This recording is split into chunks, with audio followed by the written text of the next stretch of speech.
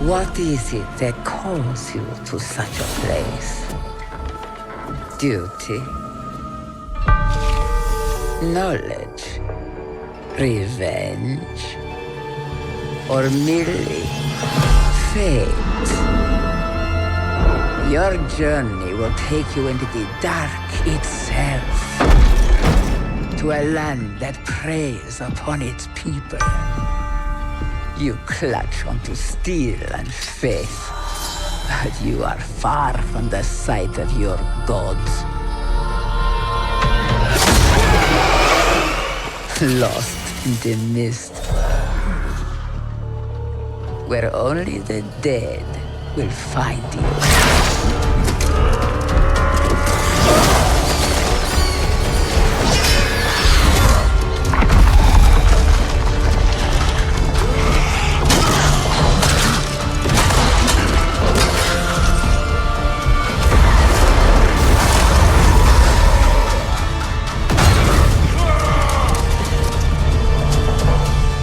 Seek those cursed halls, if you will. But know this. You cannot make demands of the devil. For he is the ancient. He is the land. And you are trespassers.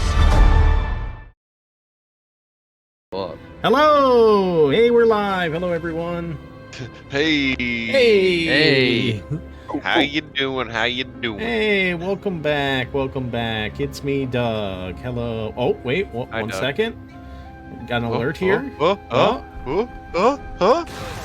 Oh, shit. Subscription. Dat Dude. CG19. Holy Whoa. shit. I'm shocked. Whoa.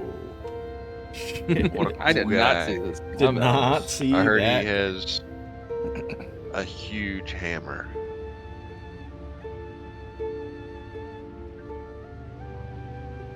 So I've been told. False. Pause. Anyway, hello everyone. What's up? My name's Doug. I'm the Dungeon Master. I'm running Curse of Strahd. This is the Black campaign. I'm running 2 concurrent Curse of Strahd games. One called the Red campaign, one called the Black campaign. Yeah, that's me. I've been DMing D&D for a few years now, and I love it and I'm addicted to it. So, yeah, I was in Discord the other day, asking questions about, asking for advice on stuff. And somebody was like, oh yeah, I hope you have a good night. I'm just working on stuff. It's prep night for me. And I'm like, every night's prep night for me, brother. Because really, every single night, I end up on fucking Forge just like, I wonder if I can tweak this a bit, or I wonder if I could do this. So, yeah, I'm addicted to this shit. So, yeah, so that's me. Let's introduce our characters. First, Ray. He is one of the newer people to the D and Dougverse of D&D. But he's fit right in. Ray, introduce yourself and character, please. Hello, my name is Rowan Silveris, and I am our cunning rogue on this journey through Barovia. Yeah, I'm ready to get adventuring again today after missing last session, but let's get back into it. Yes, welcome back. Okay, next, you know him as Zem. Well, actually, you probably know him as Theodolin, but in this... Chris, introduce yourself and your character, please. Tell us a little bit about him. How we doing? My name is Chris. I play Zimmerath Valor. Losing my mind over here. He is a high elf cleric, and he belongs to a certain order called the God Hand, and he is also brothers with Rowan. Nice. Half And brothers. can you remind everyone, why are you in Barovia? I am in Barovia with my brother because we are looking for his quasi girlfriend. I don't know what they are. Who came here I'm also looking for another member of the order who was with her, but he's here looking for her, and I assume one or the other. I'll find this guy I'm looking for. I'm glad you added that last part there. Yeah, okay, thank you, Chris. Yes, you're here because you were sent here by the Order to find, Yes, and Rowan's only here with me because he's finding his girlfriend. Yes, I'm also there you go. doing that because she's Top part of the of Order that I am. The mission you were sent on was to find that wizard in that temple, so, yeah. But she's with him. But yeah, so. she's She's or dead. was with him. She's dead now. She has a boyfriend. Okay, good. I'm glad we got that cleared up. Thank you. Matt, Words are hard. introduce yourself and your character. I can't wait for this recap that's coming. Matt, introduce yourself and your character, please. Hello, my name is Matt. I play Killian Greystone.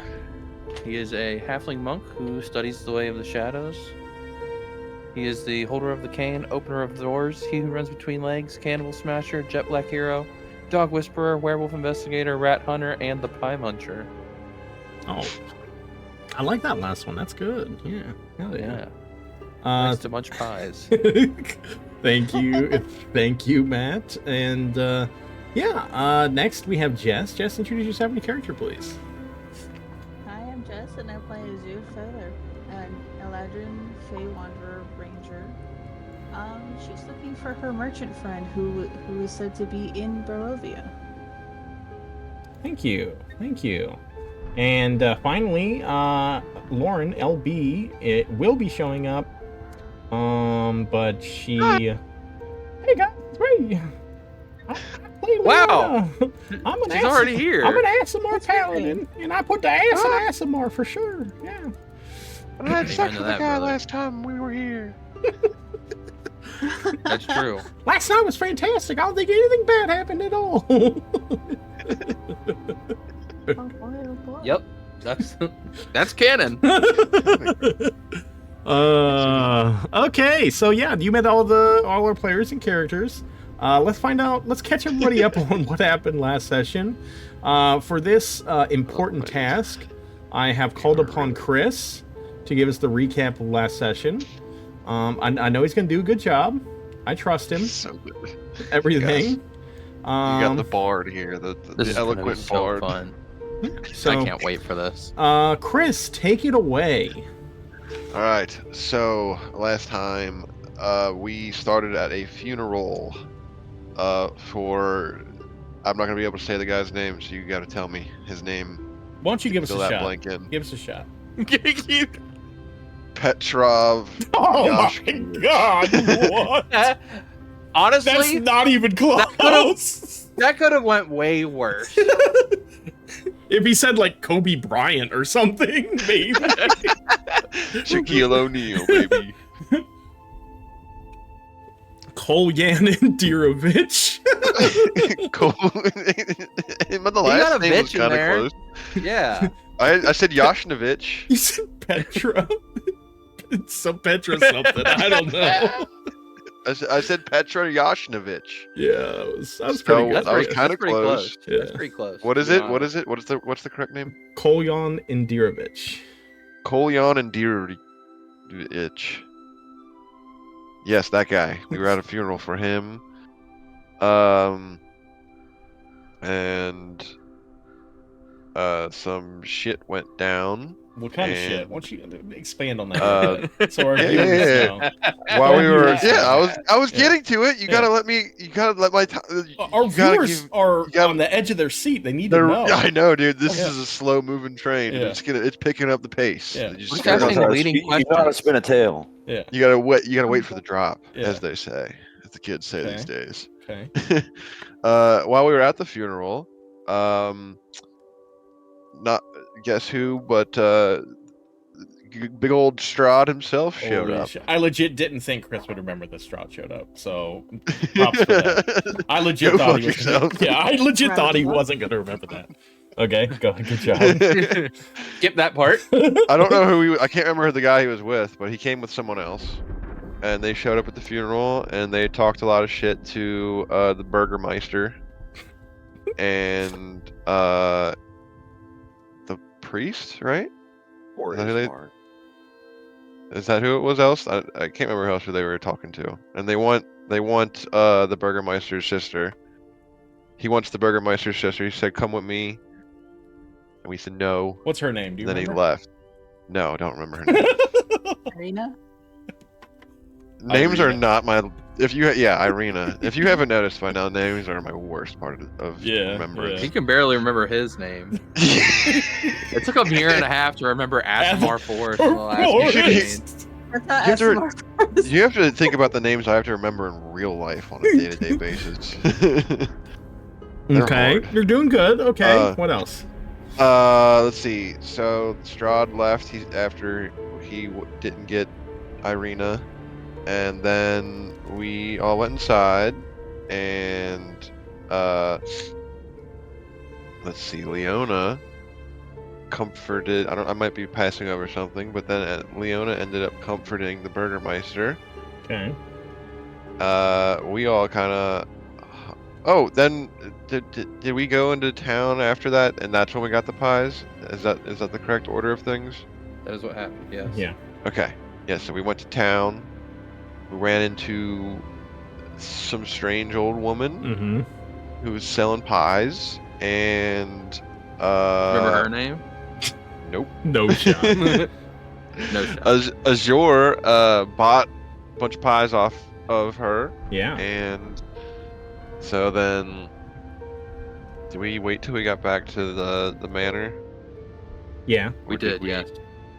So then when we got back to the manor, me, Zim is me, Killian, and my brother Rowan forcefully ate the pies, while Leona and Azure chose not to, even though Azure paid for them. Mhm. She didn't want to eat the things she bought. Mm-hmm. And then we magically went to sleep. We had a nice, wonderful dream, booby-filled nap, all of us. Mm-hmm. Very good.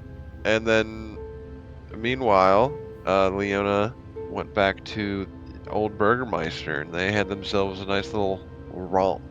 Yeah, a couple throughout romps the night. actually. So yeah. Well, actually, we had all woken up at that point, and then we went to bed, but we weren't tired because we just had a nap, and we heard the romp Yeah. She went back up there and rocked his world. So all night. Yeah.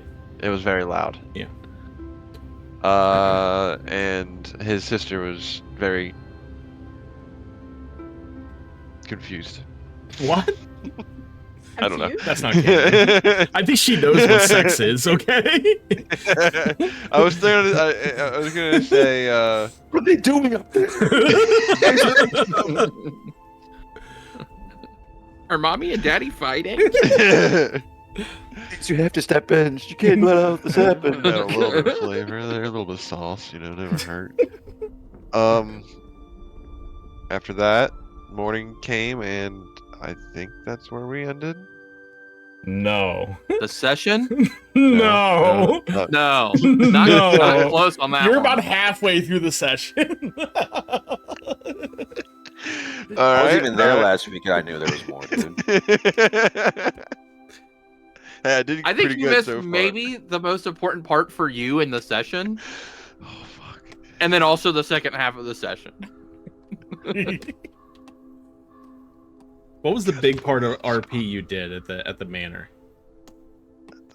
The most engaged you were. You were. What with happened when we went sex. to bed the second time, Chris? When we woke up, Yeah. Bitch. Yeah. Yeah, it's a little after that. oh man.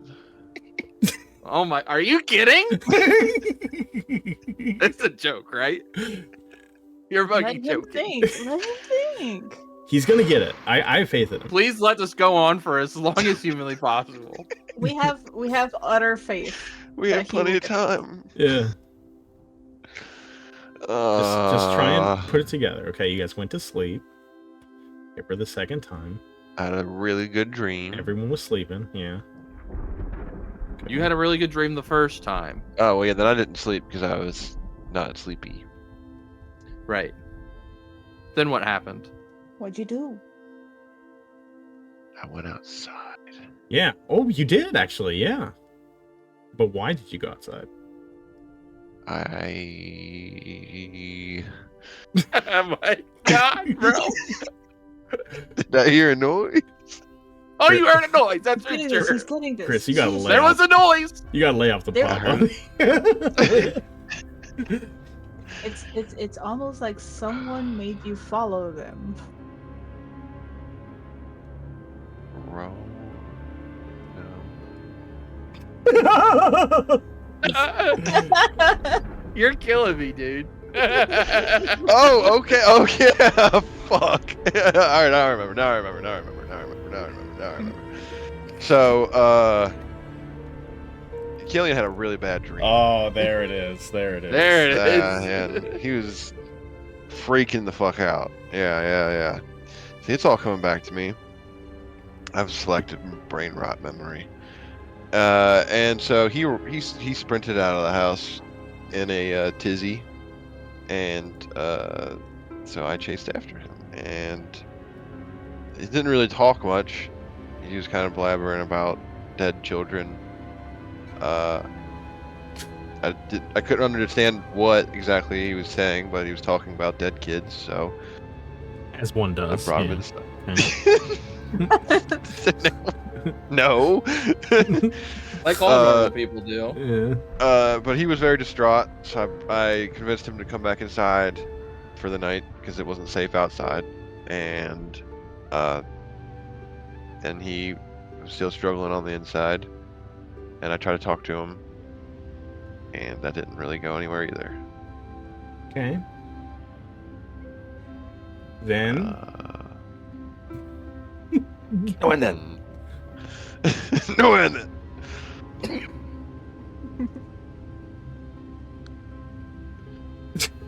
You still got about 3 hours of session left to recap. They left the village of Barovia. We left Barovia and we looked at a map. We saw we have to go to 2 places. Someone asked us to go to 2 places. What was we're important about we're the two taking places? Irina Yes. to. Hold on, where's the map?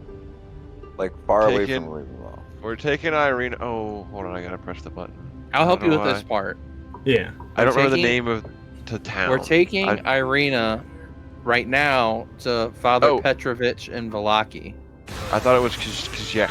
We One are second. ending One our- second. You've been interrupted. Peak Physique just Good, thank subscribed. fuck. 10 months, currently on a 1-month streak. Damn. Hell yeah. 10 months God for- subscription. Congratulations, Peak Physique. What a badass. I heard that guy's gay super gay. Like, during Pride Month. when I say super 3 days gay, I left? mean like super powered gay. Like, actually. So. Yeah. He's a- He's a got power extremely gay. powerful quads.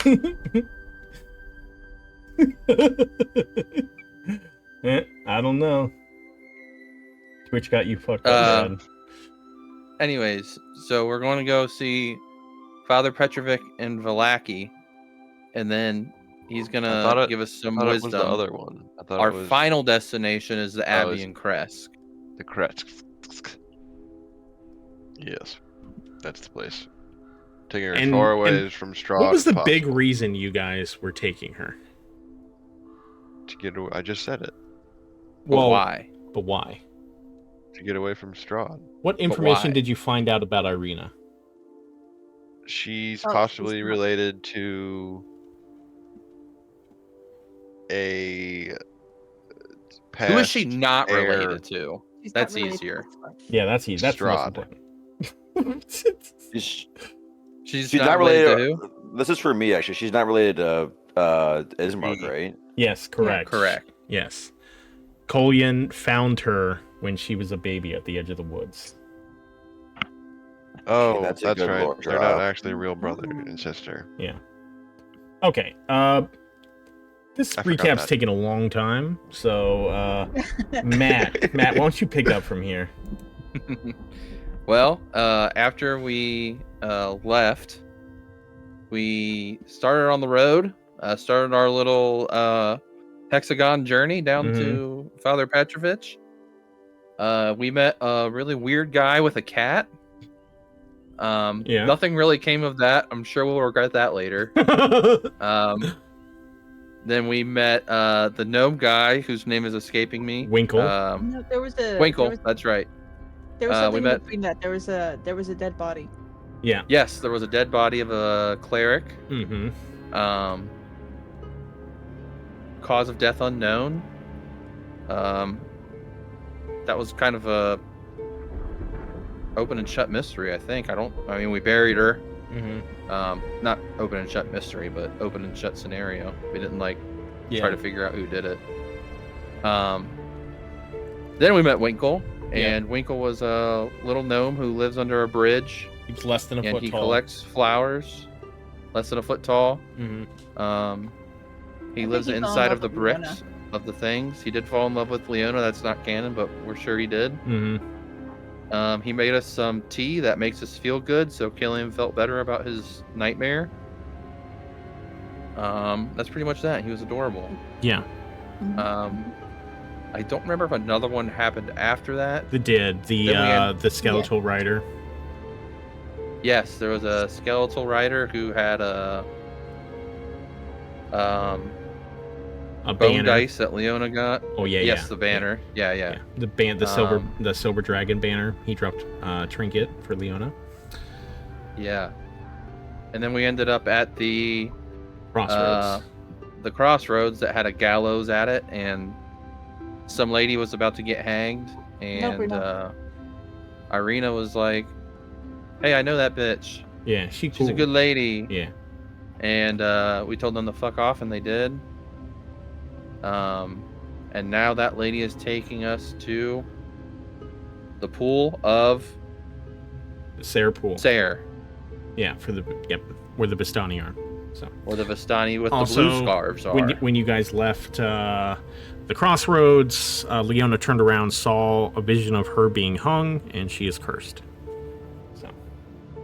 Yes. Okay, so yes, we're caught up to speed now. Thank you, Chris, and thank you, Matt.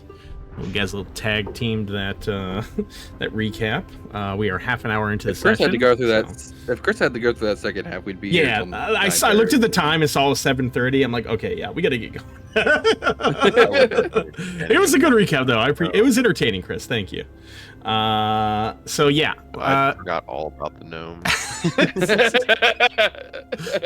That one you guys couldn't even coax me into. Yeah. So yeah, go ahead and click the Barovia map because you guys are traveling currently. You guys have just left the crossroads. Let's go ahead and get time going. And we go through the woods, right? Yeah. You guys are following the path. And you guys are traveling slow so that you have a +5 to your passive perception as you're traveling the road. And as you're traveling, up ahead, you see what appears to be a man laying in the road, and it doesn't look like he's noticed you yet. He appears to be moving, so he doesn't look dead, but he appears to be laying on the ground. Just can we tell if he's injured? Yeah, he's just laying there. Give me a perception check, please. You hear anything? Yeah. Who, all of us? Yeah, go ahead. All right. Already. I can't tell. All right, neither can you. 14's pretty good. Here's... I have +5, so. I don't think my perception is quite as good. Perception. Then you have +5 too, and you have a +6, and you fucking. I rolled a 2. Which is the story of my life. The halfling who has luck. Anytime I roll a 1, I get to re-roll, but I roll. You rolled a record amount of 2s. Yeah. Did mine roll or no? I do not see it. I saw your dice come up. I guess it's broken. Whoa, there's a bunch of dice just flying out of nowhere now. I don't see anything. Try refreshing. Yeah, because I don't see anything popping up for you. I just saw 3 blue dice come out of nowhere. Spooky. I do have blue dice. Didn't see anything. Spooky blue dice. Yeah, I see the dice rolling, but I do not see... Numbers. Yeah. Well, one of them was a 19, if I remember correctly. So. Oh yeah, one of them. Well, doesn't matter if the DM can't see it. We'll have a refresh and roll again, and then if that doesn't work, then we'll go from there. I went up to you, brother. You idiot. Who's the idiot now? You are. What am I think Doug role-playing Rowan was probably funnier than Doug role-playing Zim, because Rowan doesn't call Zim an idiot nearly as much. But Doug was on a roll, just like calling you an idiot left and right. Like,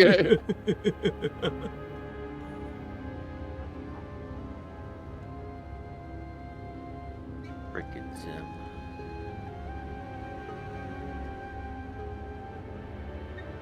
Oh, yeah. For those of you watching the stream, the image actually just went by, but LB's character has new art now. I saw that. Yeah, that was cool. Yeah. Okay. Oh, Well, not I 20. saw... Yeah, you... Okay, I saw that. That was 20. So, yeah, Azur, you're looking ahead. It appears that he is holding his leg, and you can see some blood. It seems we have an injured friend or foe. oh, that's not good. I'm gonna approach him cautiously and try to talk to him. Yeah. What's going on here, buddy? The man sees you, and he says, "Oh, I'm sorry. I was attacked by a wolf. I need some help. Do you know first aid?" I do a medicine check to see what he if he's like seriously hurt. Yeah, go ahead.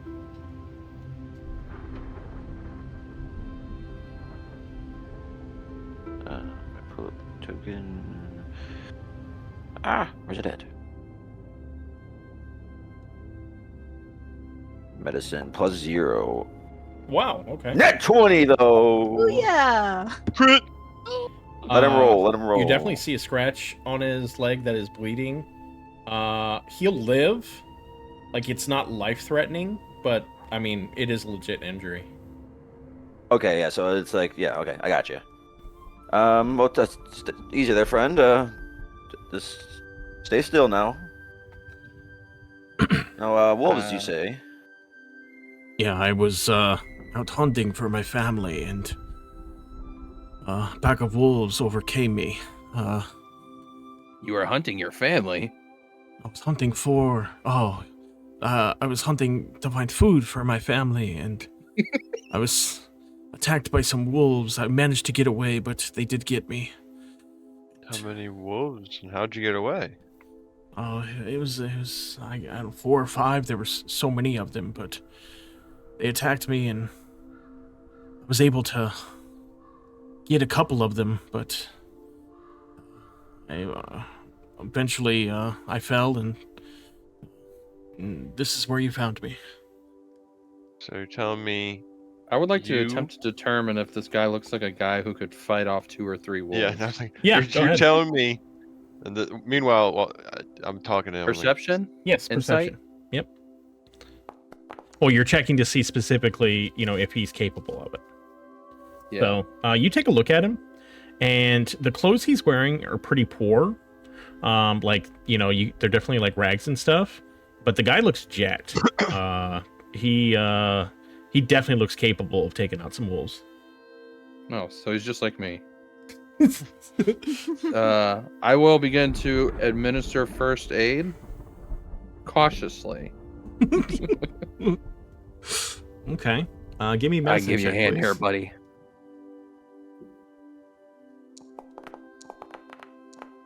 Damn. Okay, you guys are rolling like crazy now. You take out some bandages and wrap his leg to stop the bleeding.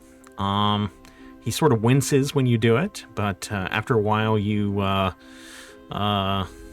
you're able to wrap him up, and he stands up. He puts some weight on the leg, pretty gingerly, and he says, "Thank you, young man. I was lucky to run into you all when I did." Anything to help out? What's your name, friend? Where you live? My name is Thanir. Sorry, I live down the path. He points back down from where you guys came. If you go to the crossroads and then head west, I have a little cottage to the west there. I suppose I could make it back there, but I worry that I haven't been able to catch anything for my family. You guys look like you're sturdy adventurers. Perhaps could you spare some coin for me and my family? I don't have any more coin. I spent it on pie. What the hell is that? I have no idea what I clicked on even. I just opened my character sheet. He's trying to rob him. He's getting robbed.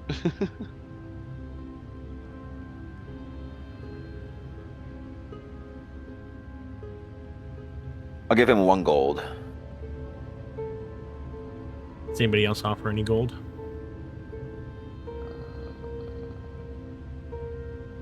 I'll also give him a gold. Here you go, mate. Listen, I hope I can get you something. That's all I can spare. I'm sorry. Is there any way you could spare any more? We would need 10 gold to be able to make it through.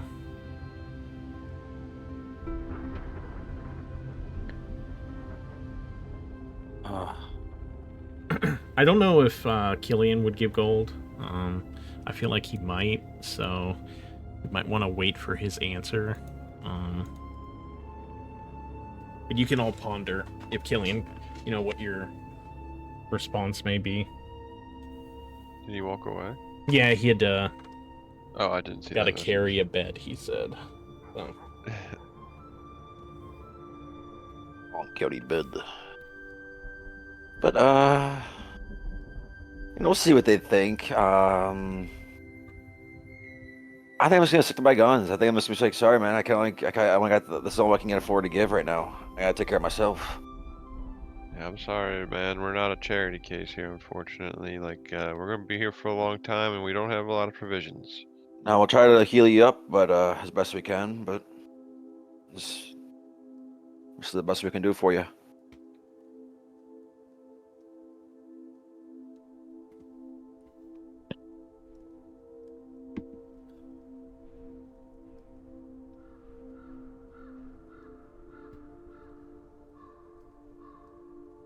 So, how about that Strahd, huh? Huh? I'm just joking. What do you think about it? I'm just joking. What do you think about him? I'm joking. No. Just making small talk until Killian gets back. Are we about to fight this guy? No. No, anything else ought to happen to you today? You see the latest It's your usual travel for hunting. the latest crowball match? Yeah, between the Velaki Ravens and the Barovian Bears. Yeah, it was a hell of a match. Yeah. I didn't catch that one. I didn't know you all had sports out here, or what sports were until None of just this now. conversation is canon, so Unfortunately, for we all were of at the our funeral. thousands of fans, 10 years, it's like 10 years down the road, we're gonna have like a huge community of fans, Way bigger and than, all of them are gonna be like, oh, I went back and Critical Role. watched the the Curse of Strahd Black campaign. I'm one of the OGs, and there's gonna be like a wiki and stuff of like everything, and now Crowball is gonna be added to it. So yeah. It'll be one of those characters that people argue whether they're canon or not.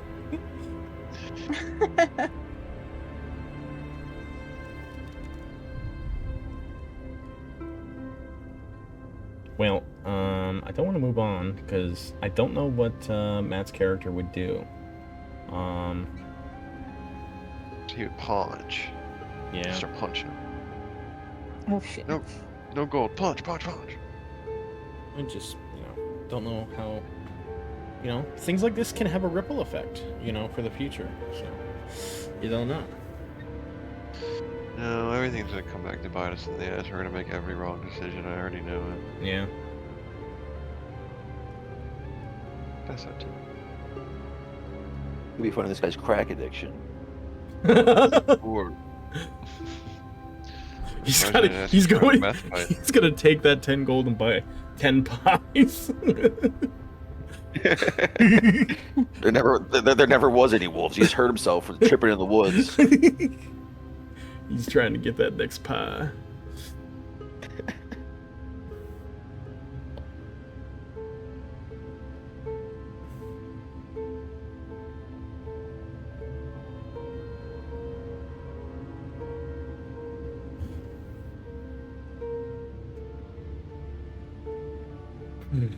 Well. Damn. I wish I knew how much longer he was gonna be. Canon, we all ate pies, even the other guy that we just healed. So we all Break just apart a ate, pie. we all just shared a pie, and now we're all just sleeping.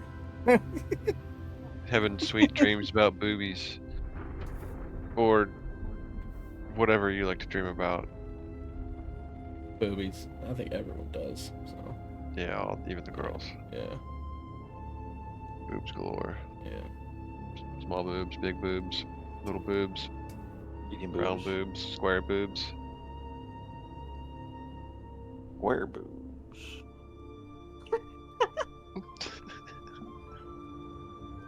You know, you never seen a pair of square boobs? Into that Minecraft stuff. Chris is into some weird shit. He's seen it all. Triple boobs, one boobs. It's all boobs. I'm just gonna go to the bathroom real quick. I'll be right back.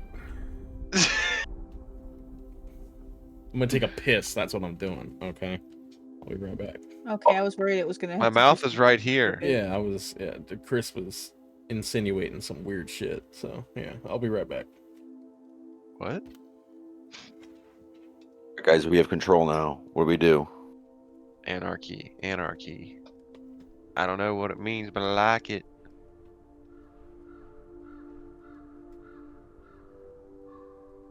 Gattaca.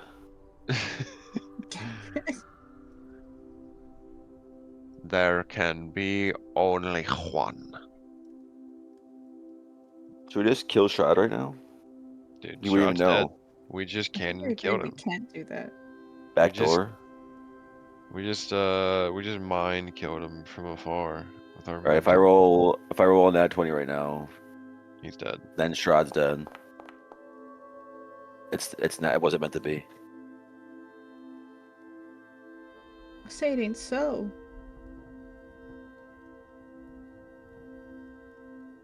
Good thing I got that 4 out of the way though. That is excellent. Whoa. We'll be thriving. Let's see.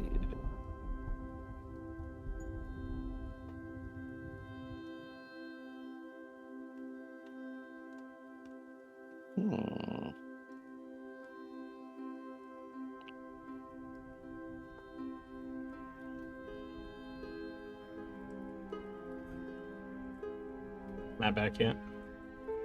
No. No. Well, shit. Fuck. But I will give the remaining 8 gold. No. Okay. If Matt comes back and says that he would have done it, then maybe he'll give you the 8 gold back. Yeah, but if not, it's fine. Okay. You know what? You look like a real sad sack. You had a tough day, bud. You need this more than I do. He I hope your family can survive off this. he accepts the gold from you and says, "It's very kind of you, young man. We will appreciate this very much. My family will be much safer because of this. Thank you." And I reach out my hand and try to help him up. he takes your hand, stands up, and he looks to each of you and wishes you safe travels. And he begins walking back in the direction that you guys came from, and he whistles sharply twice and continues walking. Of course he does. Yeah. That's not gonna be good, is it? Zuyu, we just avoided getting hanged Seemed or something. pretty pointed for a whistle. Seemed like he was signaling someone. Maybe we travel off road for a little bit. Off-road is not recommended. I think he called off his group. Maybe we just keep traveling cautiously. I would agree with that. Extra cautiously. Extra cautiously. Yeah. Yes, you made your point. Extra. You guys are going to continue traveling? I guess. In the sake of keeping things moving. What are we doing? Oh, there we welcome are. back. Okay, so you guys helped him up. You guys helped him, and then he asked you guys, because he was injured, if you could help and he wasn't able to hunt, if you guys could help him with some gold.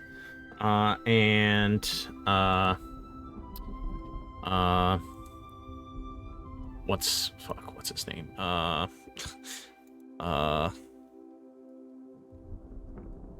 Hold on one second. Rowan and Zim?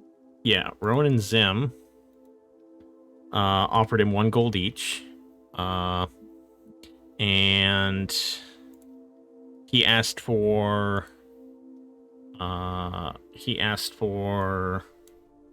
10 gold total. And we didn't know whether you would give any, so I was trying to wait until you got back. But eventually Rowan decided to give him the rest. I'll split it with Rowan. I'll give you 4 back. Thank you. Okay.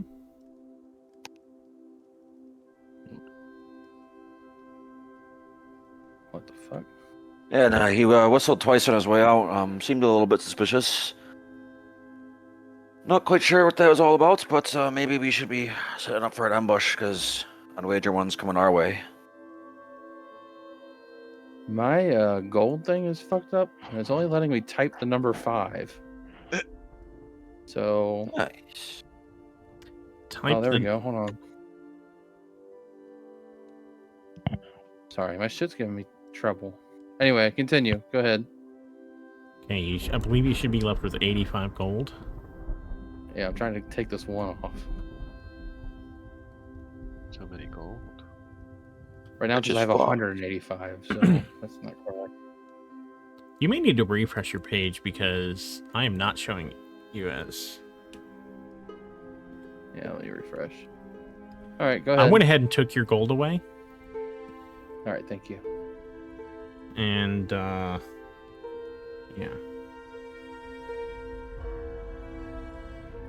Well, I hope we were able to help that guy. Kind of weird. That whistle was oddly interesting. He whistled at us when he left. I don't think he whistled at us. I missed the whistle. Is this a whistle we should be checking to see if we think that somebody bad is gonna come fucking... He whistled Yeah. sharply twice when he As was he was walking walking away. A signal of some sort. Either telling people, hey, they're coming your way, or saying you don't need to attack them. One or the other is what we surmised. So we don't know whether to be safe or extra on guard. If you wanted to continue onwards, I could enter Nick's vision and follow the man, see where he's going.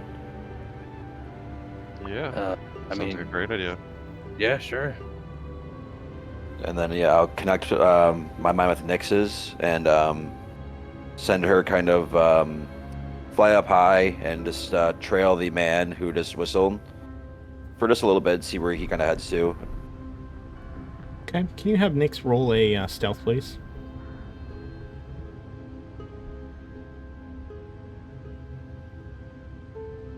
Oh, my back. A 7. Oh, Lord.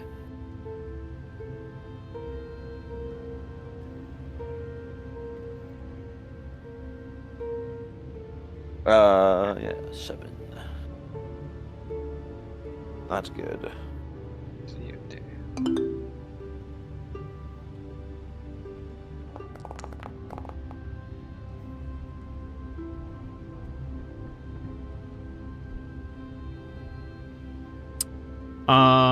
Nyx flies through the air, and after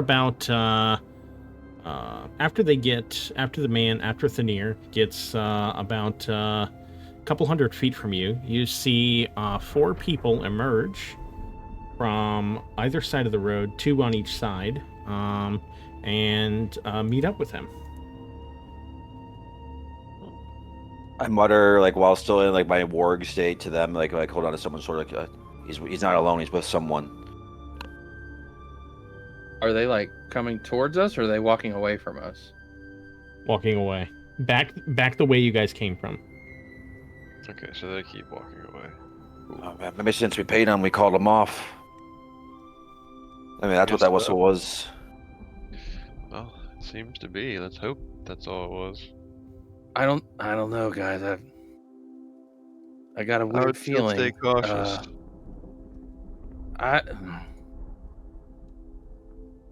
There's something about those guys. I think I want to follow them.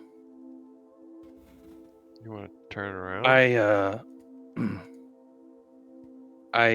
There's just I would hate to backtrack. Why did you heal him then? I'm not saying there's anything bad with them. I just I think they know something that we need to know, and I don't know. Why were they? Listen, just trust me, okay? We gotta follow them. Okay. I just like start walking towards them. Yeah, I think we ought to follow him. Or at least let's see where the rats scurry. The girl's with us still, right? Irina and Celia. And also, LB. Hello, LB. You forget what we came here to do, Killian? Like, we're kind of supposed to be taking her to safety. One second. Let's get LB in the session. Okay. Hello, LB. Yeah, so let's introduce LB and her character first, and then we'll catch her up to speed so she knows what's going on, and then she can maybe help you guys make a decision. So you guys started, and they continued traveling up the road, and ahead they saw a man lying in the road appearing to be injured. His name was Thanir. They walked up to him. He said he was hunting in the woods when he was attacked by wolves. They bandaged him up, and he asked them for 10 gold. At first, first they asked him for gold. Rowan and Zim gave him 1 gold each, and he said, well, I really need 10 gold. And after a bit of deliberation, they ended up, him and Killian ended up giving the rest of the gold, so they gave him 10 gold. As he was walking away, he whistled sharply twice. That got Rowan suspicious, so he had Nyx try and trail him. And he saw when the guy was a few hundred feet away, was joined by 4 other people coming out of the woods. And Killian wants to turn around and go after them. Oh. Wow, you guys didn't make it very far. No, Chris That'll be a long intro. Chris gave a 40-minute recap. Oh my god, you let Chris do the recap. Yeah. Well, we knew we were waiting for you, so we just kind of let it happen. Yeah. I'm just playing Chris. No, that's how it Okay. went. I can only imagine. I It bet was there was a great. lot of and then You wouldn't believe. Chris Yeah. completely forgot that I had a nightmare last session. Yeah. oh my Not god. follow. Completely passed him up. Not completely. Completely. 99% passed him up. Yeah. like, in I my remember head, it I on thought my it- own. What's funny is prior to the session, we were even talking about the nightmare. He wasn't in the chat though, I don't think. Oh, really? Oh. Yeah. He may have Yeah, just because joined as we were talking telling about it, Brad and Clay about it. Oh, okay. Okay. Yeah, So, jerks. So, LB, you're caught up to speed. oh, hold on. Yeah, just a second. I guess how far away are they at this point? I mean, you could run after them and catch up in a couple minutes. I mean, I'm gonna sprint after him. How far away So, can I don't know Nix if- be before you lose? Like, how far away? I believe can it's like 300 feet. I have to double check on Find Familiar real Okay. quick. 1 second. I'll tell you. Just remember what we're doing out here, Killian. Yeah, I know. We're not alone. I really gotta talk to these guys. All right. Well, if you don't come back soon, we're gonna have to go without you. We can't, risk Irene. Only 100 feet I can. Only 100 feet. Okay, then. Yeah, so while you're familiar within 100 feet of you, you can communicate telepathically. Okay, he would have as an flown egg 100 position. feet away from you, and maybe after another 100, like, he probably could see them in the distance. But yeah, I would say they're a few hundred feet away from you when he relays that information to you. Okay. So you could catch up fairly quickly. I mean, Killian knows that he doesn't want to abandon what we're doing, but he really wants to talk to this guy. Yeah, if we leave it, we'll never know who's stalking these roads. So maybe it's just thieves, or maybe it's Strahd's pets. All right. Or I mean, maybe, just maybe, it's someone who knows something about Elindra. Maybe. Folk like that, they know things. Okay, for Killian's sake, we will go. Okay, everyone's in agreement? Yes. Okay. Begrudgingly.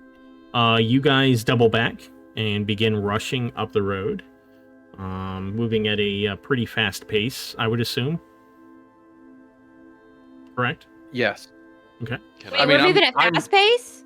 I'm running to catch up with this guy. Oh, we're He's Yeah. not We're not that running- far away. But I'm but we're just not saying. moving our token fast pace, right? No. Like, you guys aren't actually moving to another square because it's less than a mile. Oh, okay. But I'm okay. saying you guys are moving. You're moving at a brisk pace to Yes. catch up with them. Okay. Yes, we're running. Yes. Okay. Or jogging.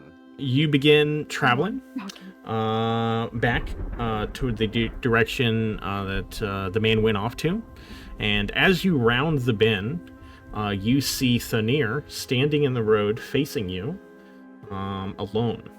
He appears to be waiting for you. That's the guy we helped. Yes. Great, it's a trap. Well, that's an obvious trap. Can I do it? I wanted to see if he's waiting for me menacingly or waiting for me. Yeah. Go ahead. Insight check, please.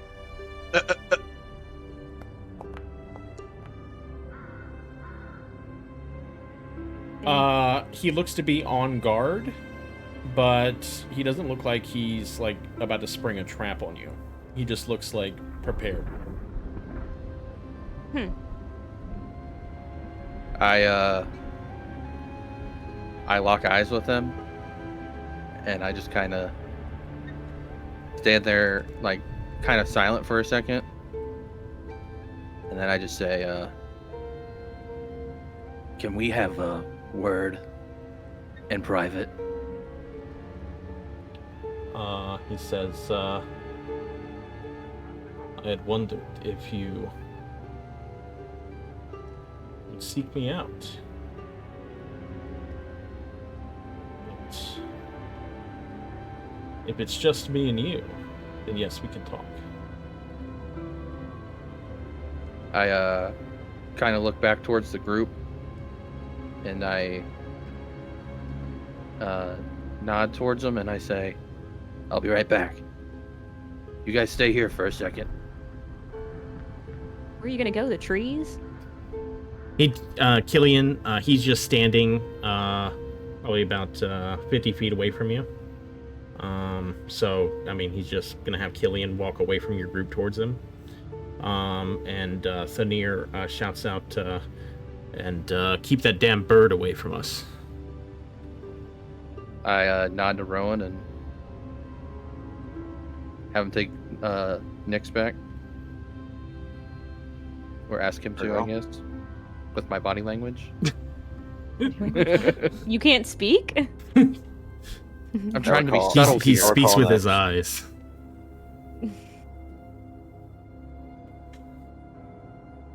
Okay, so I guess we just kind of walk off into. I mean, like, I don't want to be like out of sight of my friends. They can see you, but they cannot hear you. That's what I want. Yes.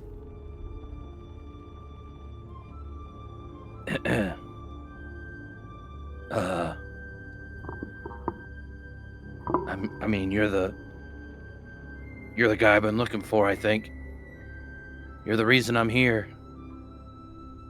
I'm surprised to see you traveling with a group like that. Well, you know, safety in numbers. I came here. I would have come here alone. I don't know anybody else who's like me. Well, there's many people like us here in the land of Barovia. But it's important for you to be able to determine friend from foe. And how would one do that? The journey ahead of you is fraught with danger. I believe I know why you have come to this realm. Many others like yourself have done so. In Barovia, there are 2 clans you need to be concerned with. One follows Kirill, and one follows Emil. Me and my friends, who I'm sure you're aware of at this point, follow Emil. You need to be wary of Kirill's pack. Would Kirill's pack say the same of you? They would, but that's for you to decide.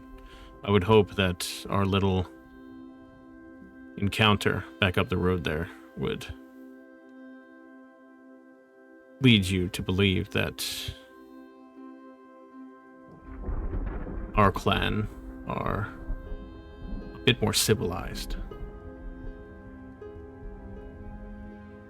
A bit more under control.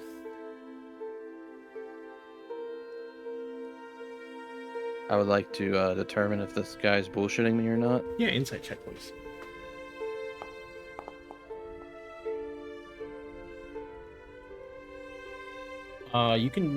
You feel like he's pretty sincere. Yeah, I feel like I like this guy. The journey ahead of you is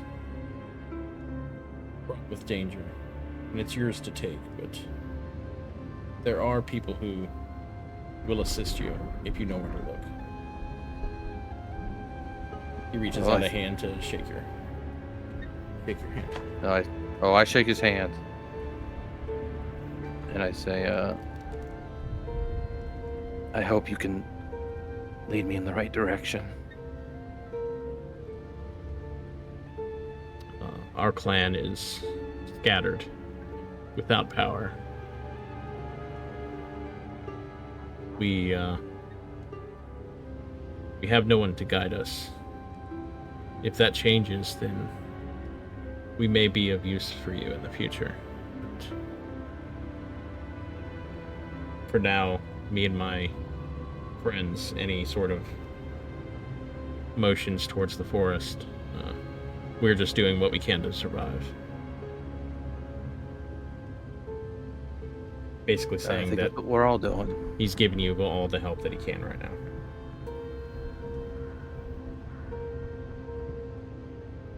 Well, I appreciate your friendship. I'm just so lost. I don't even know where to go next. I mean, what's the next step? That's something. Where would I be able to find you? Oh, you may never see me again. We travel all over.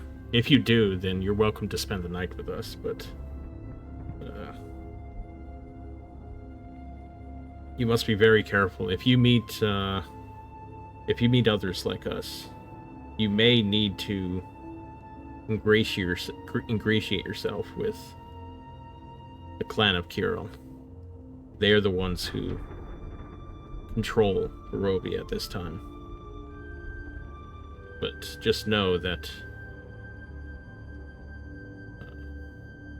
Emil's clan are the ones that would like to see you thrive.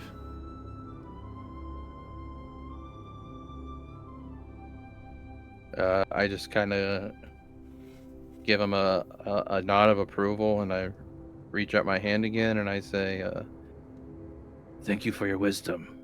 I hope we can meet again someday. I look forward to it. And he shakes your hand, and he whistles twice again, and he continues heading back up the road.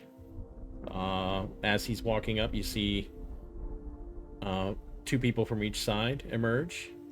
They all look fairly athletic, 2 men, 2 women, and they join up with him and continue walking down the road. I walk back to our group, and I say, thanks for sticking around, guys. That was really helpful. You're welcome.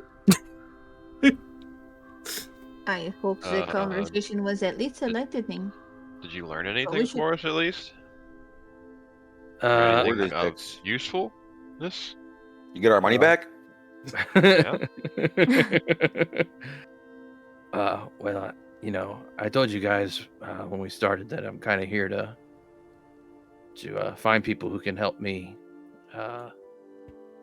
reach some of my personal goals, if you will. So, I it's a monk thing. Okay. Anyways, you guys want to go to this pool? A pool? Pool? That's where we're going. No? Oh, yeah. Yes, yeah, we do. Either way. All right. Okay, you Start guys walking towards the pool. continue walking up the road. Oh, I forgot to move time ahead an hour for the travel before. And then we'll move it ahead another hour. You guys continue traveling. And no further encounters before you reach the Tser Pool Encampment. The road gradually disappears and is replaced by a twisted, muddy path through the trees.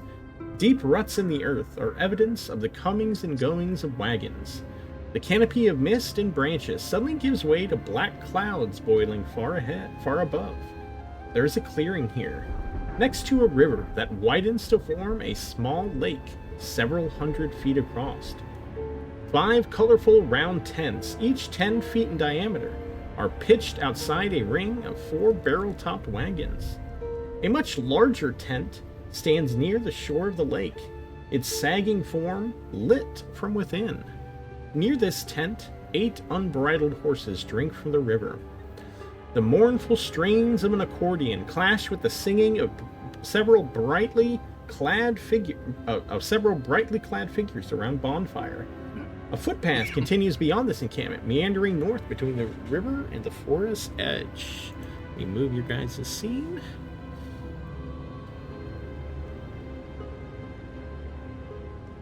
It's a hell of a party. Hopefully, it's a welcome party.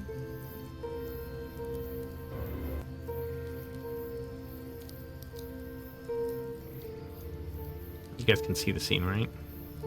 Nope. No. Oh, fuck. Okay, 1 second.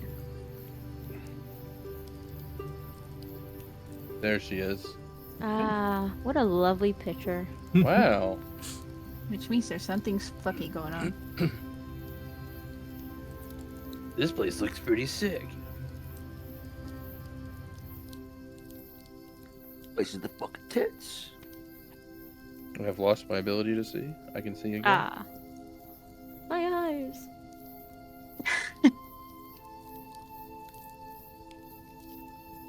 Okay. Just a second.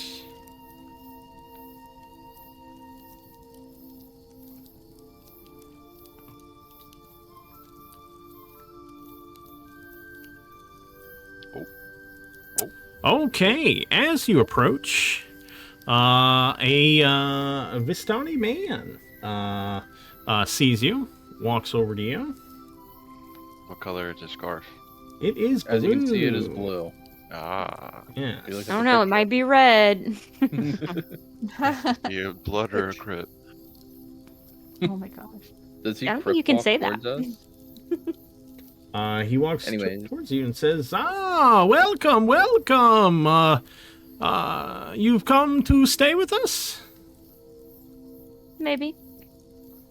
Maybe.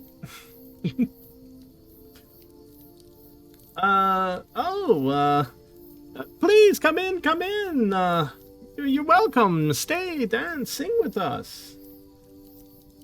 Like quite the party you got going on over here. Oh, yes. Everyone, you're welcome. Come join with us. And he goes, sits down. And Ask no questions. people are dancing and singing. Token at. What festivities are you celebrating? Oh, there I am. Oh, Wait, well, where's that chick at? they are... Oh, it's a living life. That's worthy of celebration. No, for real. Where's that girl that we saved? She's right Oh, here. No, No, the other chick. We were supposed to bring her second, here. you're That's the right, whole yeah. reason. yeah, 1 second. Sally, there she We is. saved her from getting hung for being a witch. Celia walks in, and they're like, "Oh, Celia!" Hey! And a couple of them walk up and hug her, and she begins telling the story of the time she Yeah. was about to be hung. Better tell him the good deeds. She's telling the story, and the Vistani are all clapping, and this man walks up to you, and he says, you're all heroes then." Sure. Something like that. We just help people that we see might be in danger or in need. I won't call us heroes. Well, that is what heroes do, no? You got me on that one, brother. Why the fuck is We this? have good intentions, and if that happens to give us titles, then that is, so be it. The man says, you've brought Irina here, yes? You know her? Oh, well, no, but, Madam Eva had mentioned that, some people would be joining us. Seems like she wants to speak with you. Who? Oh, Madam Eva. She's in that tent over there, and he points up in this direction. But he says, but that is for later. Before then, it's time to sit, relax, dance. A party reminder, mostly for Rowan and who wasn't here last time, that we remembered that there was an old lady that we all had a dream about that told us to find before we came here, and we think she's probably maybe here. She was wearing a blue scarf. There was an old lady wearing a blue That's scarf. right. That's probably this lady. So it could be her. Yes, indubitably. This Madam Eva, what does she do? Very perceptive. Oh, We have well. no sense in That is fucking better her. for you to learn yourself. She does many things. She's the elder of this clan here.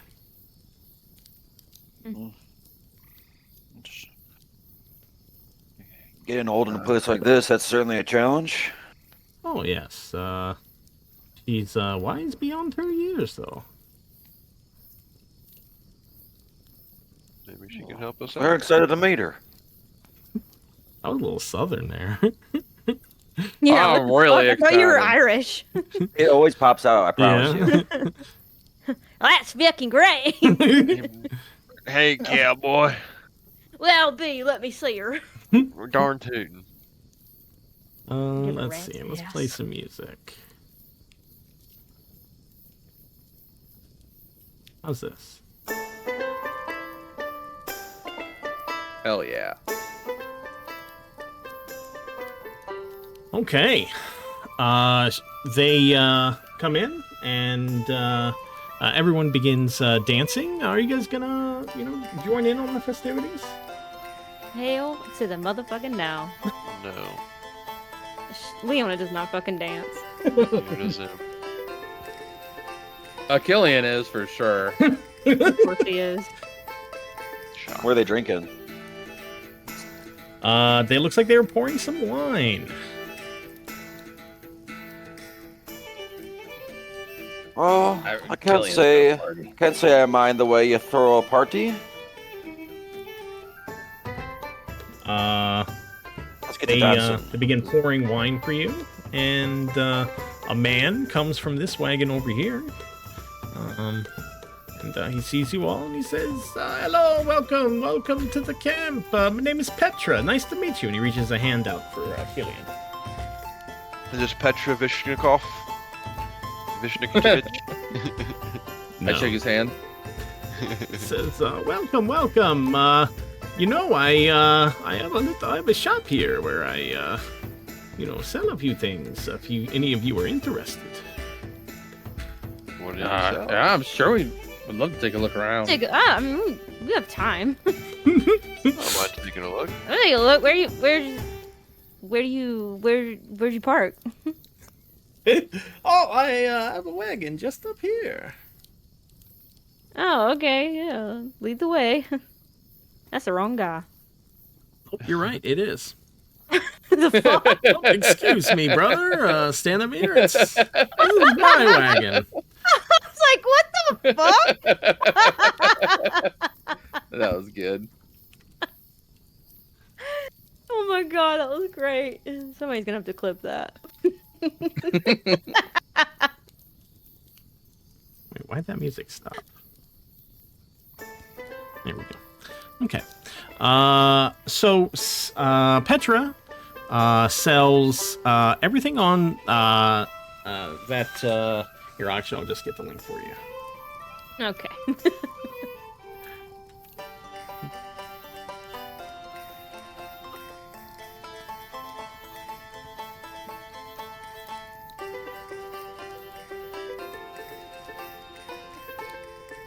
You guys notice that all the women here look exactly the same? Okay, so racist. in the Curse of Strahd, Triplets or something? What's going on here? Curse of Strahd Black Chat. I've posted the adventuring gear content thing. Everything on this page that is 10 gold or less, he sells. Also, he sells gems and stones. So, for instance, if anybody needed 100 gold pearl, you could purchase it here. I don't have the money for that, guys, but it'd be nice to do that for my spells. Who the fuck is that? Oh, sorry. This accent slipped again. That was funny. You drank some of their drinks, didn't you? No. Great. Are you sure you don't want this you wand? No. No, but seriously. Yeah, I see that pearl they got there, and I got this spell I've been working on. It's it'd be nice to be able to use it. It'd help us all. It'd help us all. Ah, You yes, friend him. yes. Give us to use our money for you? Well, a pearl that Sounds like my brother. of that size needed for that type of magic, I'd have to let it go for 100 gold. Sheesh. 100 Got gold. that kind of gold, brother? I guess I can trade you this necklace here. Let me I take have a look. necklace worth 100 gold. Just a second. Rowan, inventory. Necklace worth 100 gold. He takes a look at it. Yes, this is fairly good quality, but I have to, make a bit of a profit. I don't normally do this, but I'll tell you what. The necklace plus 10 gold, and the pearl is yours. That's a fine necklace there. I mean, it's a family heirloom. You sure you can't just do the necklace? I mean, you could upsell that charming fellow like you. Give me a persuasion check, please. Come on, you got this. Persuade that motherfucker. Blesses you. Persuade him so hard. A 14. I got to make a living. I'm sorry. 10 gold. Listen, I don't think you understand, okay? This necklace right here is a one-of-a-kind gem, okay? You could even upsell this for more than 100, and I guarantee you someone's gonna buy it. Tell me to roll. Persuasion check, please. I mean, it was worth 100 when we got it. It could have appreciated in value by tenfold by now. You did worse. Come on, put them together. This necklace, Let's trim it down. it looks a little cracked here, actually. I'm not sure. Crack? Are you out of your mind? I think you're on crack. Yeah, I mean, in the interest of being friends, the necklace plus 10 gold. Okay, how about you just make it the necklace? Leona, and shut we're up. not gonna be friends. Leona. Can I roll intimidation? No! I mean, stop! do you want to? No. Okay. You're a nice people. I don't know. My intimidation's +4, guys. I think I have a chance. Yeah, but the repercussions of this. You may save 10 golds, but is it worth it? Making all of No. them hate us. No, just one. What do you say then some of this, how about instead of 10 gold, the censer? I have the censer worth 5 gold in my loot. I have no idea what it is. I was about to say, what is that? It looks like a cup. Isn't it for incense? Oh my is it? god, yes. Oh, That's that what you makes were sense. looking for like ever. At the beginning. I was looking for regular incense. Oh, You can you got tell. that You and- can tell Better. Petra's getting kind of annoyed. He's like, it's a little rude. I just hand him 10 gold. yeah. I hand him 10 gold. Thank you, friend. Okay, rich guy. I will go ahead and remove the necklace from your inventory. Delete. And then I will give you a pearl. Items. Pearl. Oh, it's not a... Okay, I'll just have to add that to your inventory. Rowan.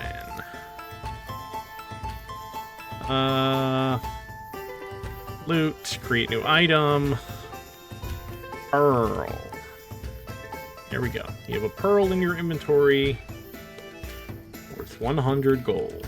You can now use that to cast Identify.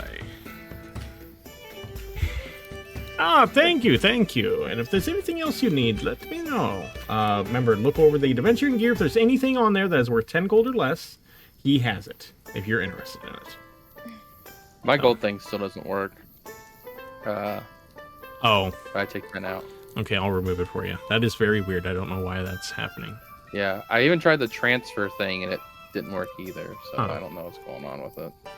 Yeah, I don't know. It does that to me too. Your ownership. Yeah, you're owner of your character. Okay, that's weird. Okay. It's never not worked before right now. Yeah. So Okay. figure it out later. I would, where'd they go? I kind of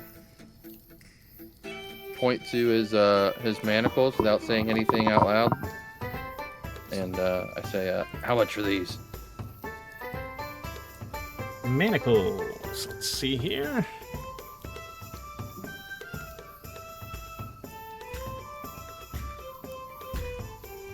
I can let those go for 2 gold. No, I see a crack in that. I have a box of 3 rings and 2 necklaces. I pull out a ring and say, "How many can I get for this?" I don't know if that's like, do I have to give somebody all the rings and the necklaces at the same time? Did I tell you how much that was worth? Or did I not tell you that? No. Okay. He takes a look at it, and, everything here, do you remember where you got this from? It was from the manor. I feel like it was in somebody's bedroom or something. Okay, 1 second. Let me see if I can find that real quick, and if not, then It might have been at the attic. That's probably what it was. That's what it was. It was in the attic. Was that the manor or was that Ismark's house? Ismark's attic. That was Ismark's At the attic. manor Oh, we found, yes. Okay. He takes a look at this and he says, this is, fairly nice stuff. I would say altogether I could give you 70 gold for all this.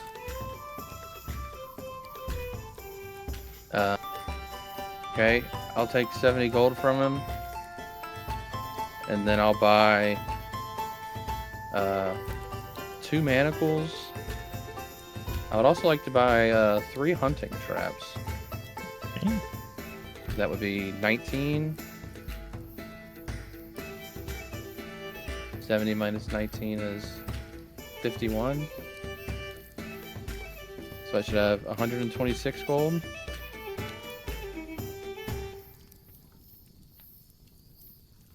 Okay, and you said how many hunting traps? 3.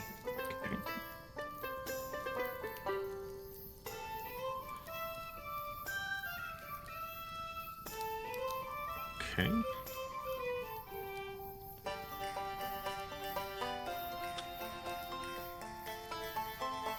Okay, you now have... Oh, you do know hunting traps are extremely heavy.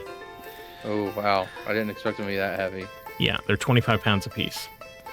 Yikes. Damn. I'll hold on to one. Golly. Yeah, You actually cannot carry any of them. yeah, no, I can't. Guys. I'm trying to look to see what I can get rid of. I want to get rid of one of my long swords. Can't even tell what's heavy on my character. The manacles Check your are backpack. heavy.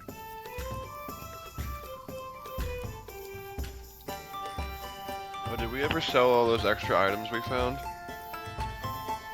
He just did some. Did we sell all of them though? I know we weren't. He wasn't carrying them all. I don't know who else is carrying some. Yeah. Oh, I have a double of some extra stuff. bedroll. Yeah. I thought Leona and maybe Yeah. picked stuff up. Yeah, I'm carrying some stuff. I think it's the stuff we found off that guy off the side of the road. Yeah, when we all. had Yeah. things. I've got his There stuff was I like need to sell. a chain shirt and a shield. Yep, there's and something. chainmail, a shield. You just and like then- really can't carry much, Matt. I mean, you've got some stuff, but No, I can't. yeah, You're just a little guy. yeah. So, do you want to remove those hunting traps? Yeah, I'll remove the hunting traps. Okay, I'll give you back 15 gold.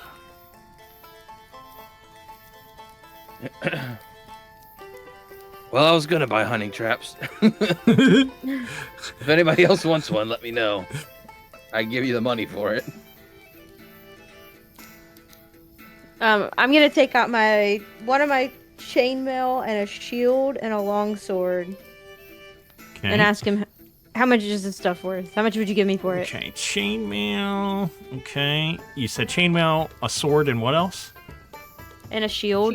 And a shield. Okay, Wasn't there a mace too? Or am I 75, just picking that up? 85. I do not have a mace. Okay. So I don't know who That has one that. up. I might have made 100. I Oh, had a feel like there was a mace. For the long sword, I gave it to Rowan. chainmail, and shield, I'll give you. Generally, you get about half for what it's worth, but I'll bump it up a little bit in the interest of making friends. I'll give you 60 gold. Fine. Okay, I will remove that from your inventory. Removing chainmail. Removing longsword. And removing shield. Delete, and you need me to add the gold for you? Yes, please. Okay. I just like to sell my hand crossbow when you have a chance. And crossbow. Okay. Where are you at? Oh, you're down there. Okay, hand crossbow. That is 75 gold. I'll give you 40 gold. I will take it. Okay. I'll go ahead and add that to your inventory. 45 gold. I'll remove the hand crossbow.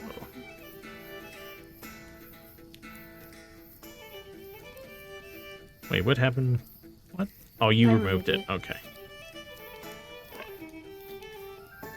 Okay, anybody else like to sell anything? I mean, if nobody wants these, I have a dagger, two daggers, a spear, and a light hammer. I'm never gonna use weapons. If anybody wants any of those, otherwise I'm gonna give them to them.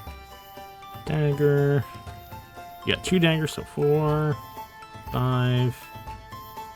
I need Seven. everything I got, I think, actually. I'll give you 4 gold for all of that. All right. Okay. What a 145. ripoff. It's only worth 7. So? He gave me half price, and I just want to get rid of them for getting rid of weight. Indeed. Sort of a full price. You got ripped off, buddy. You fucking putz, you. You guys want to sell anything else? I've seen enough episodes of Pawn Stars to know what's up.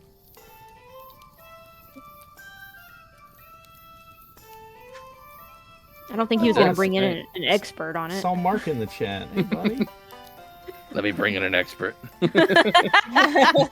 This is John, and he owns a weapon shop.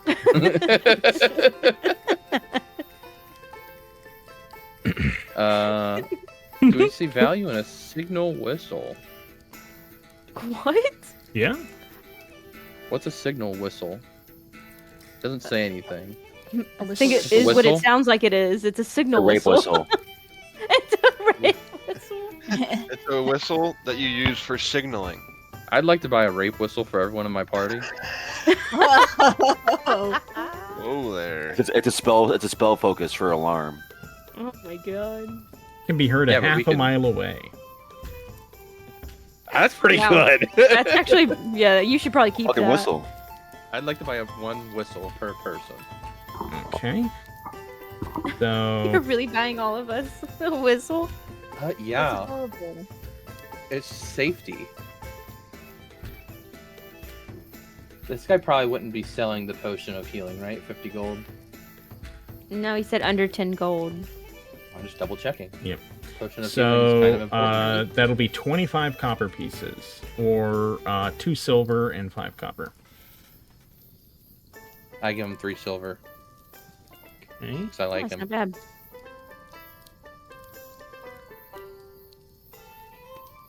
Okay, that'll leave you with 7 silver pieces. 1 less gold.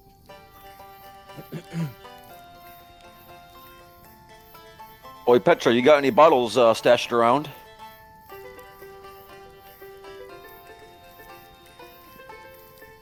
I guess not.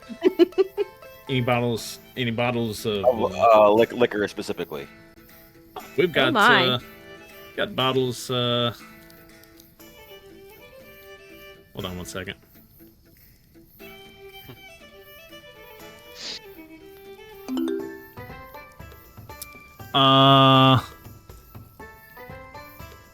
He says, "Oh, you'd like to buy some wine then?" Yeah, you got to hear the hard stuff. Brother, didn't we learn about drinking wine from the Vistani last time? These guys have blue capes. They're much better. I thought that was the free wine not to drink. They never learn, Zim. They never learn. Nothing ever good comes from drinking anyways. We have the purple Great Marsh wine. Can sell it to you for 10 gold. What a waste of money, Rowan. Do we really need that? Or you could just drink with us tonight and not pay anything. Oh, I'll do both. I just want to save one for a rainy day. Oh Okay. my god. Go ahead and remove 10 20 gold. gold? Oh, He's gonna 10. add 10? a purple Great Marsh into your inventory.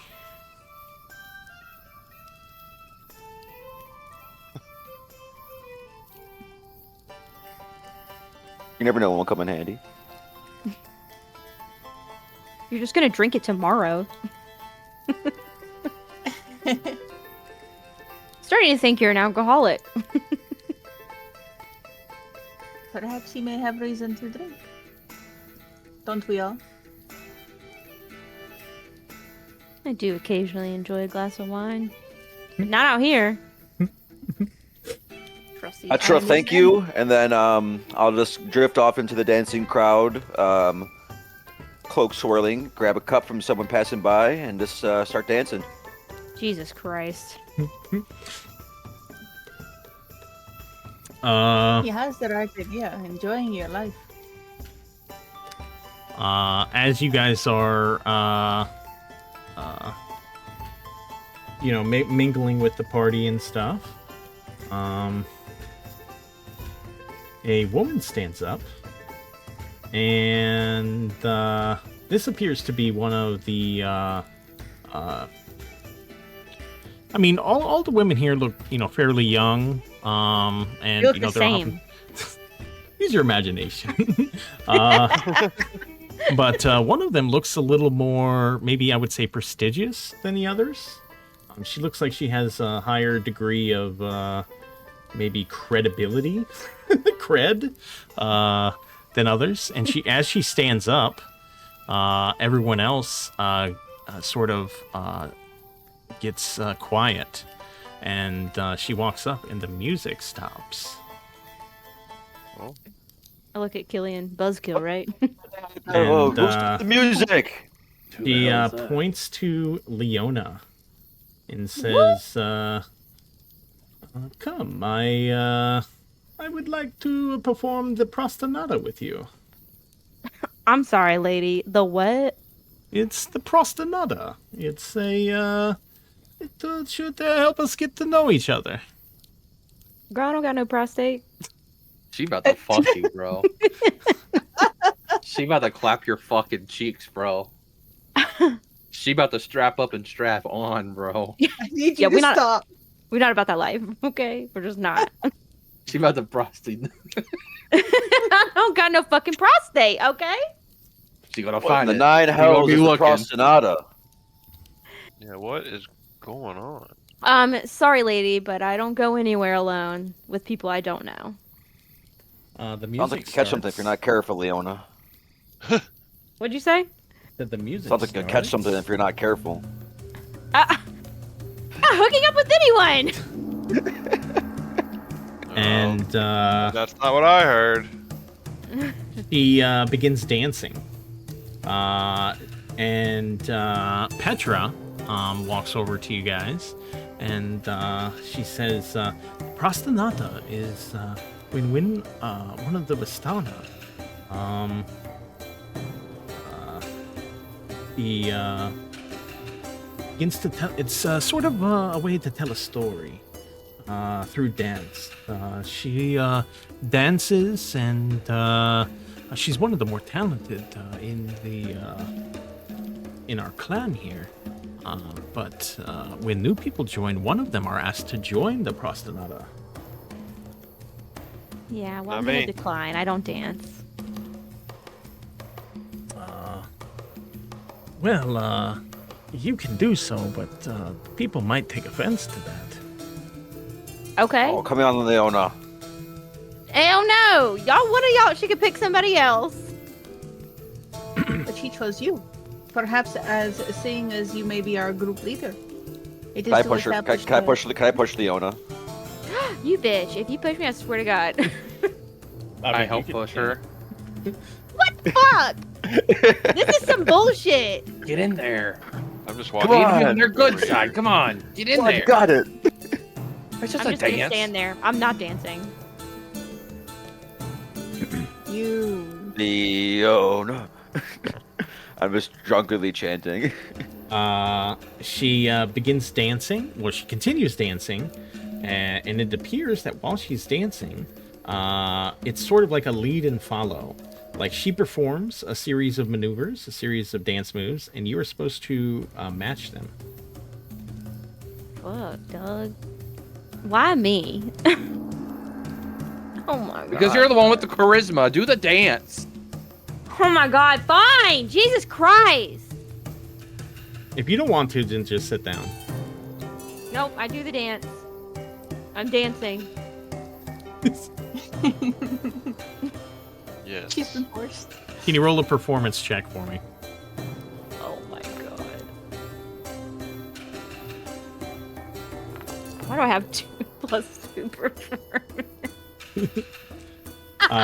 She does a series of moves, and sort of like a belly dance, and Oh, y'all got me. everyone is clapping along with the music. A little bit of oohs and ahs. Leona attempts to follow.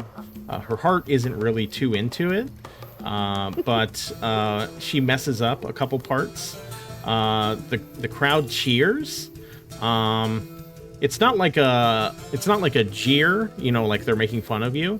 They know that this is tough, but they are, you know, it's like a yeah, like, you know, at least you're giving it a shot. So you failed the first attempt. Show him the wings. Show him the wings. She continues dancing. Can you give another performance check, please? Lord Jesus, help me. Oh my God, no. Let's go. No! The Vistani woman rolled a 1, and you rolled a 20. Oh my God. You Tell made me that I'm bitch look out like an dancing idiot. the fucking lady. This is ridiculous. She Leona turns into one of the Jabberwockies. she continues dancing and begins to spin in place and does like a somersault, but she loses her footing and falls.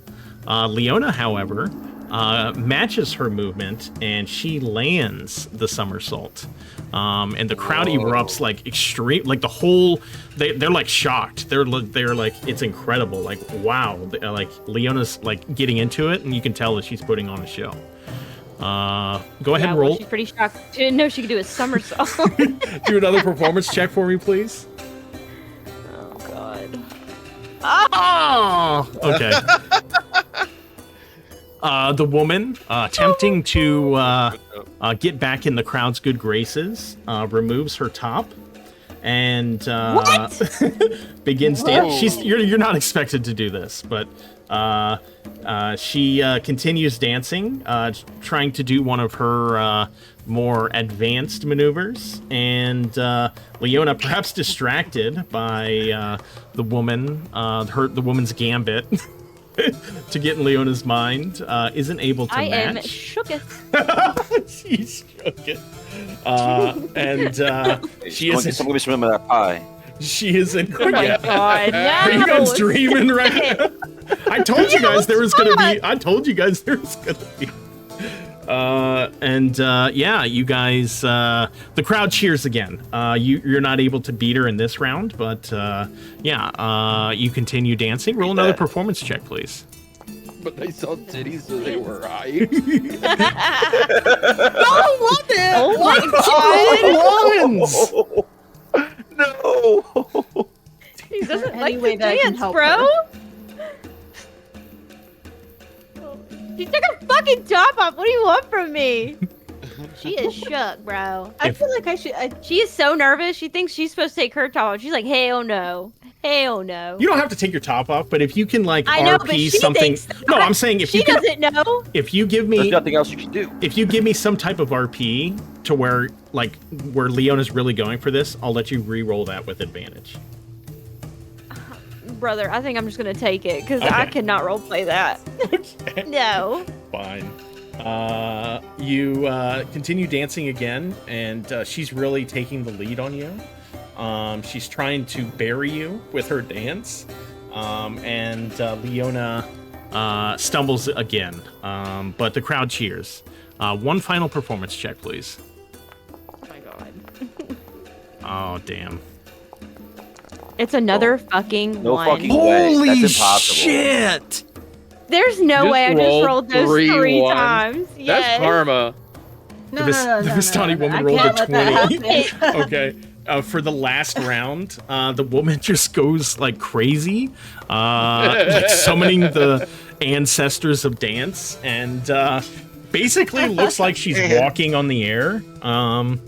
And Leona attempts to match, but stumbles and falls. Oh my god. And at the end of the dance, the woman bows, and everyone stands up and cheers very loudly. They're all they saw an incredible performance from this woman. So, and Leona, everyone applauds you. You were able to take 1 round from the woman, which is more than Selene got in the other session. So, God. yeah. She felt all of them? Yeah. Well, the other woman didn't roll under a 13 the whole time, so Oh. yeah.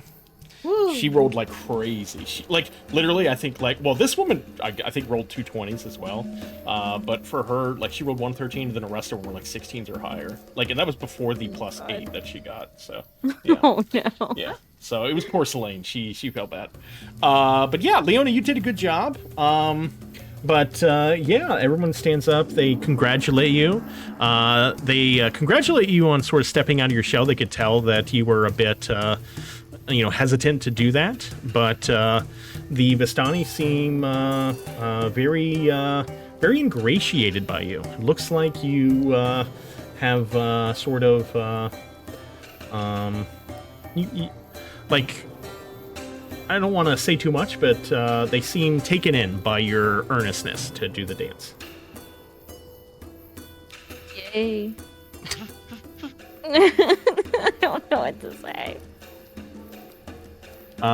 They continue their songs and their dances. So while this is happening, I guess I could leave it up to you guys. Do any of you talk amongst yourselves, or do you try to talk to any of the people? Go ahead. Let's have you guys RP some of this. I punched Killian for pushing me. We're not on you anymore. It doesn't matter. She walked back up to you and punched you. Yeah, I walked up to you and punched you, wherever the hell you are. I don't know where to start. I guess over here with these people. Oh, your friend. She did an admirable job. It was a nice try. Yeah, she did her best for sure. Yes. That's honestly all we ask here. When you come here, you're welcome to, enjoy yourself, have a good time, and we appreciate the people who let loose. Oh, well, we know how to let loose, that's for sure. And I wink at Rowan. Why are you freaking lying to them? Oh my god. Rowan's drunk. Your friend seems to be enjoying himself. Oh, yeah, he sure knows how to have a good time. So how do, you guys know each other? And I point at the lady whose name I don't know. Celia, she comes here and trades in herbs, and yes, she's very familiar with us. Ain't that right, Celia? And Celia appears to be drinking a bottle of wine. She's hiccup. Yeah, the Vistani are like a second home to me. Wow. That's so cool. Yes, I it don't is, know. friend. Yes. Oh my god. Someone else, please. You made that so awkward. I used up all my RP points last session. I'm trying to figure out the best way to try to fuck Irina, so... Oh my god. Well, you're not even talking to her. Well, I was trying to, You guys stack more figure points. things out and, you know... Well, perhaps you should go ask her to dance. Yeah, little man, get in there. Wow, that is a Or- good plan. I am just saying. Wow, that's a really good plan. You thought this one through there, Gillian? There's no time for thinking. Now it's time for action. I reach No. my hand out towards Yeah. Irina and I say, "My lady, may I have this dance?" This will surely go great. She laughs and sort of giggles a little bit. She stands up and does a little curtsy, and yeah, she takes your hand. Let's go! It doesn't mean anything. He's just polite. I'm playing the long game, brother. God. It's good He moments. friend zones you. Started out with a dance. Come on, play something fun. Yeah, I'm this gonna music you're wait. playing sounds super fun. Damn, I don't know what fun music I have. Play that 50 Cent, bro. You know Yeah. Pink Pony Club? What's this? don't I know. love the hardcore playlist. Do you know Bar Pink music Pony app. Club? There's gotta be a bar around here somewhere. I hope she plays Pink Pony Club. What the hell? Okay, maybe not that. What's that? What? Pony Club? The slow Like this, I song. Yeah. It's like that scene from Harry Potter where Hagrid's dancing with the Oh giant. my god. Yes. What's this?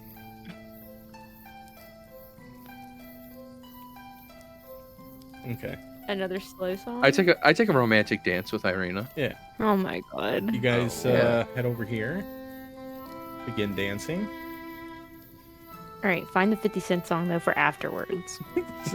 After this, I want to shake ass. I don't think I have any of those songs in here, so yeah. Damn. She begins dancing with you, and can you roll a performance check, please? Oh, Oh, God. Oh god. This is gonna be great. You begin dancing, and you step on her feet a few times. But she doesn't say anything. You know, she doesn't show that she's annoyed or anything.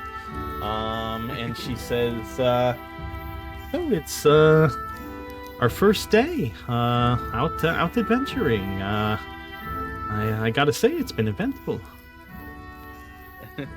Every day's an adventure. I think it's only gonna get better from here. Well, I do hope so. I want to see more of this land. I've been in the village of Barovia for so long. You haven't been very far outside the village then? No, haven't. This is the furthest I've ever gone. My father always told me it was too dangerous to go anywhere else. Well, I must say I guess I am lying. I've been to Castle Ravenloft, but outside of just traveling in the carriage, no, I haven't ventured outside of the village. Well, you're with a good group here, and we'll keep each other safe. And we'll try to have a good time while we're doing it. I do feel safe with all of you. You seem very capable.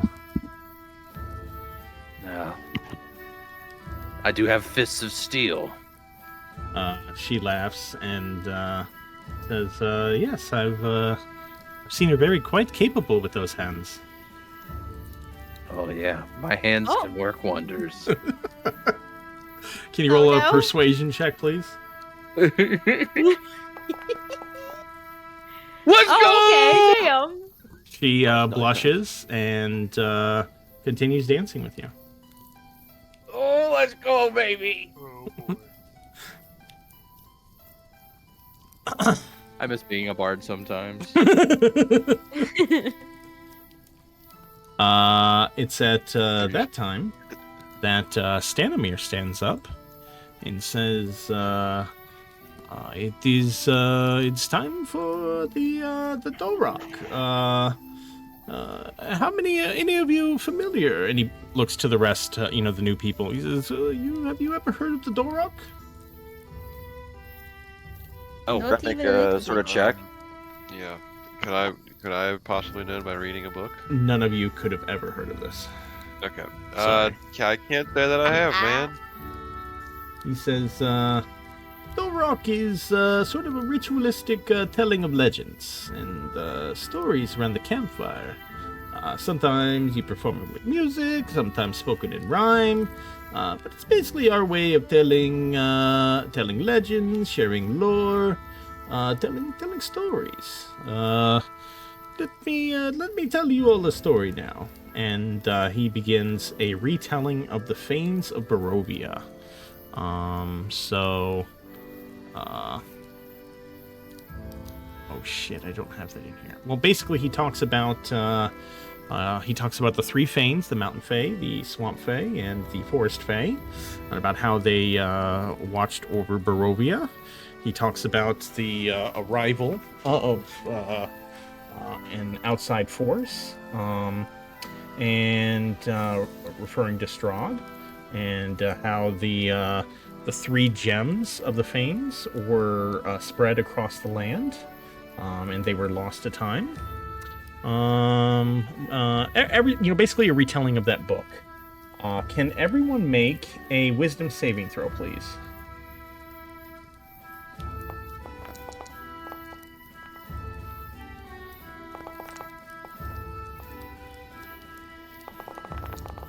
Let's go. Okay, oh, there they are. Okay, they weren't like showing up in chat at first. Okay, Azur and Rowan. You guys, well, everyone, you're pretty impressed by the story, the way he's telling it. Okay, it's not just that he's telling a story, but it's almost like magical. And especially Azur and Rowan, you're left speechless and mesmerized by the story. For the next 24 hours, you gain disadvantage on persuasion checks. However, he points, when he finishes the story, he points to the rest of the party, and sort of mostly towards Rowan and Azur, but anyone can volunteer, other than Leona. You've already done your part. Thank you. Bless you. But he says, now it is customary for one of you to attempt your own Dorok. Do any of you have a story you wish to tell? Perhaps of a great adventure you had, or a thrilling fight, something that might entertain us. Rowan Killian seems a bit, definitely does. drunk. Brother, tell him one of your dumb stories. If Rowan does not want to Story, and Killian wants to, he can. Oh dear. A story.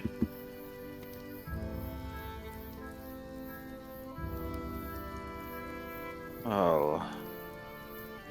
Yeah, I got a story for you. Oh, God. God.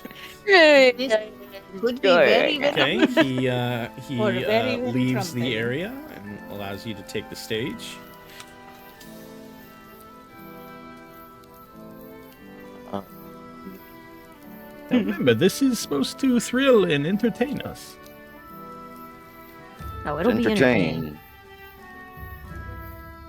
No downers, please. I'm not downing. No, I meant he doesn't want it like a sad story. That's what he meant. Oh, Good, Yeah. okay, good hint there.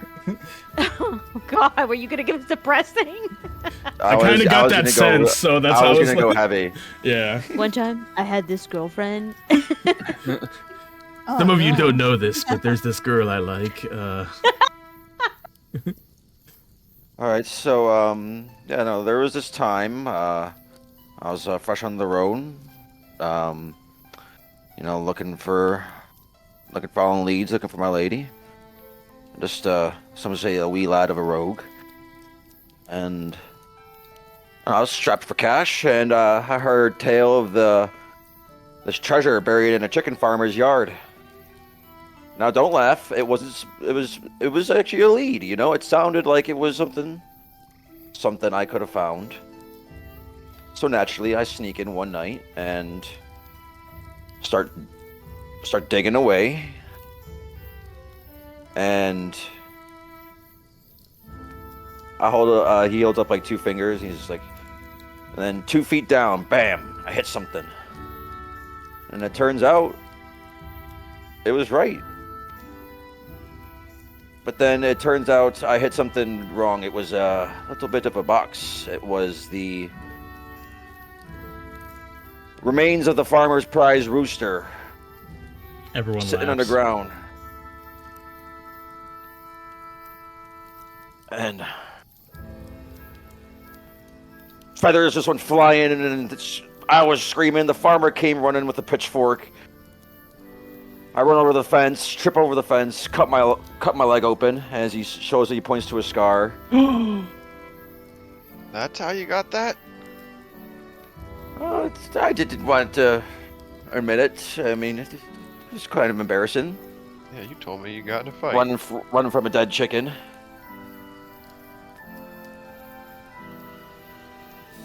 No, yeah, no, that was one of the beginnings of my travels on the road. You know, just trying to make my way by any way I can, but nothing ever going my way. So, cheers to you lot, and who knows, maybe we can actually find something out here. The Vistani all clap. They found your story very entertaining and appreciate, that bit of knowledge from your past. You no longer have disadvantage on your persuasion checks for the next 24 hours. Oh, that's awesome. I raise my mug high and it's like, cheers, lads. Maybe squeeze any joy we can out of this misfilled place.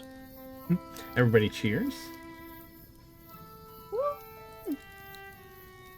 Take your top off. One of the Vistani men takes their top off. Oh my God. This guy gets it. Everyone cheers Aviva Leon, and they all cheer. They say that. Vive la France! Petra, where's this Petra at? There he is. He walks up Sure. to us and says, "Would you like to know why we use this toast, Aviva Leon? It means cheers to the lion." I am curious. I do not see a lion present. Ah, yes. Well, you see, and he sort of speaks a little louder so that anyone who wants to listen can. You see, centuries ago, Silva de Lisnia, a Vistana of the Tser clan, was the secret lover of the king and gave birth to the king's bastard son, Leo. The king loved Leo, and he became a minor noble, making his mother and all Vistani proud. Leo fell in love with the daughter of a wealthy merchant in Valaki, Lavina Vakter. For some time, they seemed happy. There was even talk of a wedding. But then, one day, Leo disappeared. Some believe there was a hunting accident, but the truth we believe is far more sinister. There were those jealous of Leo, a Vistani with royal blood. We feared something would happen. Omens foresaw it. Leo's half-brother, Prince Strahd, felt sorry for Lavina. She became a minor noble of the Ravenloft royal court. No one knows what really happened to Leo centuries ago. Leo's blood runs through all Vistani in the Tser clan. One day, we hope to learn what happened to Leo and curse those who had a hand in his demise. So that is why we cheered to him. That is inspiring, and I do hope you find answers. We do hope that one day we learn the truth. Some people have their suspicions, but you know, that is not talk for a party such as this. And he pours another glass of wine for you. She drinks it happily. You guys, everybody continues dancing, partying. Let's go through each of you. You know, at this point in the party, Zim, what are you doing? I'm just trying to read my book. Trying to be unsocial. I just want to make sure you're aware of this. So that Morning Lord book that you have, it's going to take a week for you to attune it. Okay. Yeah. So this morning, you would have done your prayers during the morning.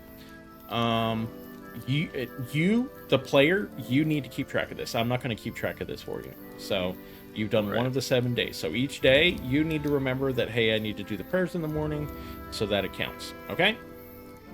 Right, and it's nighttime right now. It's nighttime. Yes. Like... Okay. Okay. That's Zim. Killian, Irina, you and her finish dancing. She sits back down. Looks like you're still next to her. What are you up to?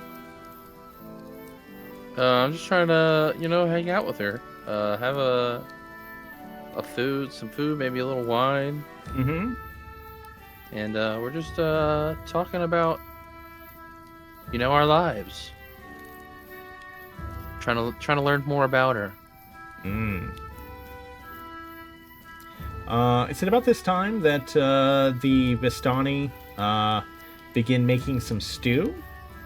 Looks like it's got potatoes, carrots, some beef. It looks pretty hearty. And everyone begins digging in. Some bread, some veggies. Hearty stew. Oh, sorry, not beef, rabbit. Sorry, rabbit, potatoes, turnips, lentils, parsnips, and lots Even and some better. flatbread. Yes. I love the You can't taste of say rabbit. that. You can't say that. One of the Vistani walks up to Leona, one of the Vistani women, and says, "So, where are you heading after this?" Somewhere. Oh, it's a secret, yes? Kinda. Well, then I won't pry. I apologize, but, the road is dangerous. You need to be careful out there.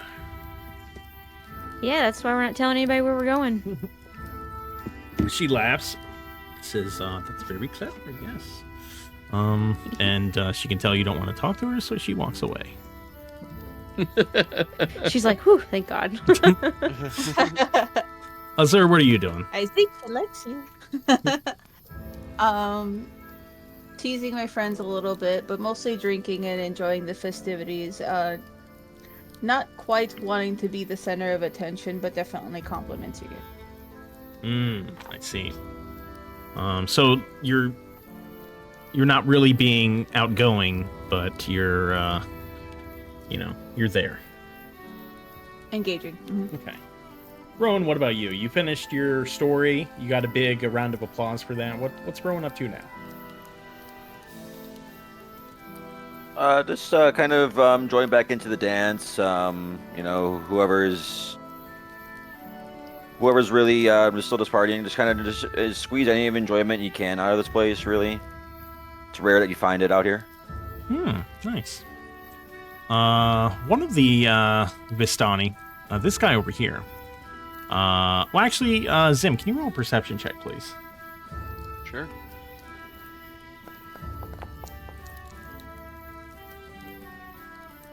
Okay. You notice this guy over here has been sort of eyeing you for the past 10, 15 minutes. He looks like he's keeping a watchful eye on you. I can't tell what kind of eye. Yeah, don't. That's damn it. That's not where I wanted this to go. He wants to see your butthole.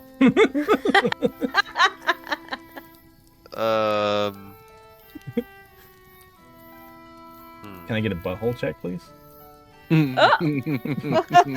No. Quivering. The answer is no. What do I want to do? I'm just gonna how close? If I just speak, can he hear me, or do I need to walk over to him? If you're loud, yeah. I mean, everybody's dancing and stuff, but if you just speak a little loudly, he could definitely hear you. I just put my book down and I look over at him and I say, "Is there something I can help you with, sir?" When you acknowledge him, he stands up, walks over to you, and says, "I think you're being a little disrespectful to the people around here. Everybody's dancing, singing, having fun. But you just got your nose in that book." I apologize. We're kind of on a pretty important journey here. I don't really have time for fun. Well, everybody has time for fun, has time for downtime. You've got to relax a little bit. No? I'll relax when I get back home, alright? Listen, I need to prepare as much as I can, and right now learning as much as I can about this book is the best thing to finish my mission and to help my new friends here and my brother and get out of this place and back to where I belong as soon as possible.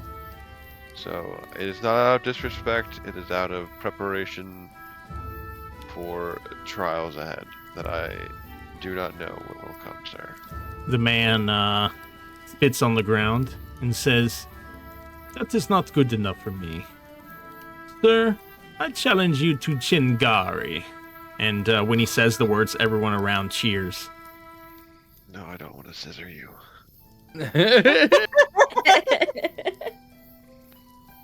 Oh no. CHINGARI. CHINGARI. Everybody starts chanting CHINGARI with him. What is CHINGARI? I challenge you to CHINGARI. If I win, you put the book down for the rest of the night. You drink until you can't remember who you are, and you have a good time. One thing, I don't drink, so... CHINGARI. CHINGARI.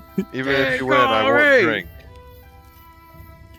Then, if I win, I recognize not everyone imbibes. I'll tell you what, you put the book down, you don't open it the rest of the night, and you plunge naked into the lake over there. CHINGARI. CHINGARI. You may, Seems and if you win, dangerous. you may make your terms. If I win, nothing changes. I just keep reading my book. Well, I must do something. Oh. You can tell everyone don't have to around do is sort of getting offended at your negotiation here. But he's such a boring person. CHINGARI. Zim, perhaps Chingari. Maybe they have books for you, Zim. Maybe they have Yeah. more books. If I win, do you have any books on your people? I don't read. Oh. Make him do something fun.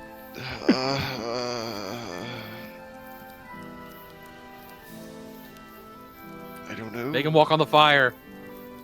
Oh, That's a good suggestion. If you have to get in the water, he has to get on the fire. I would walk Okay, over yeah. the flames. You have walk to. over hot coal. You have to do a front flip over the fire and land it.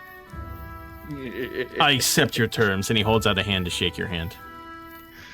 Before I shake, tell me what Chintari is. Chingari, that's not how this works. Shake it. I don't get to know what I'm agreeing to first? No, No, it's fun. Shake it. I hate everyone. And he begrudgingly shakes his hand. Show 'em the power of the hand of God. Everyone starts chanting Chingari, and all the Vistani and Celia begin moving out onto the road, forming a circle. Oh no. Oh, this is gonna be sick. What am I doing? LB, would you rather have done this or the dance? Probably this, honestly. Damn, okay, my bad.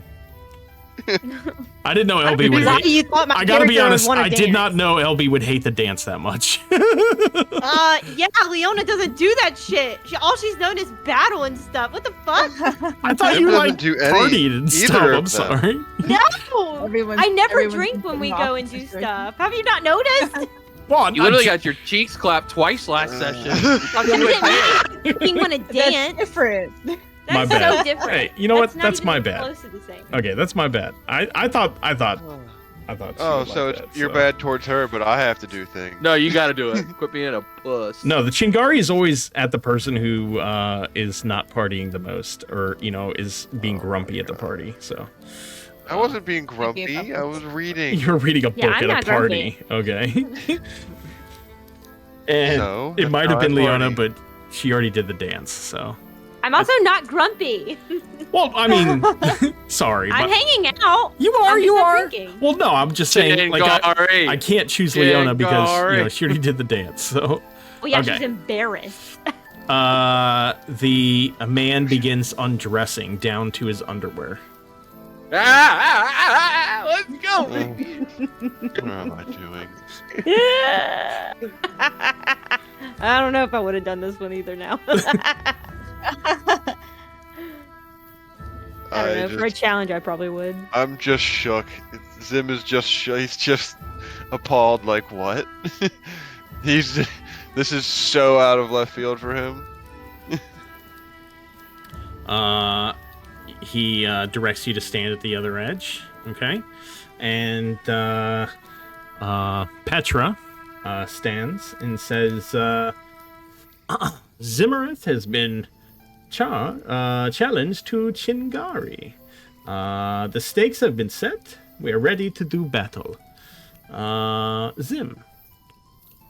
In the middle of the arena are two daggers. When the battle begins, well, first of all, let me move Leona up here. Okay, so she completes the circle.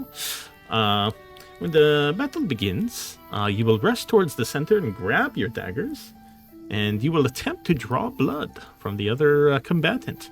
The first one to draw blood wins the Chingari. I'm so fucked. Why would you do this to me? Chingari. Chingari. Chingari. A spell Remember, cast Zim, cleric. it's just a Gotta get game. to a Enjoy nice fight. yourself. Zim, roll initiative, please. Oh my god.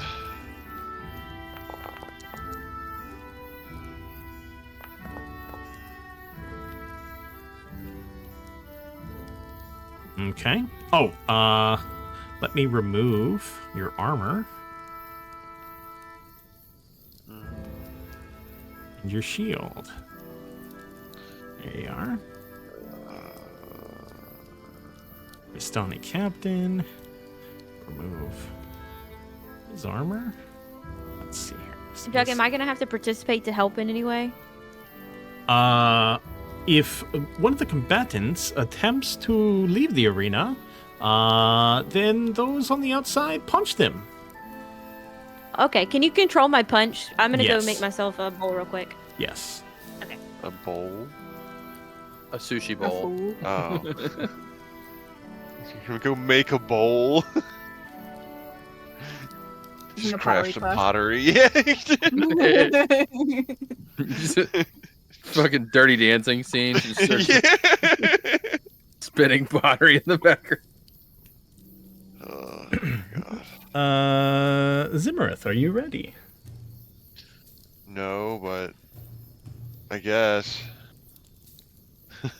This is I believe in you, Uh, Zim. exciting enough music. Hold on. This is the coolest thing that's happened Play all the day. drums of liberation.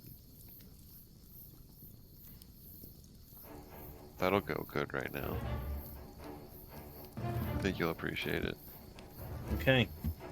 Then Petra raises his hand, and he says, Chingari!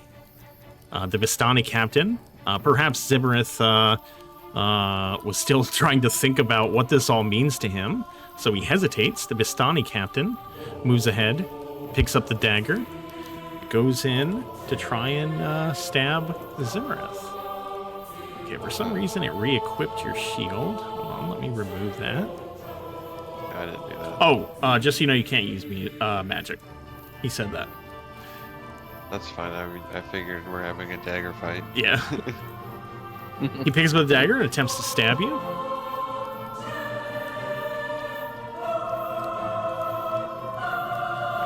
Not stab you, but like,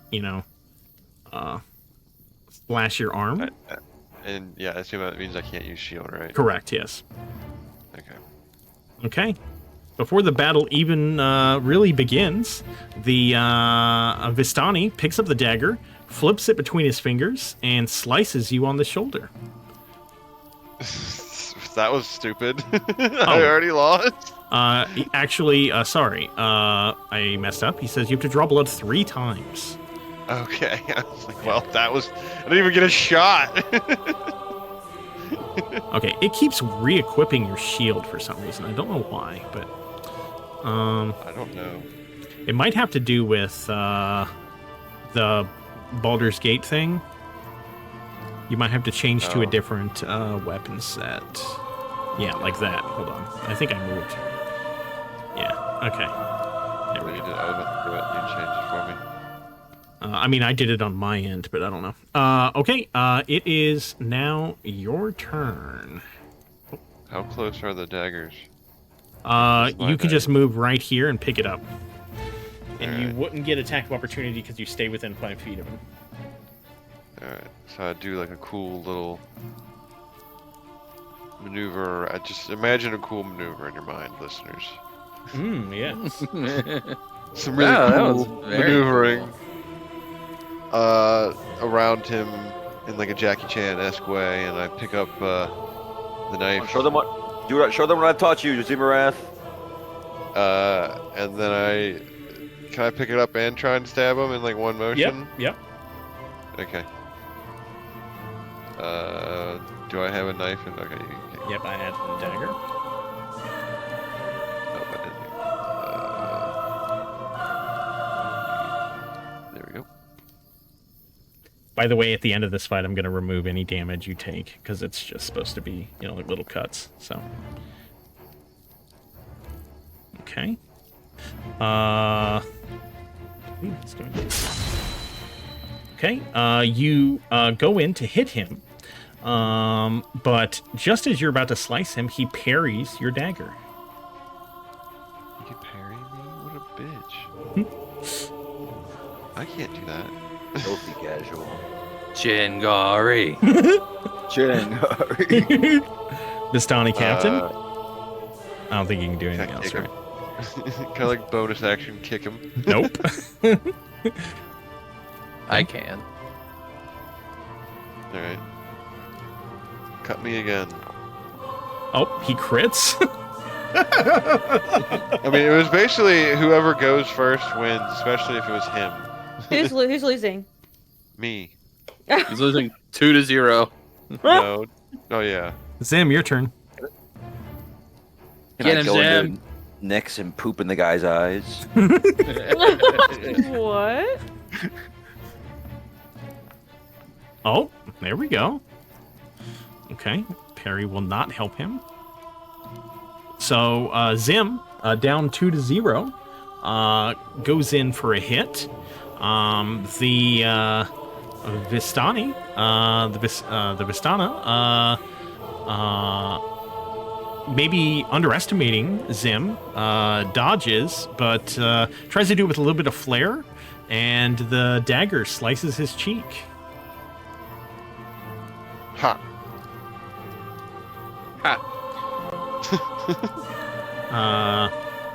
The It's getting man serious now. moves over here, just for a little bit of flair. Rolls again. Oh, and he misses, Wow. leaving the door open. Zim. Not over just yet. I'm gonna do this cool Michael Jackson walk around. What? Then. Brother. Nope. Zim tries to moonwalk around the guy and stab him, but he trips over his feet, stumbles, and everyone cheers as he misses him. God damn it. This time, not messing around, he tries to swing again.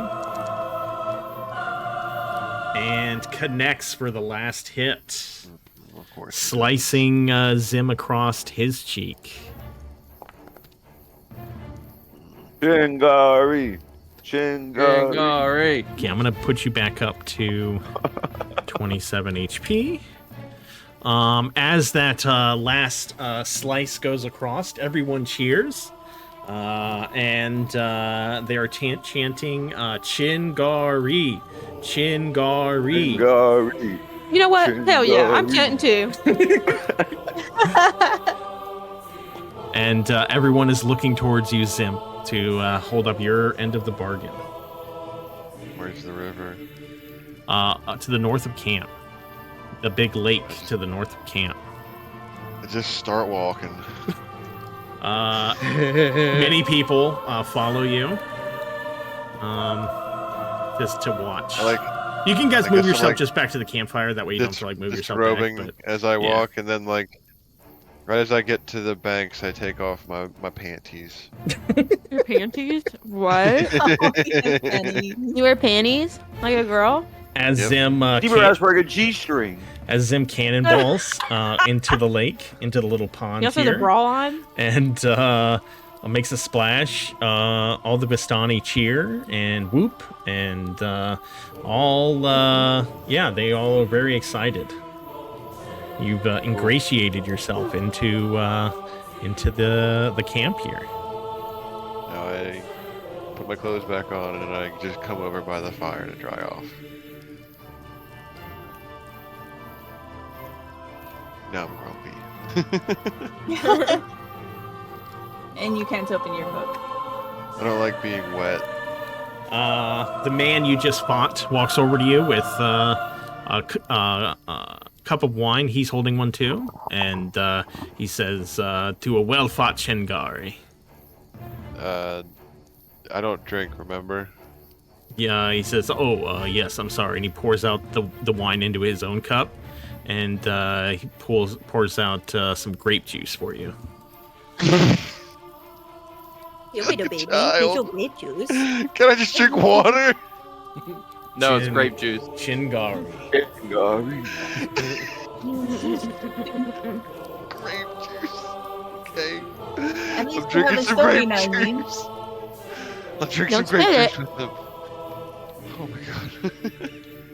And as you guys both drink, He yells at Chingari, and he takes off all his clothes and he runs to go jump in Oh my god. in the river.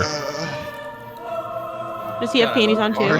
No, he took everything off. He's naked now. Nice.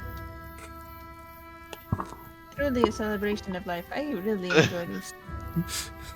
Zim's just cold. Shivering. He comes back and begins dancing, and everyone's clapping, and everyone's Naked? just yeah. He's clapping. Sorry, they're Clapping clapping. Oh yeah, he's clapping. Oh, he's clapping. He's probably clapping. Clapping. Yeah, he's definitely clapping. Yeah. He's He's got a airplaning horse it. cock. And yeah, everybody's singing and dancing. Everyone's getting progressively more naked during the night. What is up with these people? I told you there was gonna They're be. living it up. I told you. Yeah, Donnie, you're a freak. yeah, People are they. in the I feel like I woods. didn't What do you hear this think? morning. I feel like I didn't hear this morning. I'm just gonna go ahead Freak off and shit, bro. party it up. Yeah. Somebody in the They're room not from watching civilized. All right, who's got the mescaline? Let's get crazy. I take my shirt off. mess. Hell yeah. Oh my god. Yeah. Irina, getting in the Oh moment, what? takes off her jacket. She's not naked, but you know, she's in her, you know, maybe casual clothing. So yeah. Oh, we're go. Chingari, baby. Chingari. That's what the Chingari's all about. Getting naked? The Chingari inside all along.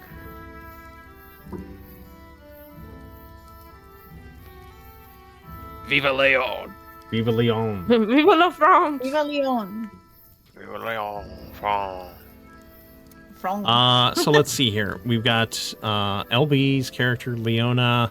Rowan has ingratiated himself. Zim has ingratiated himself, and so has Killian?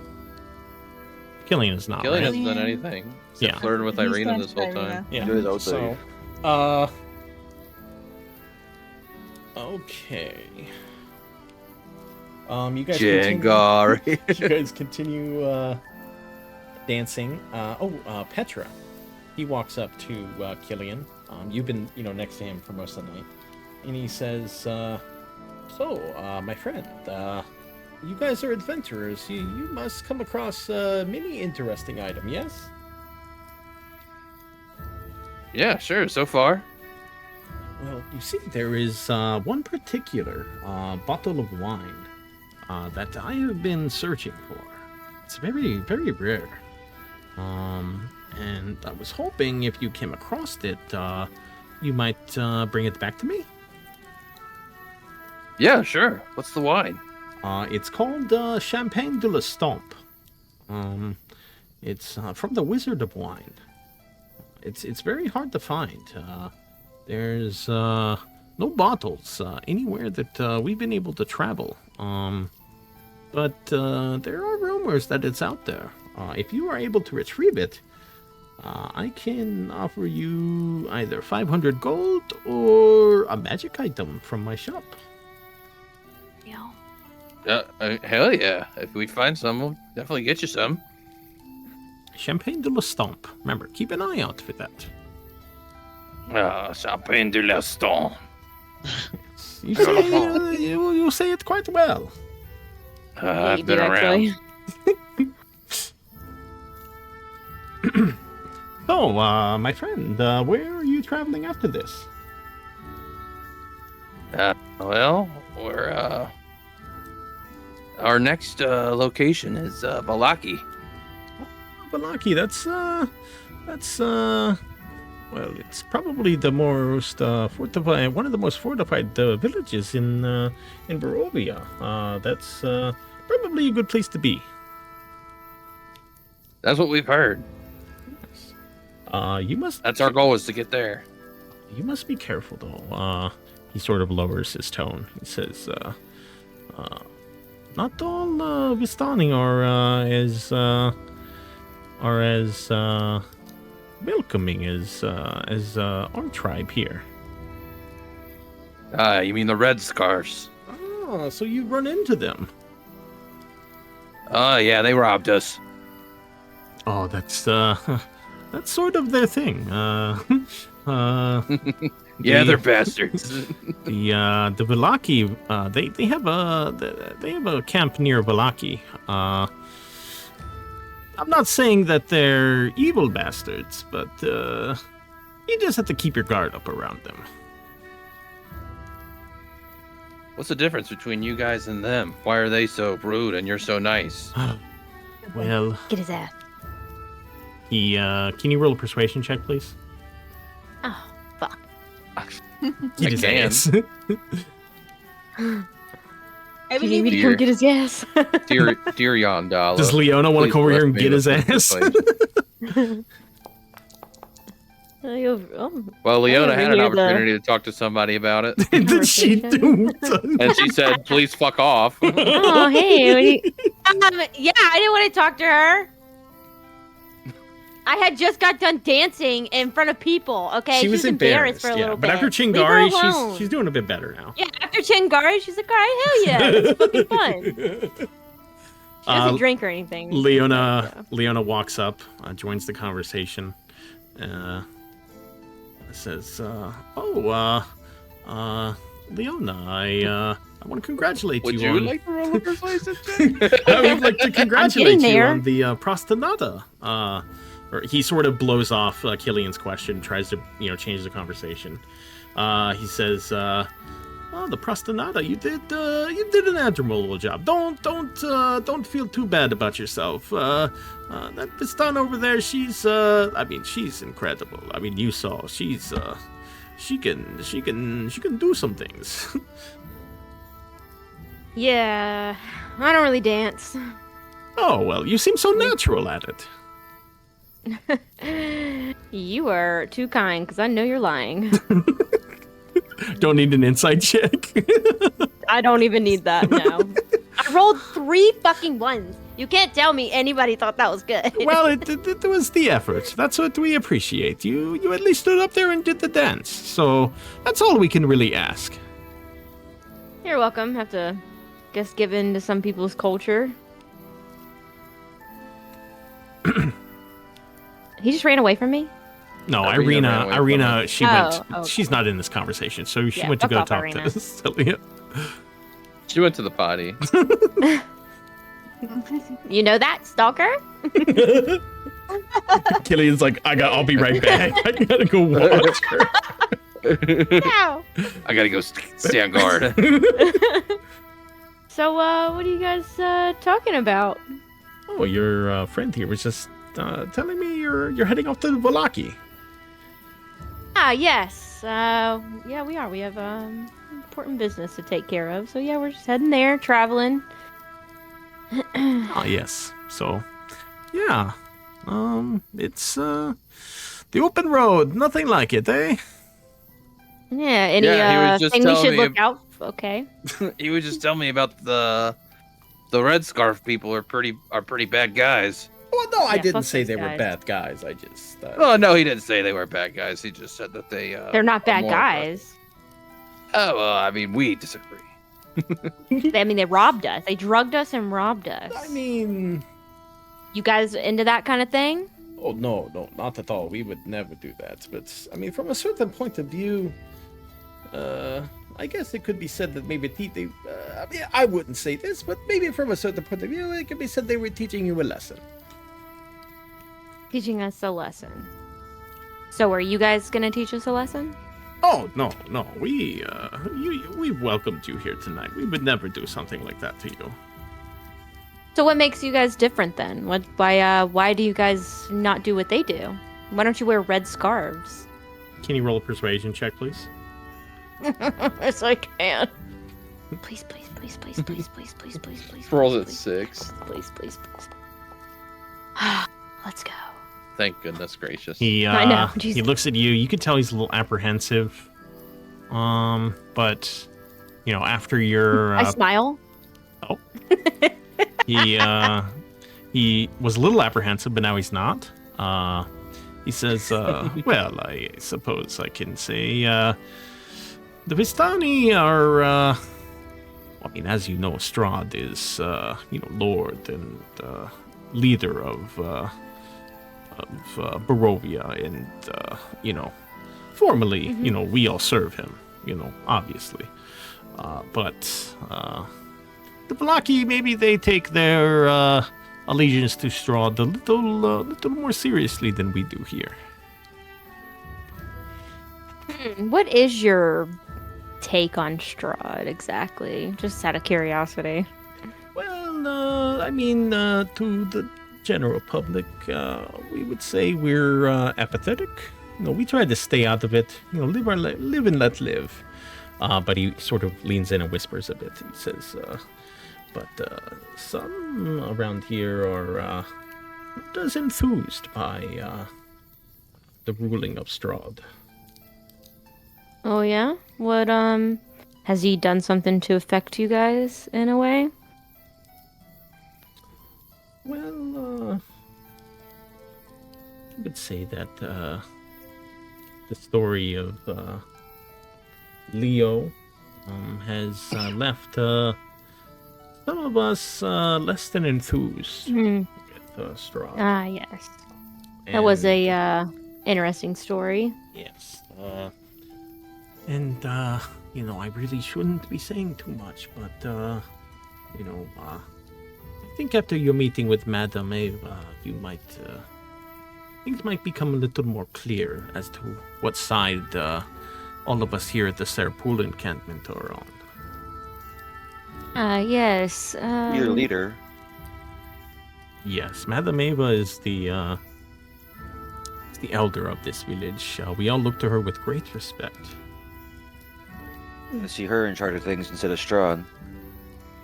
I don't know if she would necessarily even want that. I think she just hopes for our people to be free, and not only our people, but everyone within Barovia. To be able to live a life unafraid of offending our gracious lord. See. When do we get to meet this Madam Eva? I suppose you've had a good time. You all have enjoyed your nights here. I could go see if she is ready to meet you. That would be most great. He bows to the three of you, and walks off towards Madam Eva's camp. You guys can talk amongst yourselves about the information, or what you guys are, what you all think about that encounter. I think things are about to get pretty interesting. The lady, she's she seems like quite the woman. Curious to know what she knows. What do you I guys mean, think of that story? Strahd killed Leo for sure. Oh, 100%. I mean, that was so obvious. Yeah. Indubitably. I have a feeling that they know as well. Bad things mostly come back to that fella, I'd say. Yeah. I've never heard anybody say anything nice about him. Yeah, no. Terrible person. I mean, we met him. You saw what he did to Ishmark. Yeah, that guy sucks. Poor fella. A douche. Boy, I hope he comes back soon. Before he comes back, I did want to ask, because I didn't follow up. Zim, after you jumped in the river and you came back, what has Zim been doing ever since he came back? He's not allowed to go back to his book or to go back to studying. Well, so what's Zim been doing since then? I was warming up by the fire first because I was cold, because he doesn't like being wet. But I guess one of the Vistani women come up to you and asks for a dance. I guess that's what I did. I guess that's what I'm doing. Okay. The Vistani and Zim are dancing. They're having a good time. She's, I mean, it's just, you know, a playful, fun dance. So. Naked. She's not one of the naked ones, I guess. Oh, that's disappointing. I mean, unless Zim wants.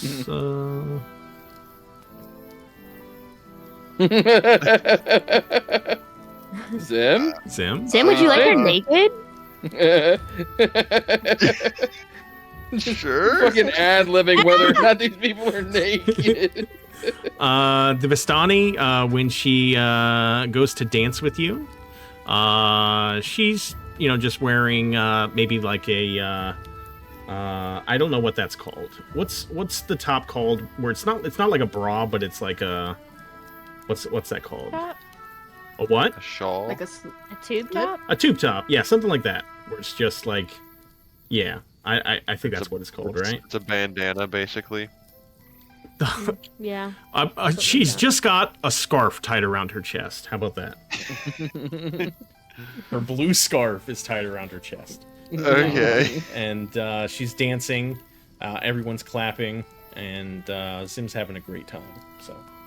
Must have some really perky boobs. Some really what?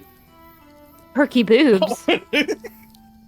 Yeah. Zim's watching her boobs shake. Yeah. Oh my god. So, Looks you know and what titties, Zim's that's doing what tonight? Zim likes. Zim's never danced with a girl before, so he doesn't know what he's What? doing, and he's just Really? no. Oh, okay. I guess I'm learning really are more boring. about Zim. Aw, Zim's about to get cute and fucking endearing. his virginity taken tonight, bro. Oh my god, he is! You're definitely a virgin. Oh my god. He definitely is. Yeah, I'm zooming in someone else needs to on get zooming laid. in on Zim. You're telling me this man right here has no way. What? This The upstanding-looking person. Petra comes back and says, His mom was really ugly. Hey now. Oh my god. Madam Eva is ready to see you all now. Ah, yes. Hell yeah, brother. Zim, come on. You can bang her later. Bye. She kisses you on the cheek. Oh my god, is that your first kiss? Zim is flustered. Oh my god. If Zim's Look, not you the don't even know where to person to get go. laid. You don't even know where He to like go. turns around and like shifts his pants around really quick and then starts walking. Shut the fuck up. I'm dead. Zim better get fucked tonight, bro, or I'm gonna be so upset. Yeah, dude. You walk past Ro and he taps you in the back. He's like, "Don't get too excited now, brother." What are you talking about? And he just walks off. What did he mean? Can we go in? 1 second.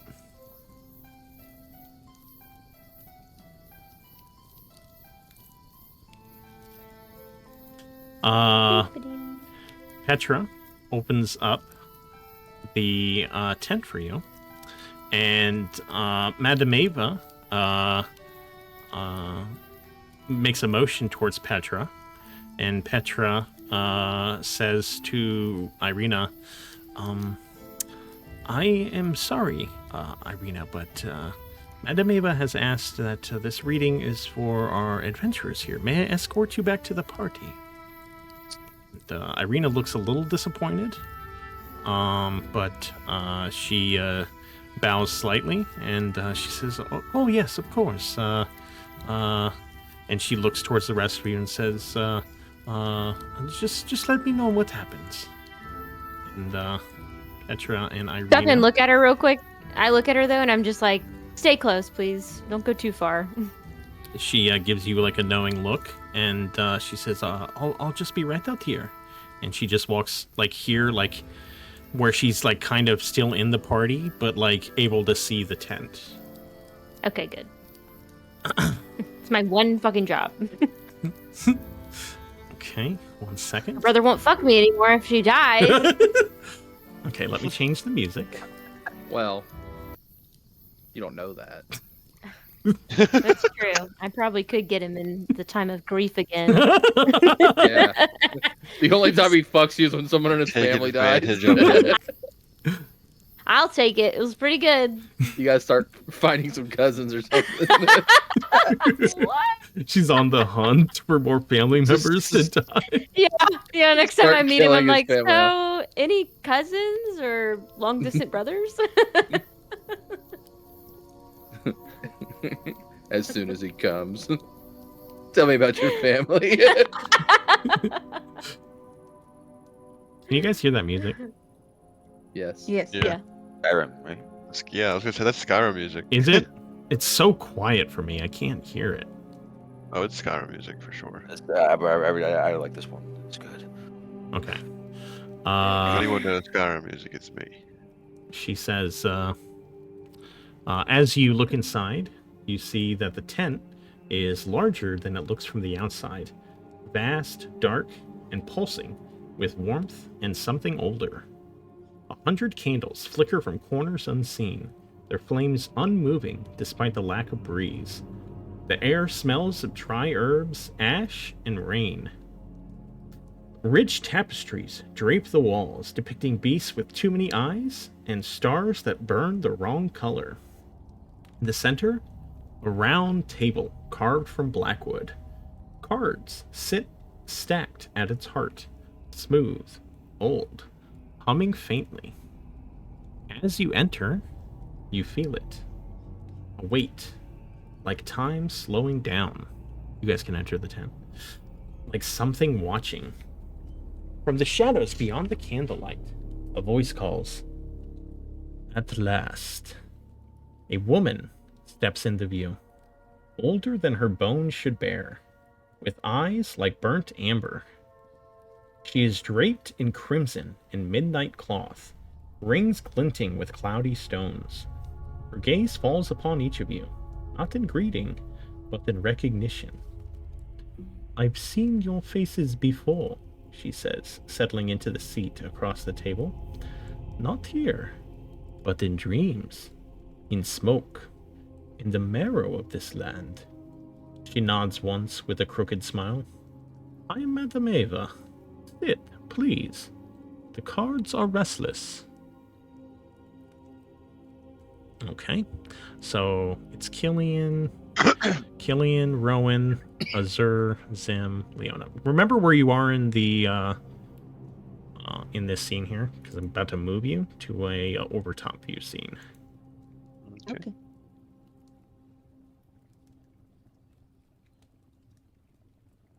I'm at 7 o'clock.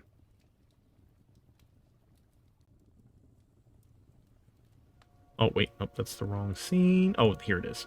My bad. Okay. I think Leona was over here. Mm-hmm. Okay, where are you? I think you guys can move your own tokens. I think. Yeah, move where you're supposed to be. I'm at 9 o'clock. I cannot. It's a really big table for little people. There's a wall. There. Rowan was here. Rowan was here. Okay. And I then was, yeah. okay. Yeah. Oh, yep. Okay. After you've taken your seat, her expression sharpens slightly. Curiosity, perhaps, or something testing the weight of truth. "Tell me, travelers, what do you know of the March of the Dead?" Only simply that they were once heroes, and they. I do not know the direction. Forgive me for forgetting. Madam Eva studies your faces for a beat too long. And then she leans forward, resting her weathered hands atop the deck of cards.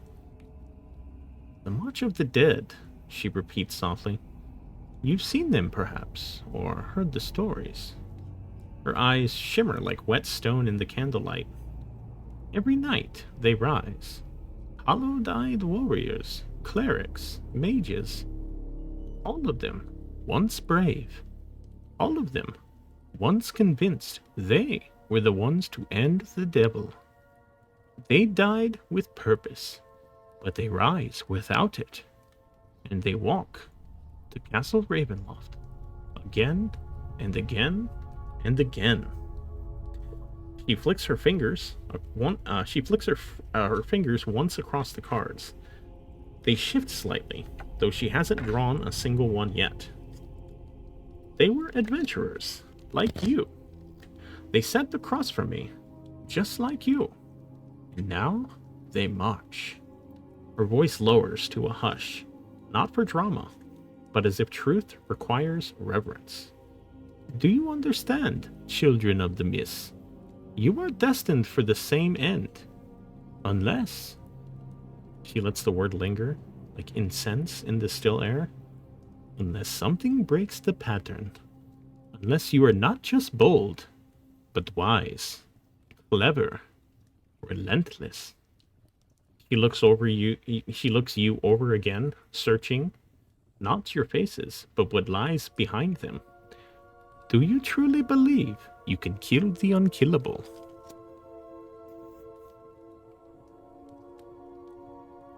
Yes. If Strahd's the pattern, then he's the one we'll break. I don't really have a choice. There is no sense in not trying. That is absolute failure. Did everyone say something? She's waiting for Yeah. everyone to answer. Yeah, we Yes. all answered. I couldn't remember. What did Yeah. Killian say? I couldn't. Maybe I missed that. He just said yes. Oh, okay. Sorry. Okay. Madam Eva exhales slowly. The lines of her face shifting, not softening, but settling, like ancient stone accepting the weather. You came to Barovia as strangers. That is true. But not by chance. She begins to shuffle the deck. Slowly. Methodically. The cards whisper against one another like dry leaves. Your arrival was written before your first breath, before your first cry. The threads of your fates were spun long ago, but they have pulled you here, across the veil of mist.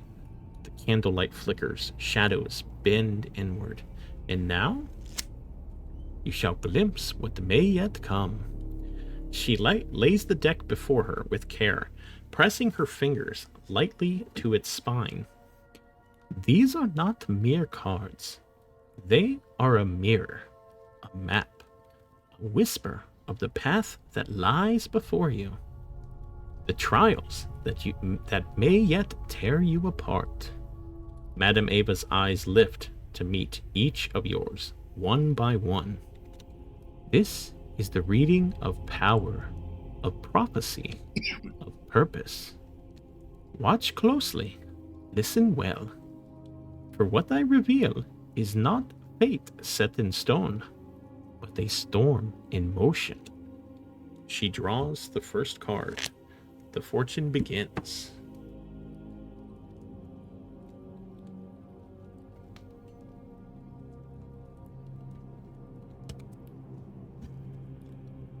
Madam Eva's fingers hover over the spread deck. The candlelight bends inward as she draws the first card with careful reverence. She turns it over. The Illusionist, 7 of Stars.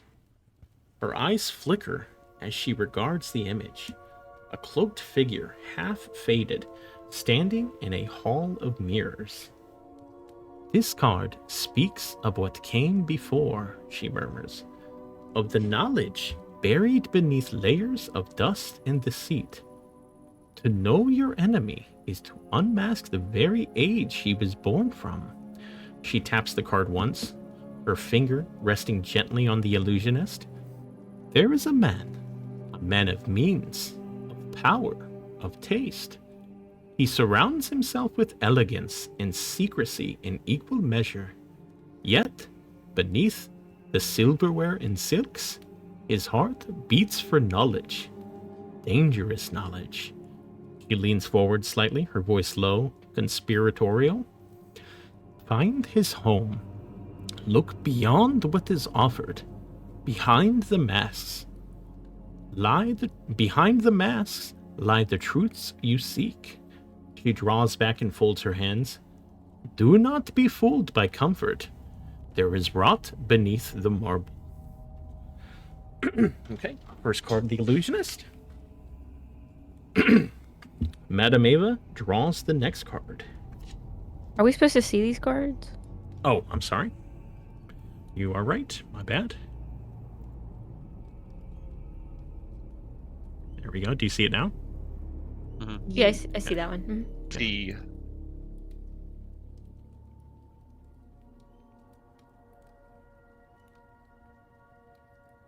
Okay. Madam Eva draws the next card, slower this time. Her fingers pause before flipping it over. The Missionary, 2 of Glyphs. A solemn figure, cloaked in frost and burdened by duty, bows beneath a weight unseen. Oh, I should also say, these cards that you're seeing, they sort of move like they're magical. Like maybe they could change depending on the reading. So that's why the images that I'm describing you don't exactly match the cards you're seeing, but it's that card.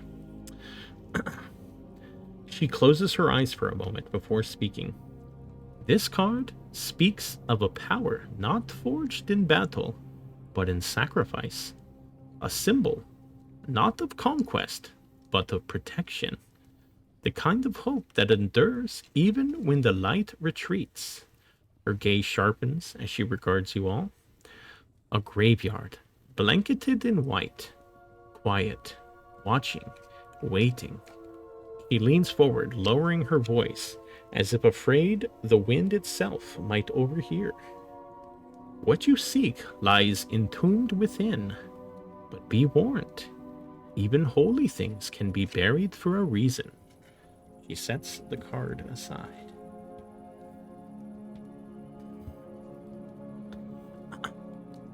Madam Eva draws the next card with a hand that trembles slightly.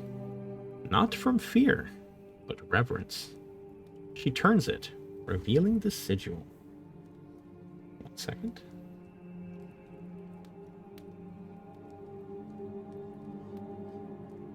The Abjurer, 4 of Stars. Oh, actually, let me move it like this. There we go. Okay. There we go. Okay.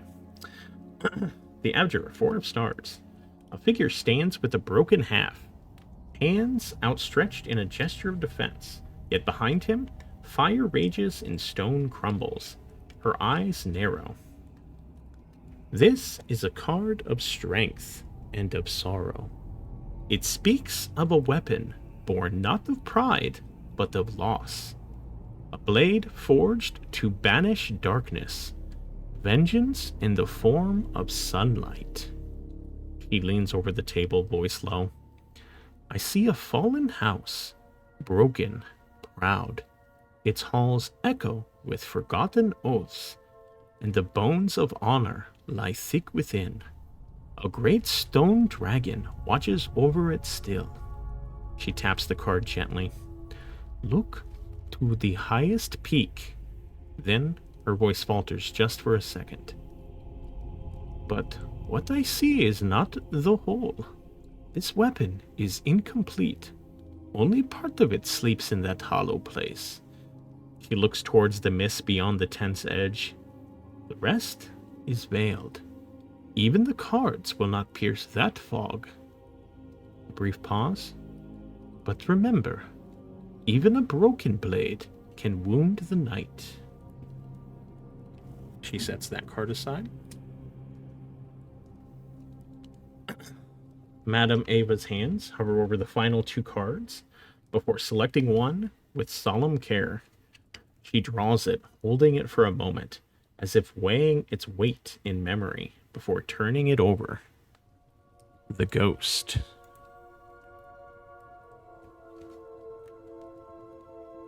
A pale figure cloaked in tattered glory Eyes closed, one hand resting upon a broken blade, the other on a forgotten tomb. She nods. Ah, this is the one who waits. Her voice is quieter now, not out of secrecy, but respect. A night once sworn, a vow once kept, but both have crumbled into dust and silence. She meets your eyes. I see a fallen paladin of a fallen order, one whose soul lingers not out of vengeance, but out of duty. He remains where honor died, a ghost among the bones of a great dragon. She rests her hands atop the card.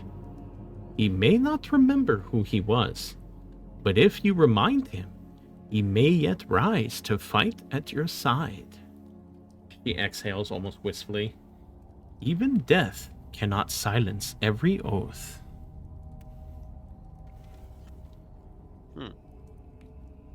Madam Eva's finger brushed the final card, as if it burned to the touch. She does not hesitate, but there is no joy in her movement. Only burden. She turns it over. The broken one. A figure kneels beneath shattered stained glass, a crown resting at his feet. Light spills through cracks, but does not touch him. Her voice lowers. Your enemy is a creature of darkness, not merely in flesh, but in truth. His power is old, his will unyielding. Mortality does not bind him. She taps the card once. This is where the shadows coil deepest, where the morning light once shone, but no longer reaches. Her eyes narrow, and for a moment the candlelight flickers as if the mists themselves stir. A sacred place, defiled, still echoing with vows and prayers that went unanswered. She looks up at you all, her gaze sharp as glass. If you wish to face him, to end what began long before your birth, it is there he will be waiting. In silence, she places the card beside the others. This is not the end of the reading, however, this was the first part. I'm going to make this available for all of you to read for the future. That way you have access to this information. Observer, save. It is under game information in the Taraka deck.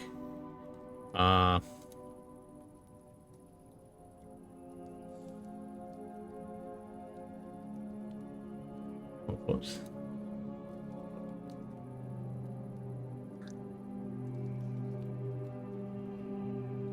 Yeah.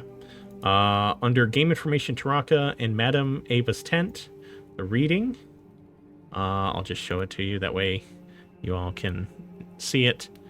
But this is access to the information of the reading if you'd like to check it in the future. Okay? Yeah. And to make it a little more explicit, I mean, it reminds you of what that reading was. It was about Shadow of the Past, information, symbol of hope, the Blade of Vengeance, which is relevant to at least one of you, and the Fated Ally, and the Enemy's Throne. So, keep that information in mind.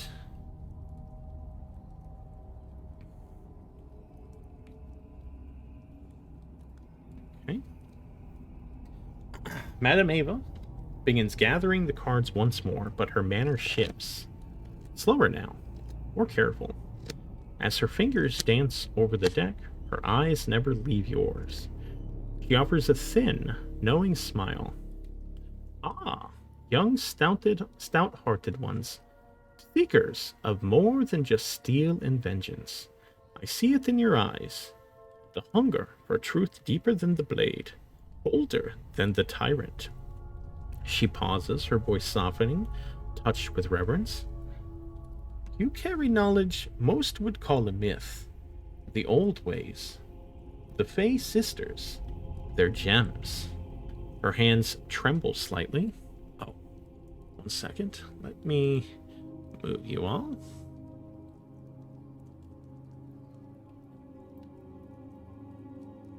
copy. Let's move you to the other.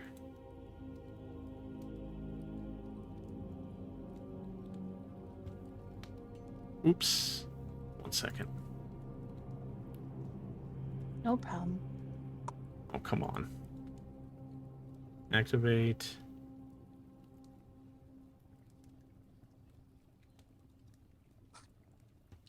There we go. Okay. I'm gonna move you guys. I'll move you guys. 1 second. I'll fix you guys. There we go. Oh, my bad. Okay. There we go. Okay.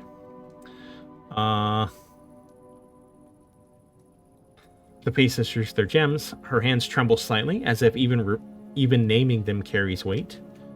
3 hearts torn from the land, not stolen by greed, but scattered by sorrow.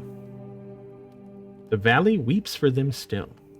The firelight bends around her as she speaks, casting shadows that seem to shift with meaning.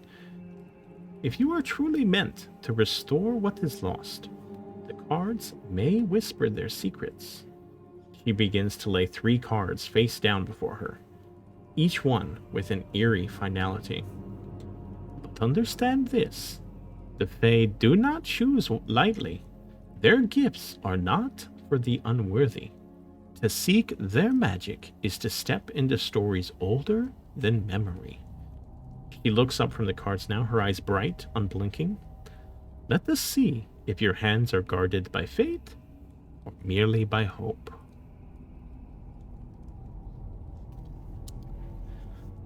Madam Eva rests her fingers atop the first card. Her voice lowers, soft and measured, as if invoking something older than memory. The red gem of the Mountain Fae, forged in the bones of the world, steeped in ancient fury. It once sang with the pulse of the land, bold, unyielding, eternal.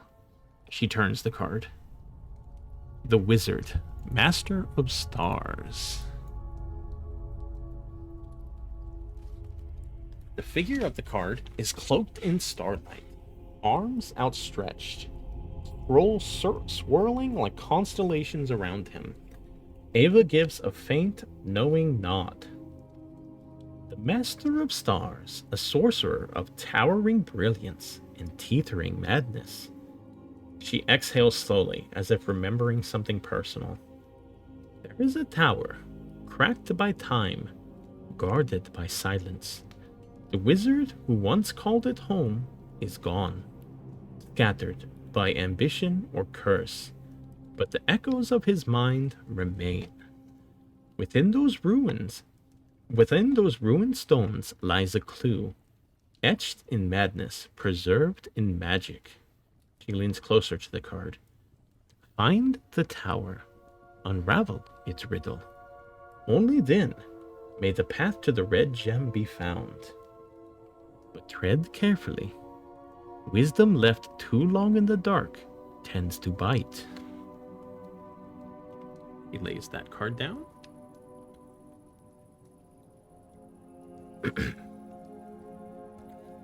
Madam Eva lays her hand upon the second face-down card. She closes her eyes and tilts her head as though listening to something distant. A rustle in the leaves or a whisper in the branches. The green gem, a gift of the forest fae, woven with the breath of beasts, the rustle of leaves, the heartbeat of all things wild and watching. She flips the card.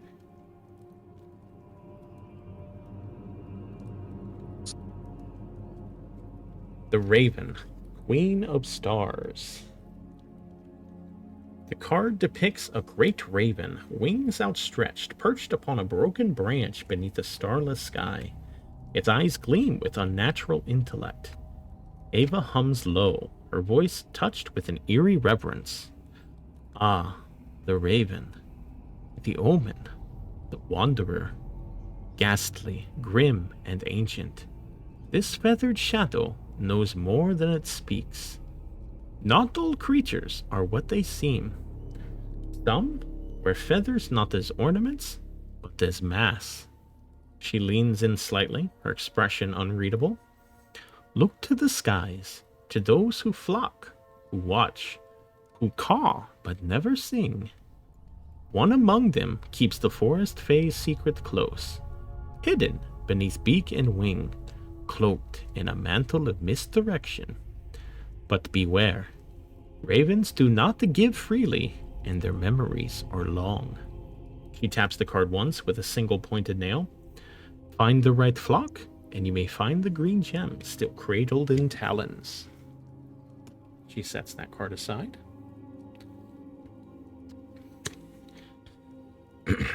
Madam Eva's fingers linger longest on the final card. Her brow furrows ever so slightly, and the firelight in the tent seems to dim around her. The blue gem. Ah, child of sorrow and storm, bound to the swamp fae, the one who is twisted by grief, her beauty drowned in bitterness. This gem is the most elusive.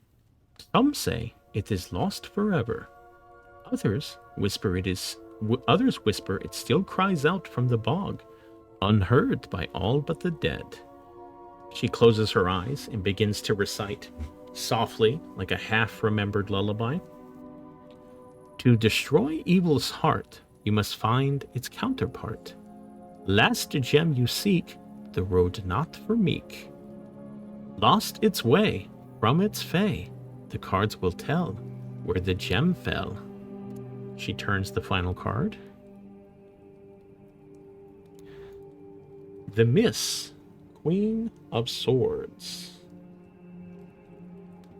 A stone monument rises from still waters on the card, shrouded in fog. A woman carved in sorrow stands eternal vigil, flowers at her feet, forgotten by time.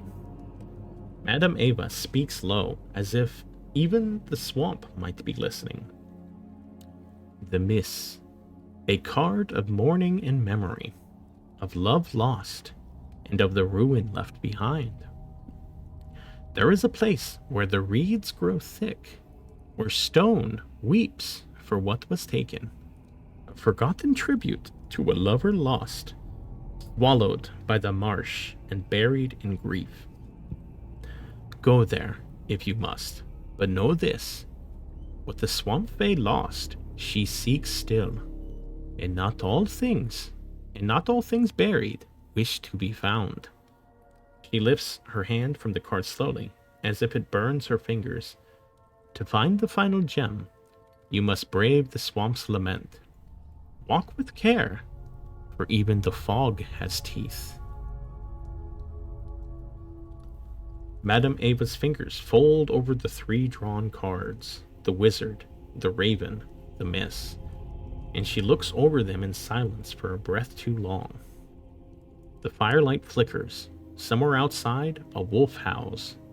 Or perhaps it only seemed like one. 3 sisters, 3 stones. Once they nurtured this land like mothers. Now, scattered, sundered, forgotten. You seek their power, not for greed, but for hope. And that may be the only reason you have a chance. But the Fae are not gods. They are older than gods, wilder, unshackled by mortal law. Their gifts are real, and so are their curses. She looks to each of you in the eye, not unkind, but unblinking. Find the red gem, hidden by wisdom's shadow. The green, guarded by feathers and riddles. The blue, buried where grief festers deepest. But take heed, little lights in the fog. The valley remembers its guardians, so do its monsters. She places her palm gently atop the cards, sealing the reading. The fanes still whisper through the roots. Listen closely and tread softly. You walk not only into danger, but into memory. She leans back, exhaling slowly. And now, let us turn to the last thing the mists allow me to see. The threads of fate. What they truly demand of each of you. Okay, I am going to show you guys this one. Configure ownership so that you have access to this. Again, it is in the Taraka game information, Taraka, and Fey Fortune. So the first one was Madam Eva's tent, the reading begins, and the second one was Fey Fortune. So everyone has access to these two readings at any time.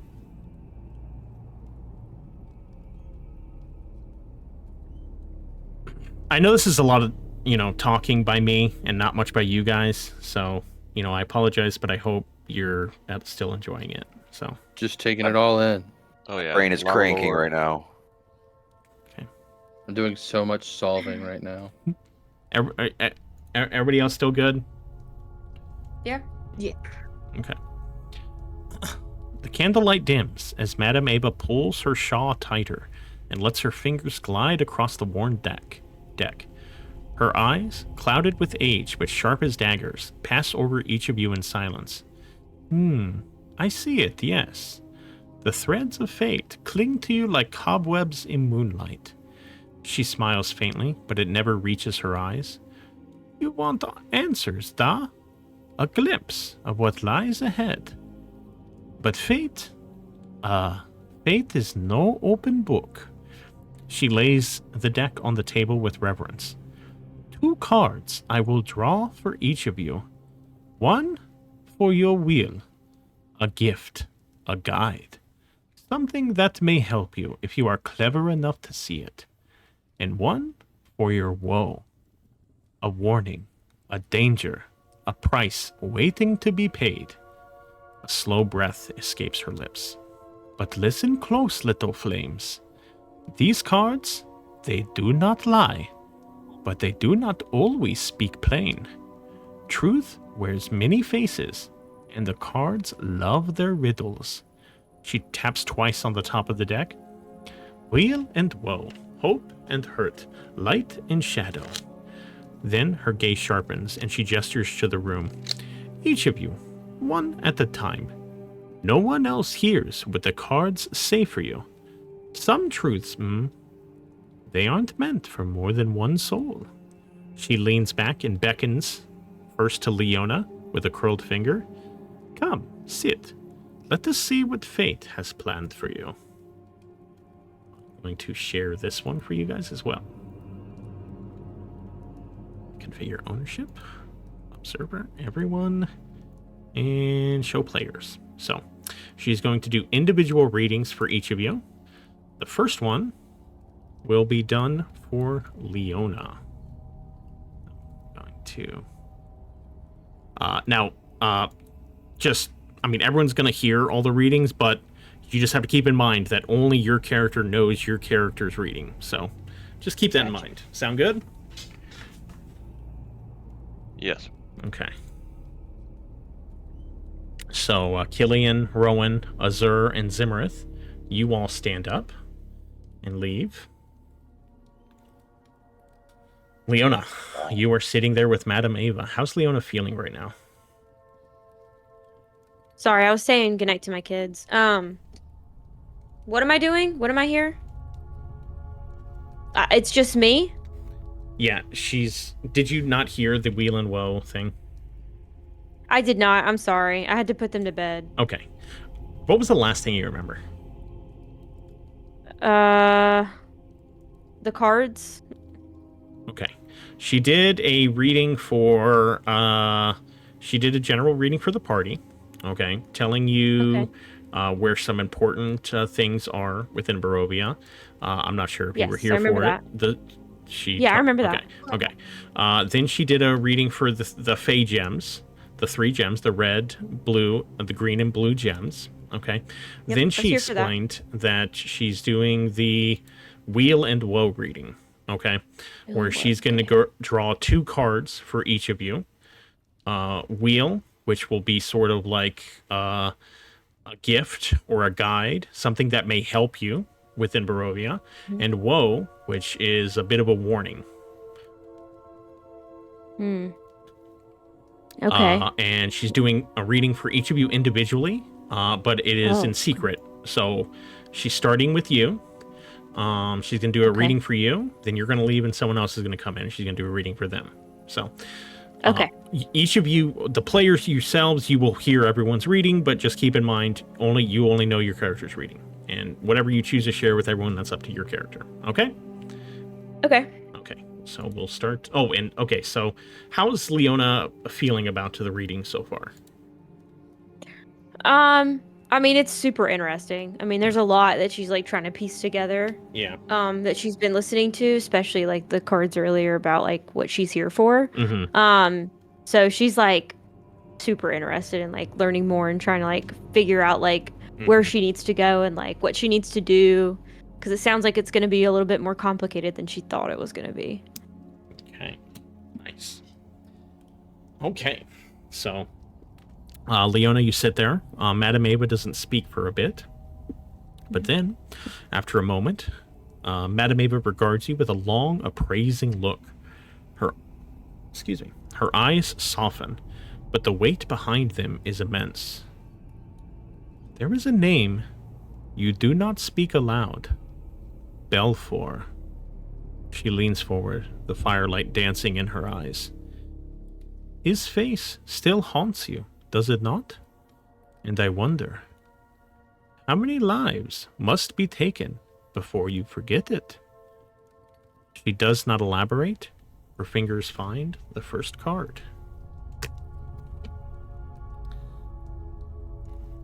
The Broken One. The image shows a crumbling figure in tattered robes surrounded by shadows. This is your wheel. A glimpse of what you may find. A tower by the lake, ancient and abandoned. Yet, within its silent halls lies the wisdom of those who once sought to root out darkness as you do. Seek its lessons, for they may teach you not only the shape of evil, but the cost of becoming what you hunt. She places the card with care, as if laying a body to rest, and then she draws the next card more slowly. The Healer. The image shows a robed figure offering light from their hands, though their face is hidden in shadow. Do not let gentle smiles lull you into blindness. There are those in Barovia who once wore the face of kindness, who promised salvation or claimed to serve something pure. But purity is not always truth, and healing can come at a price. She looks at you again. The flickering light now seems colder. This is the burden of the Dawnborn. To shine so brightly that you expose not only the enemy, but the allies who wear masks. Madam Eva closes her eyes, not in prayer, but in memory. When she speaks again, her voice is low and laced with warning. Judgment is not the same as justice. Vengeance is not the same as virtue. The brighter the flame, the longer the shadow it casts. And there are those who would stand beside you simply to keep themselves hidden within your light. She opens her eyes, and now there is no fire in them, only cold truth.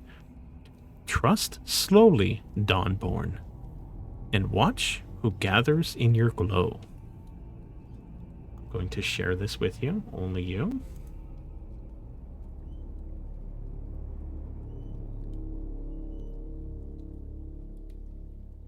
Oh my.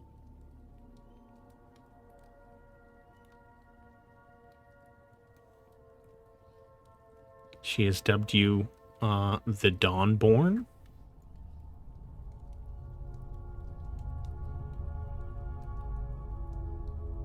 You can read over that if you like. Now she motions towards you, and she says, send in Zimmereth, please. Will do. As Leona heads out, just to give you guys a moment, the four of you who are outside, do you guys say anything, or are you just sitting in silence, waiting. Like, what's your character's thinking? Are you trying to talk with each other about it, or well, what's the general feeling of those outside? Zim's just sitting there, like, playing back everything she originally said to all of us as a group. Just, like, fitting all the pieces together. Kind of like, you know, like, taking in the lore and trying to make it all work. I mean, yeah, I think, like you said, just trying to, like, figure it out. I mean, Killian would definitely be, like, talking out loud with people, like, trying to figure out, like, tangible next steps. Like, what are we going to do to try to figure this stuff out? And what do we need to look for, and who do we need to ask, and that kind of thing. Okay. Sounds good. I mean,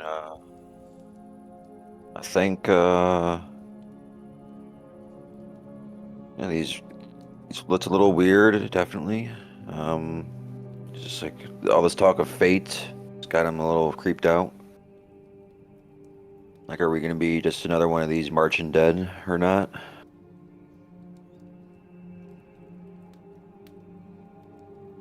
Well put.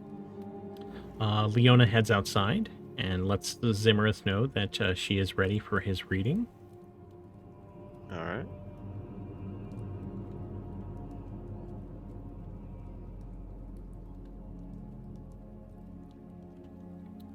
As Zim sits down, oh, whoops, there it is. Okay.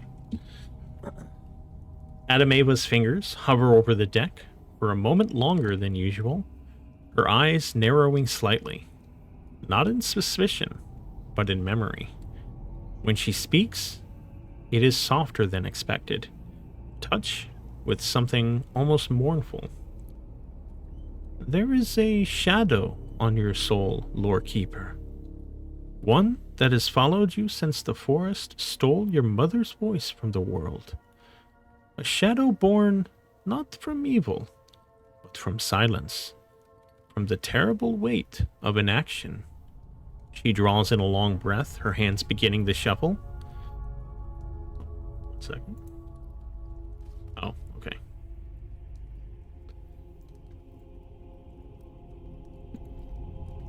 Beginning the shuffle. I wonder, child of Older-in-Law, is it guilt that drives you to greatness, or a curse that chains you to the myth of it? She draws 2 cards. The first is turned with reverence. The Wizard. She places the card gently before you. The Wizard, cloaked in stars, surrounded by unfurling scrolls and the bright fury of untamed thought. Ah, the Wizard. One whose mind burns like a forge, high atop the cliffs of madness and memory. He is not like you, Lore Keeper. His disciple is... His discipline is cracked, his brilliance unruly. But within that chaos lies a truth you may need. She taps the card once, eyes half-lidded. The Mad Mage watches the valley from the heights above the waterfall, where lightning speaks and reason trembles. Win his trust, and his wisdom may yet guide your blade when books fail. She places that card aside. Her face falls, not with fear, but with wariness. She turns the second card, slowly, deliberately. Oh, shit. Oh, 1 second. There it is. Okay. My bad. She turns the card slowly, deliberately. The Tempter. A smile, carved in shadow, hand outstretched. There it is.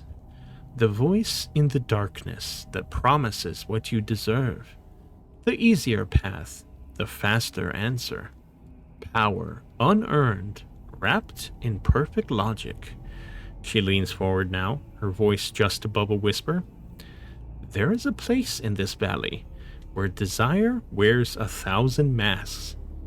Knowledge is given freely, but never without a tether. It will call to you when your strength is spent, when your certainty has crumbled. It knows your hunger. It will feed it.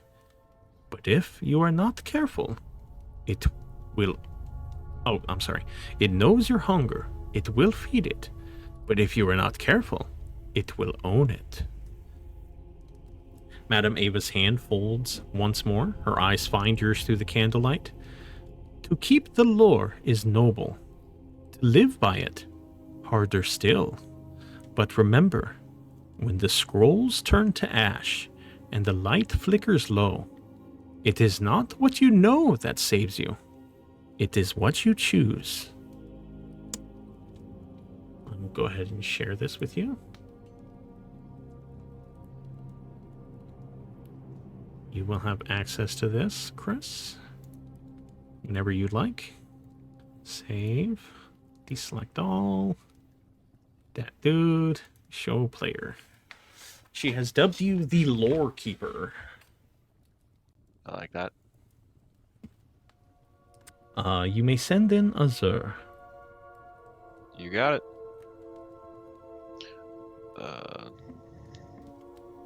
I Hey. step in. Okay. I guess she already knew. I picked up the order.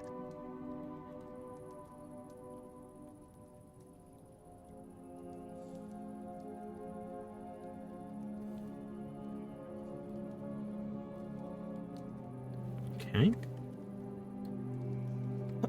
You take a seat. Madam Eva holds your gaze for a moment too long. Her pupils seem to shimmer, as if reflecting 100 mirrors, all catching the light of a single name. Lanier. The name falls like a weight into the room. Her voice is quiet, gentle, but it cuts. A name you long to forget.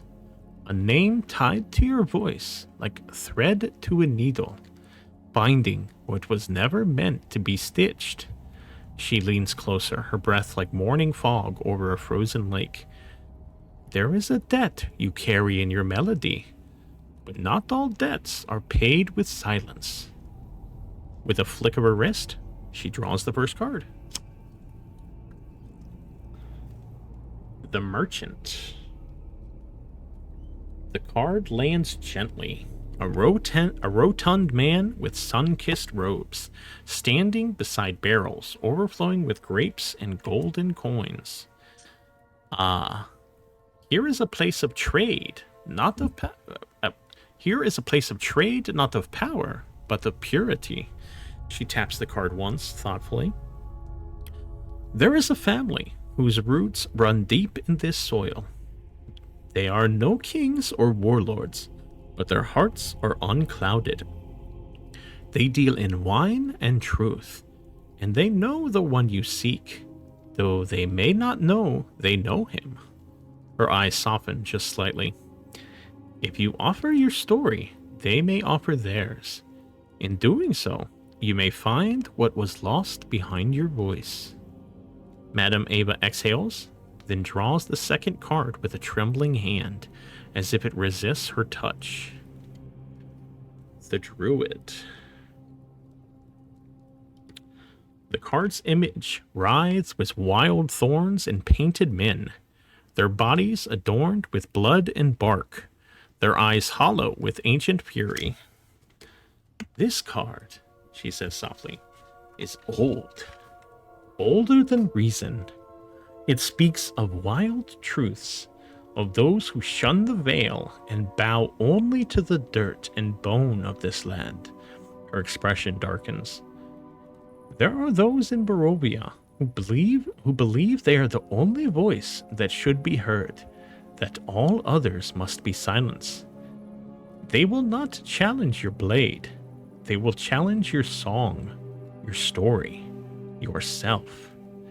She lets the card rest before you, unmoving. Madam Eva's voice drops to a hush, her eyes searching yours with a strange and ancient sorrow. You carry beauty like a burden, song-woven.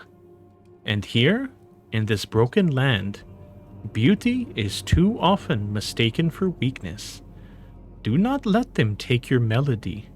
Do not let them change your key. He leans back into the shadows, and the fire crackles low. Be wary of those who would offer you freedom and call it a favor. Not all wild songs are meant to be sung. I'm going to go ahead and give you ownership or access to this page. Observer, save changes, and then I will show this to you so that you can study it. There you go.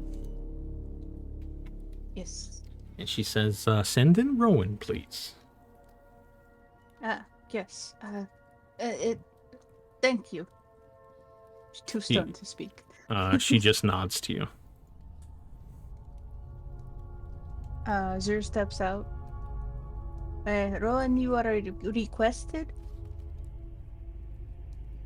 Right then.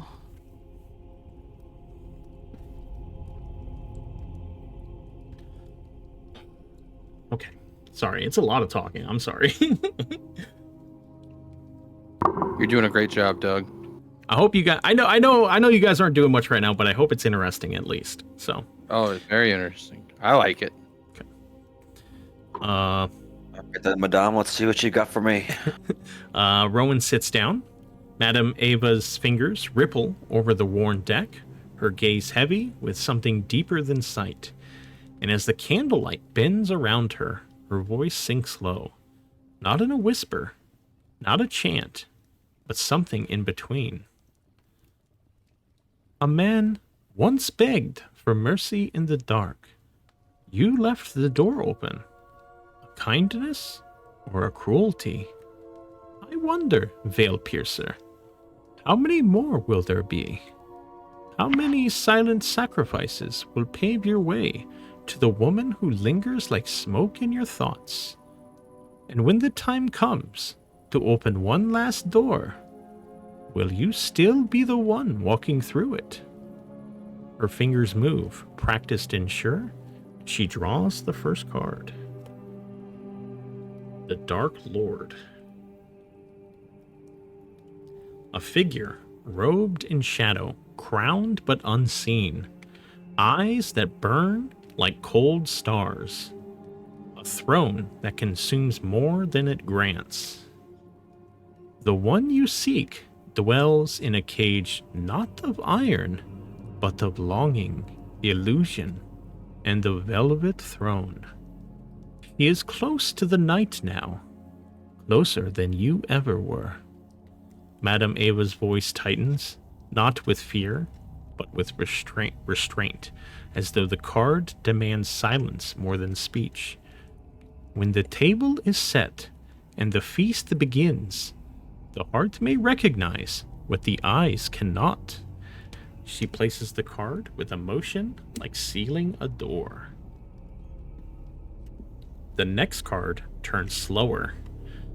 A dagger, half hidden, cloaked by trust. She reveals the Traitor card.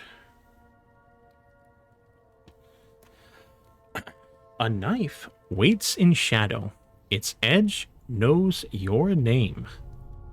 Her gaze lingers, not only on you, but on those near you. It could be someone near. It could be you. She does not flinch as she says, to find what you've lost, you may have to sever what you still have. When the moment comes, will you lie or will you bleed? Madam Eva gathers the cards, folding them like secrets returned to the dark. Her voice drops to almost nothing, yet it carries. The mask will crack, Veil Piercer. Just pray you still like the face beneath. Not every lock is meant to be picked. Not every answer is worth the price of the question. And if the shadows whisper that you can have everything you want, make certain it is still yourself you're fighting for. And I will send this, give you access to this. Save changes. And boom. You have it? Oh, yeah. Okay, she has dubbed you Veil Piercer. Oh, and if I didn't make it clear, Azur was the Song Woven. Okay, and she says, send in Killian, please. Killian, you're up now. Just smack his hand and walk in. Killian takes his seat. Madam Eva turns her gaze to you. Her aged eyes do not blink, only narrow, as if trying to see through your skin and into the soul beneath.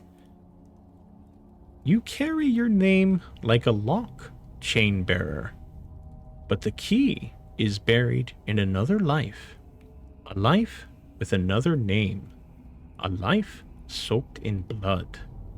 She leans forward, her breath cold as winter moss. The memory still haunts you, and until you look it in the eyes and make peace with what you did, or what you became, you will never truly save another soul, not even your own. She draws the first card. It's the Traitor. This is not like traitor, like this is Traitor, Trader. The card flutters in her hand before settling with a whisper. A merchant, cloaked in many colors, smiles from its face. This card speaks of a bargain, not of coin, but of secrets, survival, and salvation. There is a man who knows the thing you seek, a trapper who walks the cold forests near Kresk, his leg made not of flesh, but timber. Her eyes glint as she speaks. He has met the darkness that haunts you. If you speak with him, and if he believes you worthy, he may point you toward the place where men are not ruled by monsters. She touches the edge of the card gently, almost reverently. But be warned, not all those who control the darkness have conquered it. She exhales slowly and draws the second card, her fingers trembling slightly, not with fear, but restraint. The Beast.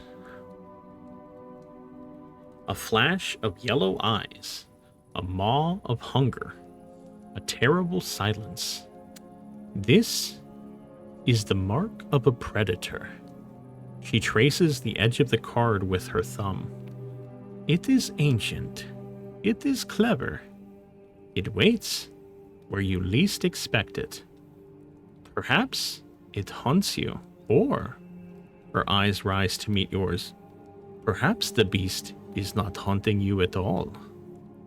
The danger is not only that you will face this beast, but that you may one day understand it. Madam Eva's eyes settle on you with something closer to understanding than pity. The gaze of someone who has carried her own weight through lifetimes of silence. There are many who carry chains in this land. Iron ones, guilt-rusted, and others made only of memory. She lifts a gnarled finger and taps the table once, the sound echoing in the hush. Yours was forged by your own hand, link by link, each one a name, a moment, a mistake. But do not seek to cast them off. That is not your path. Her voice drops heavy with finality. You are not the kind of man who is free. Not because you are weak, but because you remember what happens when you are.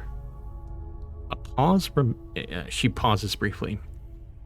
This is the burden of the chain bearer, to wear your shackles proudly, Not to keep others out, but to keep yourself in. She motions towards you. That is all for tonight. I am sorry, but this has taken a lot out of me. You are welcome to stay here for the night. Thank you. We appreciate your time. I am going to save this, allow you access to this. She has dubbed you the Chain Bearer. And, yeah, she, whoops. Let me go ahead and move you all.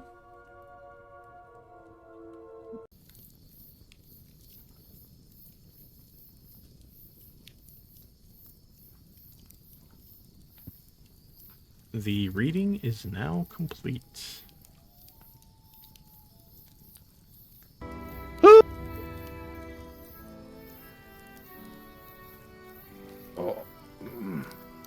I am truly in a state of awe that everything that was said, it truly was magical. Would you not say? Yeah, that was incredible. That was a lot. Cards. I hate this place.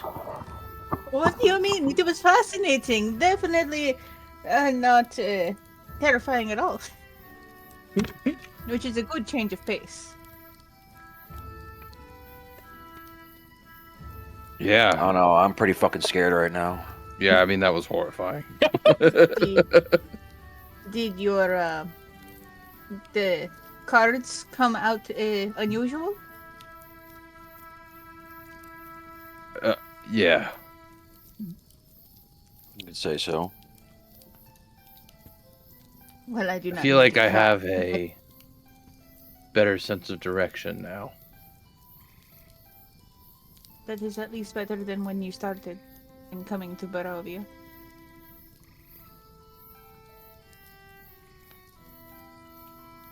She's alive.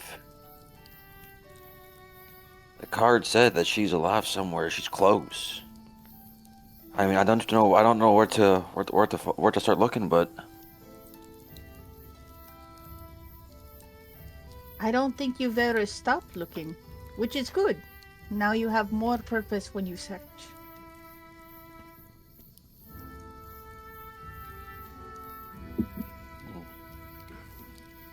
What about you, Zim? What, anything positive? I mean, I guess I gotta look at how I look at things differently, maybe.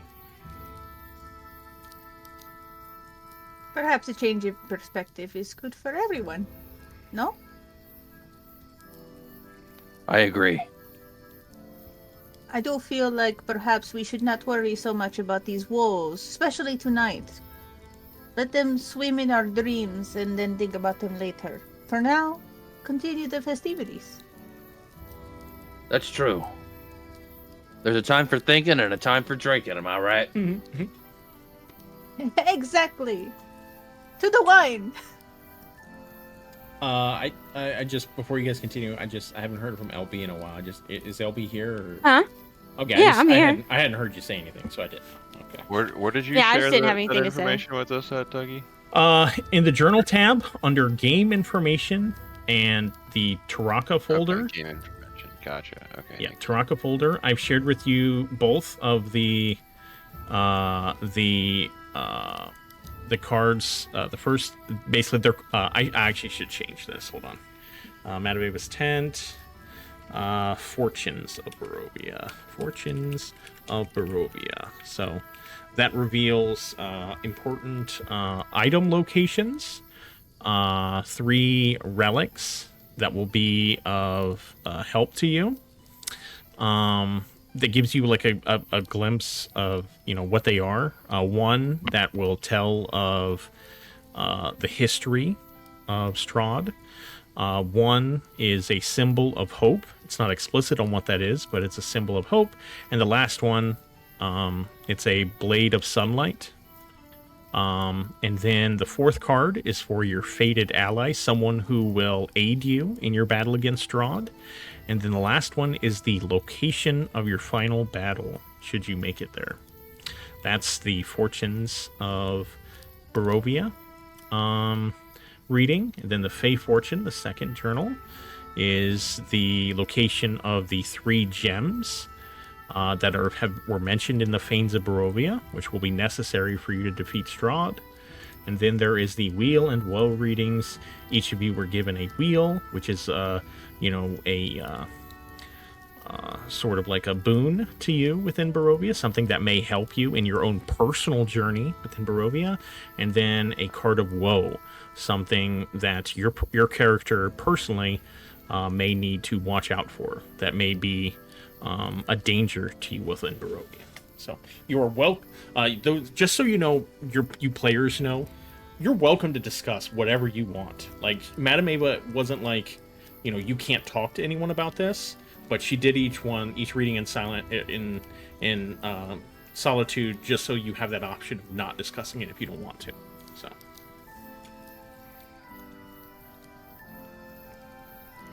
Gotcha. That's a lot.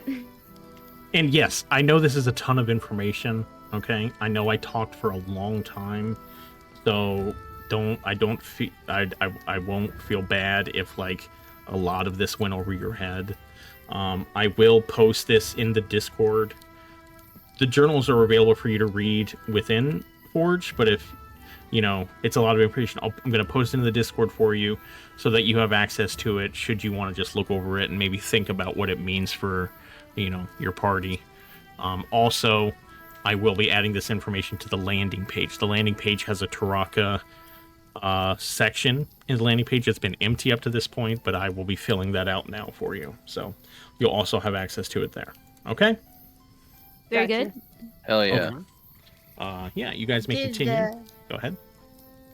Did anyone also feel tears perking when hearing the Swamp Fae's story? Very, actually, much. Honestly,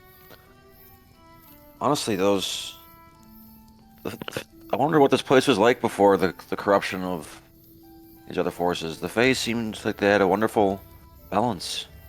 I wonder that too. I feel there may have been much beauty. Much more than there is now.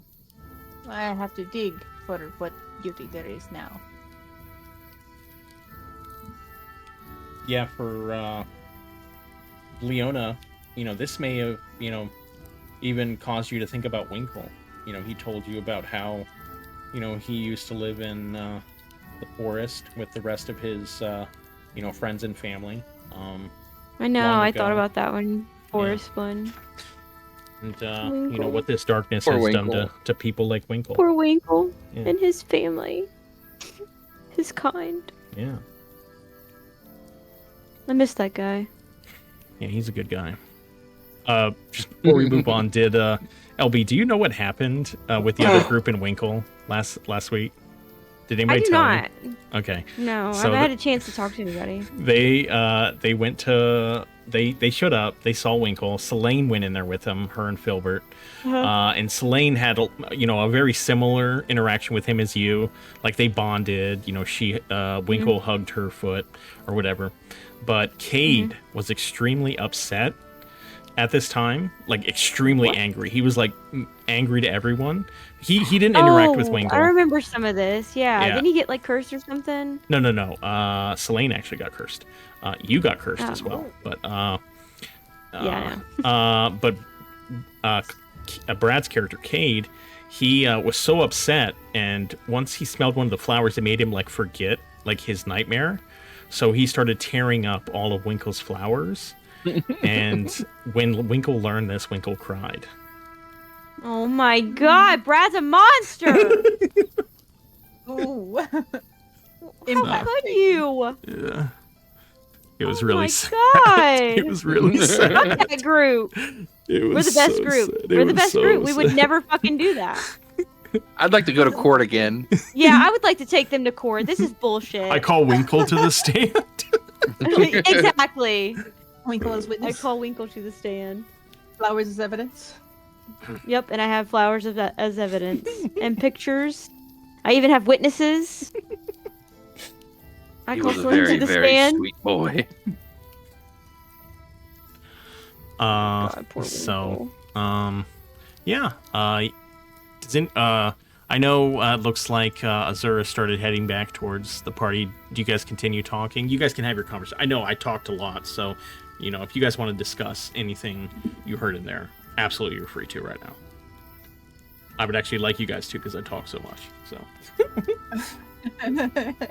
It's so much I really don't even know what to say though. I You know. had so much to take in at once. I mean, where do we start? There was the Wizard's Tower, the graveyard. That's a piece of the weapon. I mean,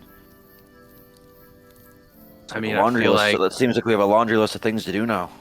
yeah, I feel like Yeah. we have a lot of places to go, but Yeah. do we even know where any of this crap is? Well, I guess we got some traveling friends now. They can help us out.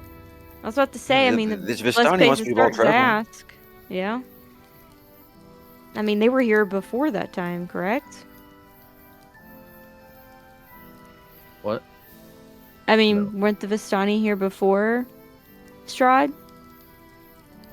No. Yes. Yes. I was about to say, liar. No. Yes. But I Thank mean, you, not God. these specific Vistani, but the Vistani people have been here. Yeah. Yeah. Yeah. But I I'm mean, sure that's what they should. That's what Matt thought. Yeah. Yeah.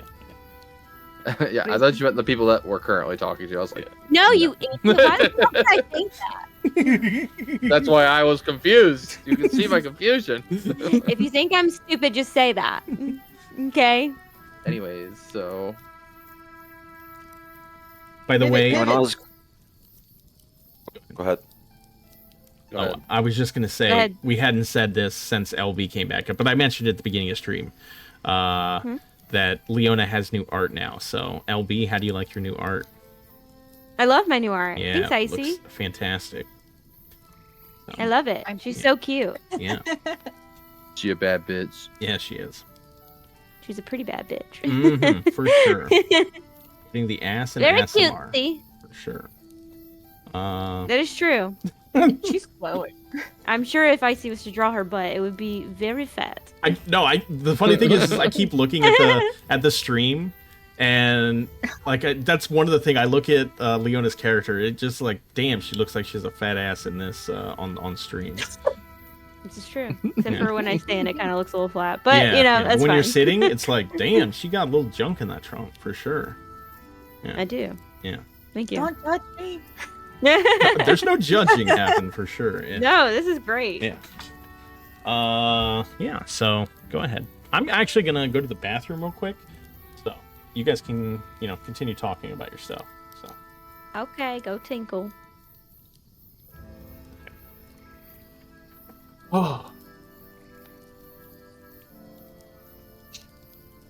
Well, where do we start? Figuring out where these places are, and if anybody's heard of these things.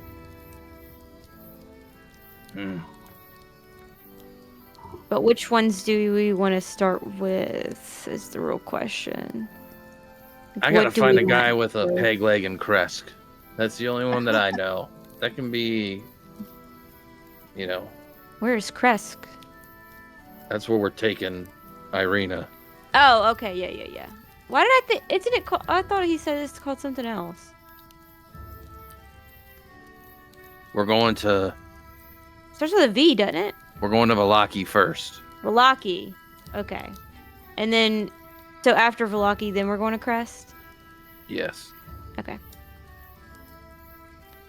Got that. There is the puzzle of the Fae as well. It seems more simple than it says. The red gem being in a tower and all. And the Really? mountain. How many towers are in the- this place? The heart of a mountain tends to be the peak. A tower tends to be very tall as well. Also, I mean, when she brought up those gems, I was gleaming to find those. Getting our hands on those honestly sounds like quite the adventure. Yep. Sounds like we might run into some crazy stuff there. I don't think they're gonna be so willing to give up a gem. I do not think they will have a choice. I believe this is a destiny to chase, regardless of their answer.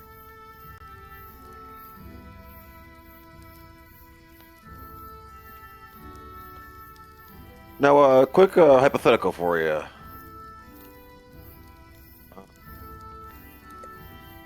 You guys reckon that betraying your friends is ever the right thing to do? You know, say if it's to save something bigger. Like your girlfriend? Not even that. Are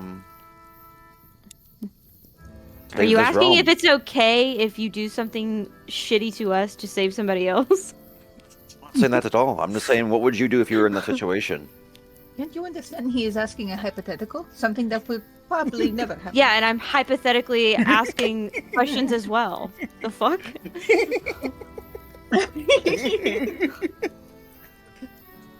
I'm not. Are you gonna stab me? No. I was told something by the fortune teller. It threw me off, and honestly, I Okay. don't know how to interpret it. It's Well, what is the exact words used? Perhaps there is a perhaps there's a finite traitor. definition, He said or- that perhaps there's a traitor among us, and What? No. Word? a traitor. Hold Please on, we're don't gonna stab need me. word for word. The fuck's you say? let me find that. Now you got us worried.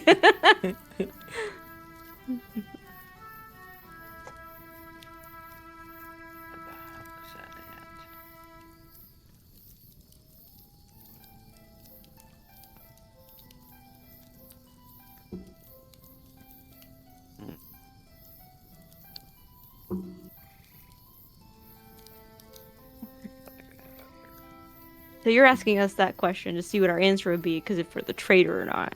Okay. I wanted to gauge what what your kind of like you said, like, oh, maybe like you would want to cover your own ass as well, like, you know what I'm saying? Are you saying? I mean, if there's it's a them, traitor- definitely kill him. There's a traitor. Oh yeah, for sure. Is he saying there's a I do traitor not think this among violence us? between brothers. One of this us is Among the Us? imposter. It's just a It's A icy. really You're voting me out. graphic Among Us It's game. icy. Vote her out. You take keys. Please, no, please. She killed me on the elevator. You know that I pay Rowan- keys every Yes. round. Rowan's Every picking round. keys every time he lockpicks something. He actually just has Oh a my skeleton God. key. Yes. Because he is Strahd. You bastard. And the girl you've been looking for is probably Irene, isn't it? Don't Mhm. lie. It's been a whole con this entire time. We just solved this entire campaign. Doug, I'm sorry, but it's over. I refuse to say anything. You guys can continue. Ugh. But Before we start any conflict between friends, or at least I believe that we are friends now, there is good in telling us what you were told. If there is a traitor, now all of us can be more highly aware. Mm. Yeah. she said that a knife waits in the shadow. Its edge knows your name. It could be someone near. It could be you. And kind of threw me for I got a little scared there. And Rowan, do you think I've the only term- known you all for. It's only been so long now. I mean, I've known my brother for a long time, but the rest of you I just met. I feel like. Do you really know your brother? Well, also. I don't like what you're insinuating. Okay. Also, Okay, though, it's she didn't mean fighting. within our group particularly. And plus, there are more people in our group than just us. Hello, Irene. You leave Irina out of this. We don't fucking know her. Leona, You don't know invited Ismart. us. He could be the traitor. Ah! How dare you! Enough. Let's see. This is why I shouldn't have brought it up. It's foolish of me. No, this is good. You are trusting us. We can share information valuable like this, and it works because we trust each other.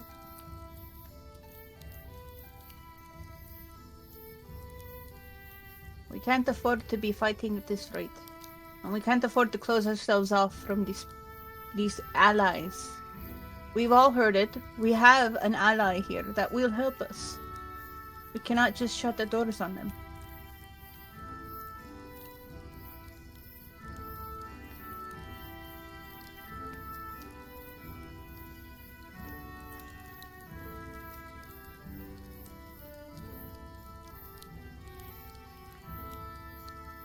I don't want to call any of you a traitor. I never would. Just wanted to know, I mean, how far would you go to keep a hold of your own morals? I'm a paladin, so I'd go pretty far.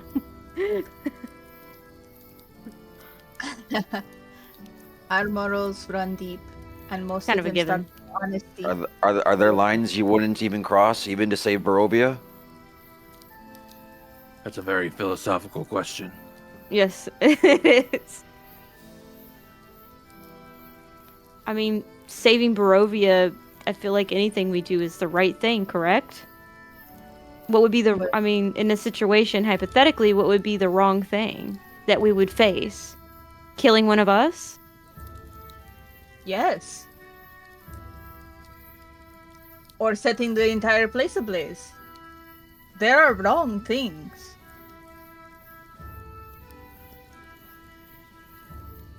Okay. I think the Plenty of question is, things. It's sacrificing innocents, betraying allies, embracing powers that shouldn't be taken. You never know what's really how far one would go. You know. So then it's a deal. We are to be cautious of speaking and dealing with conversational poison, manipulation, trickery.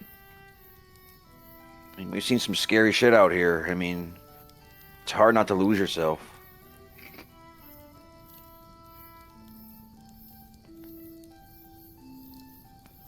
I wish I could say the same. if I lose myself, I would expect you guys to kill me. And I would do the same for you. Appreciate that. We will make sure to keep your sanity regardless.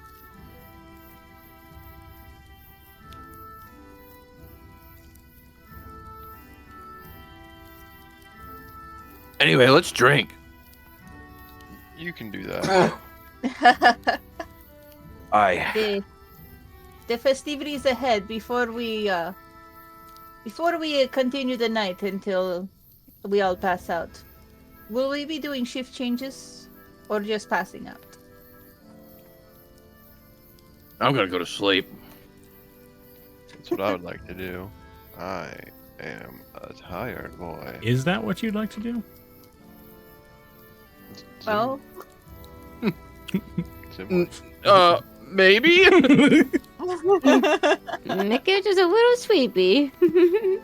Irina sees you all and walks up to Leona. Is everything all right? Yes and no, but I think we're gonna figure it out over time. We just got some pretty good information to help us on our journey. That's all. Oh, that's wonderful to hear. I'm glad it was useful. Anybody bother you while we were gone? Oh no, I just listened. They told some stories. Apparently, there's something called the Game of Stories about to happen that we have to participate in.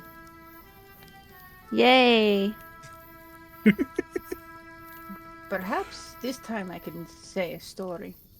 Stanimir sees you all returning, and he stands up, and he says, "Ah, my friends, Did everything go well with Madam Eva? Perhaps yeah, do brother. well. Yes. It was Too something, well. that's for sure. You could say so. She's something special, isn't she? Oh, absolutely. She is in tune with the magic of this world. Well, before we tune in for the night, we have a tradition here. We take part in something called the Game of Stories. To play, each of you must tell a story to make a man laugh or weep. Each time a story is told, the other participants in the game must guess whether the story is truth, falsehood, or both. At the end of the game, the participant with the most correct guesses wins the pot. And when you play, you put up something of personal value. Can be an object of small monetary, intellectual, or sentimental value. Just a token.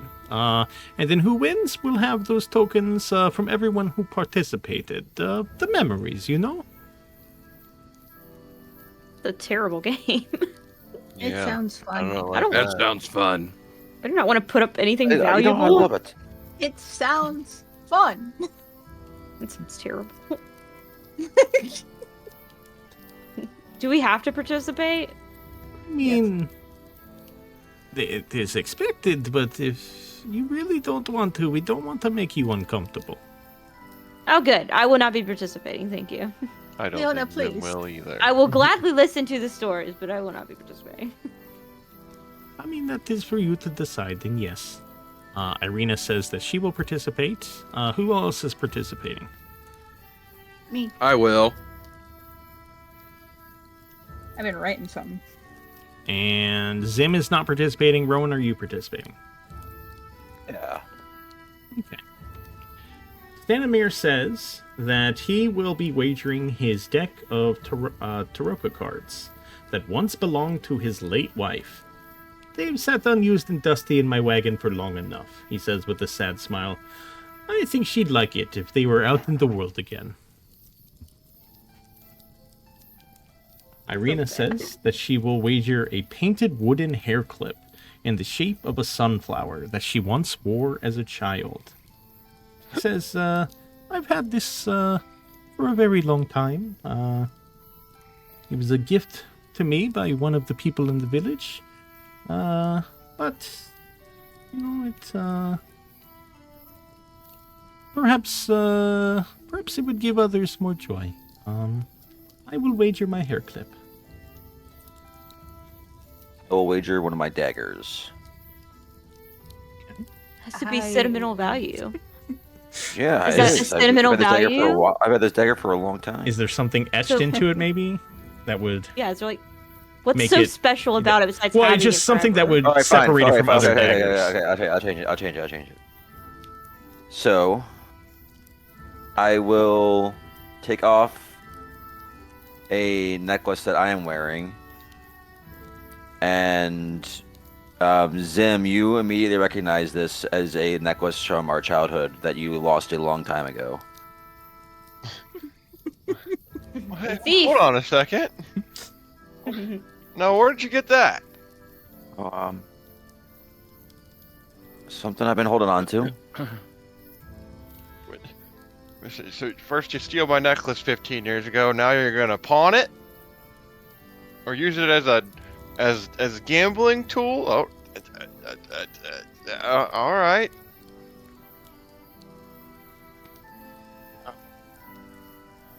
Listen, it's I just guess kept me it's- good luck so far. Neat that you've held on to it, I suppose. But now you're just gonna throw it away.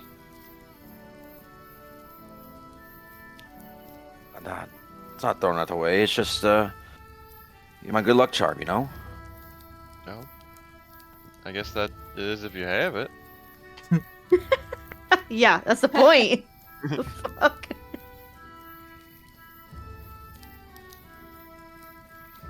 Got me through this. Got me this far.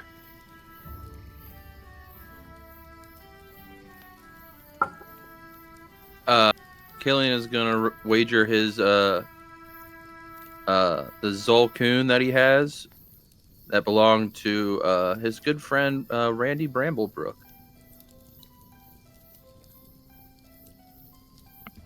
I'll be right back. Azure will place the scimitar straight from the Feywilds. While she may be a pale blue, the handle and hilt of the sword is bright red and orange. Oh, okay.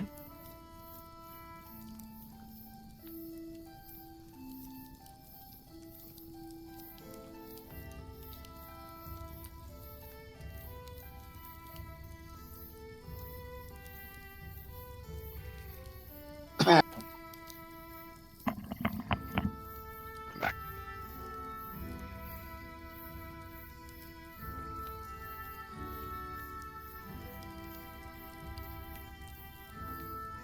Okay. So. Okay. Has everyone said what their rager? Gillian, Yes. what was your rager? I forget. His reading. Zolcoon that belonged to Oh, yeah. his friend That's Randy right. Bramblebrook. Yes, thank you. Okay. Stanimir says that he will go first. Remember, you are to guess whether it is true, half true, a falsehood. He begins. A mighty wizard came to this land over a year ago. I remember him like it was yesterday. He stood exactly where you're standing. A very charismatic man he was. He thought he could rally the people of Barovia against the devil Strahd. He stirred them with thoughts of revolt and bore them to the castle en masse. When the vampire appeared and the wizard's peasant army fled in terror, a few stood their ground and were never seen again. The wizard and the vampire cast spells at each other. Their battle flew from the courtyards of Ravenloft to the precipice overlooking the falls. I saw the battle with my own eyes. Thunder shook the mountainside, and great rocks tumbled down upon the wizard. Yet, by his magic he survived. Lightning from the heavens struck the wizard, and again he stood his ground. But when the devil Strahd fell upon him, the wizard's magic couldn't save him. I saw him thrown 1,000 feet to his death. I climbed down to the river to search for the wizard's body, to see if, he had anything of value. But the river Iblis had already spirited him away. Now, you must guess whether that is true, half true, or false. I would like everyone to write their guess into chat. Do you want us to whisper it to you? Is that the goal here? Yes. Yes. /W.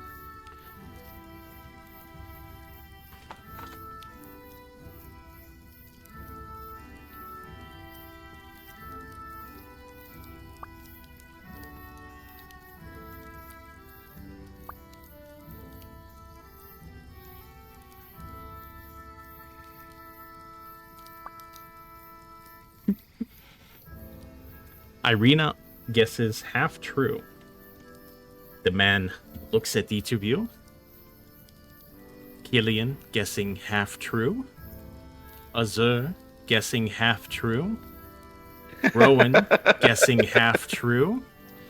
He looks at all of you. 50-50 shot. He lets the moment linger for a moment longer. And even a moment longer. Ah, you underestimate me. This was all true. I saw it just how as I described. All of you were wrong. You doubted the great Stanimir, that he would not witness such an event. I did not lie. Not a single word from my lips was a falsehood. That is you no bullshitter. points. No points for any of you. Bullshitter.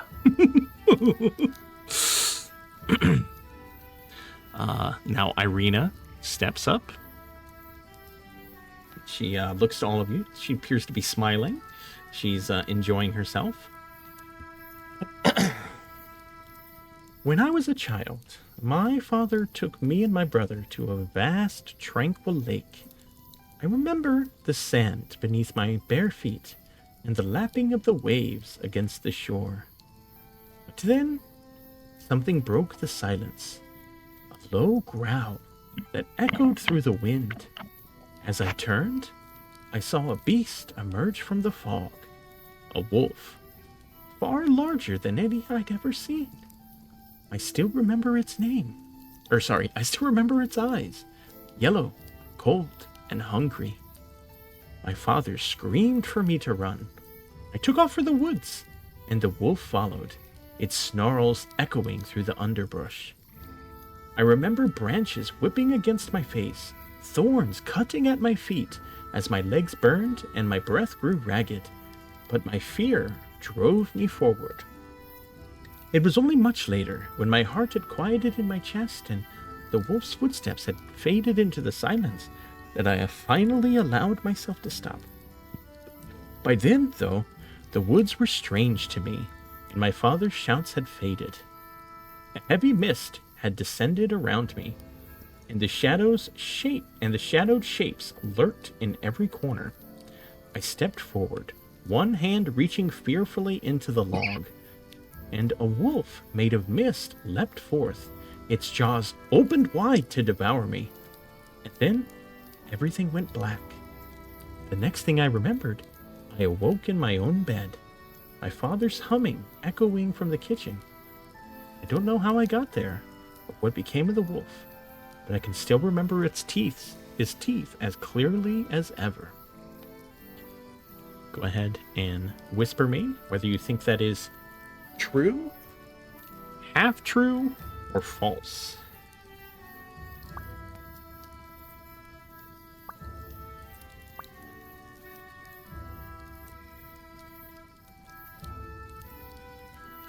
Danamir guesses true.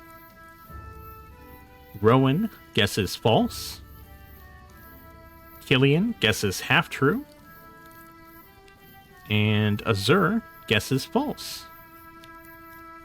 Irina waits for a moment, and then, with a quiet laugh, the story is just a dream that I had since I was a child. Noting, she says, there's no lakes near the village of Barovia, and I'd never seen a dire wolf until recently.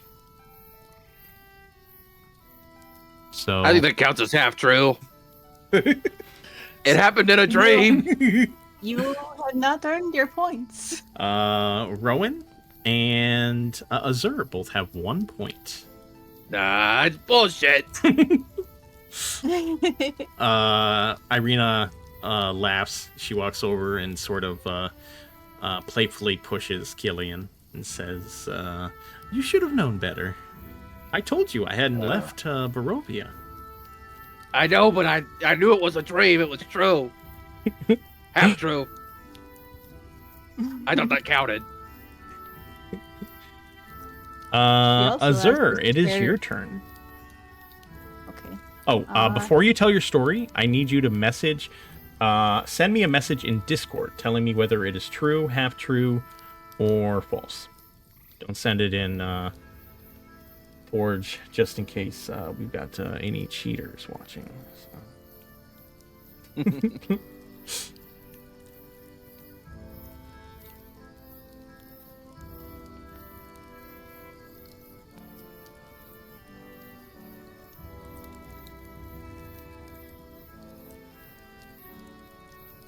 Okay. You got it?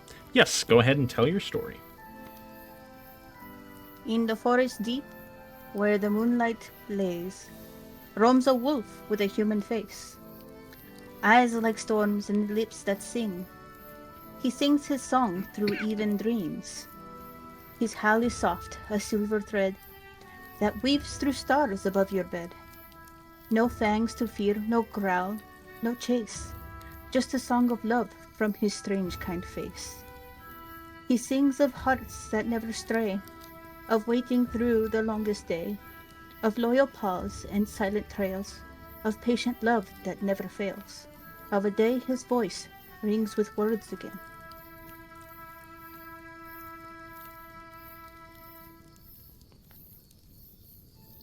Okay.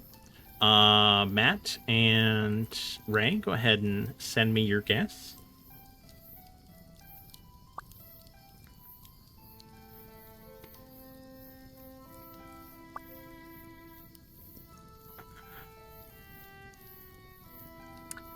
Irina guesses half true. Stanimir guesses.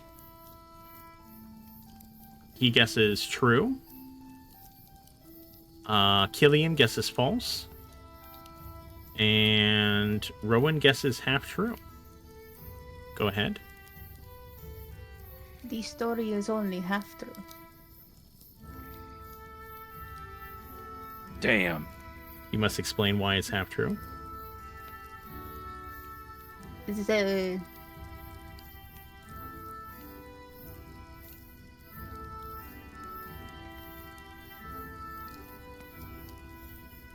song is not to you.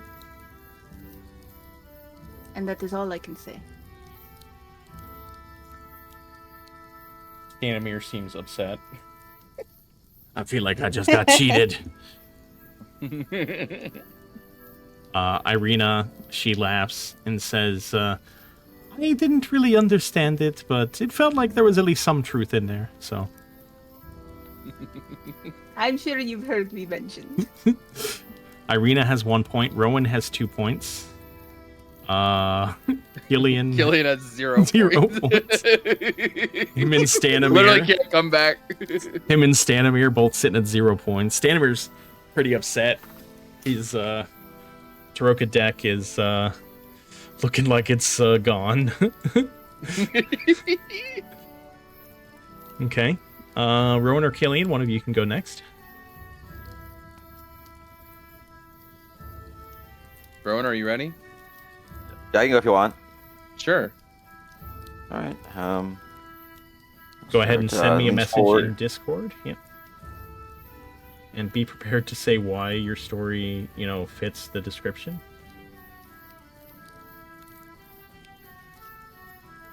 Yeah, so Go ahead. a while back, I'm hired to steal this fancy jeweled goblet from a wizard's tower. I sneak in, quiet as a mouse, and I see the goblet sitting there on a pedestal. So I grab it, and then suddenly the goblet starts screaming loud, like a goat getting strangled. Turns out it wasn't a goblet, it was a mimic, shaped like a goblet. And the bastard latched onto me face. So I'm running through the wizard's tower, blind, screaming, with this fake goblet gnawing on my nose. And then the wizard walks in, looks at me, and goes, "Now why the hell would you drink out of that?"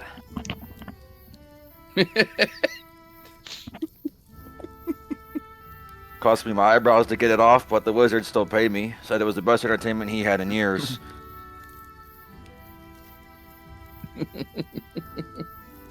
Okay, go ahead and message me if you think that is true, half true, or false.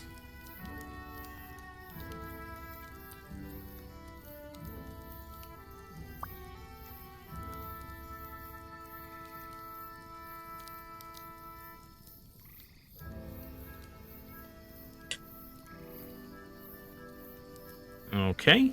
Stanimir guesses half true, and Irina guesses true.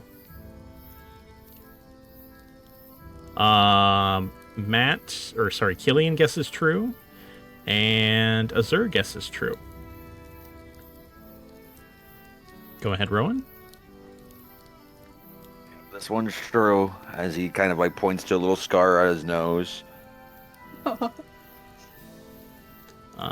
That's a point, baby! Stanimir is even more upset now. He's like, I thought you were going to say something like, this happened, but it was in a castle or something. You might have changed one detail or something, but damn it. I thought you were being tricky there. Okay, Killian has 1 point. Irina has 2 points. Azur, you have 2 points, right? Yes. And Rowan has 2 points. Killian, you're not out of this yet. Oh, wait, no, you're the last one to go, so you are out. I'm out. Okay. Good luck, everybody. Okay. We Killian, got a billion lives. go ahead and send me whether your story's true, half true, or false. Okay. Go ahead and tell your story. Killian stands up on a barrel, so he's high level with everybody. And he says, this is a story of a mighty warrior. Oh my god.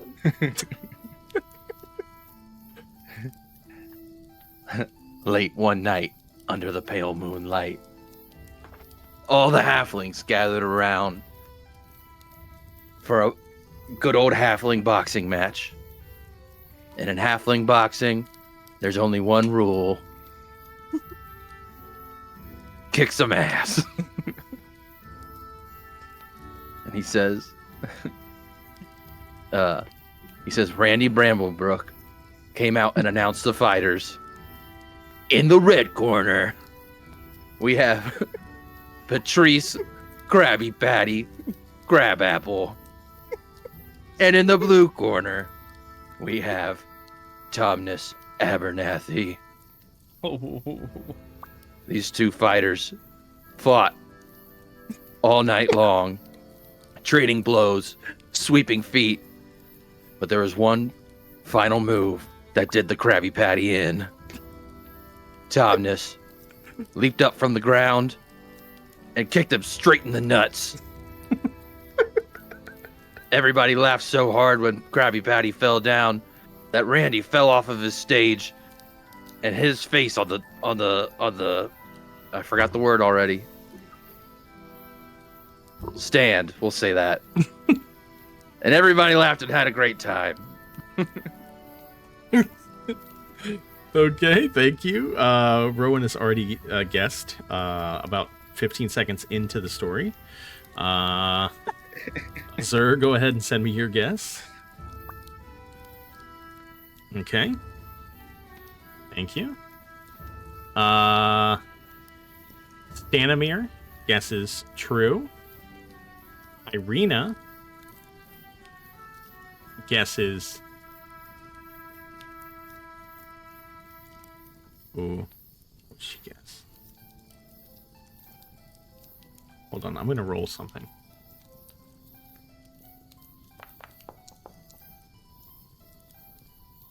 She guesses true.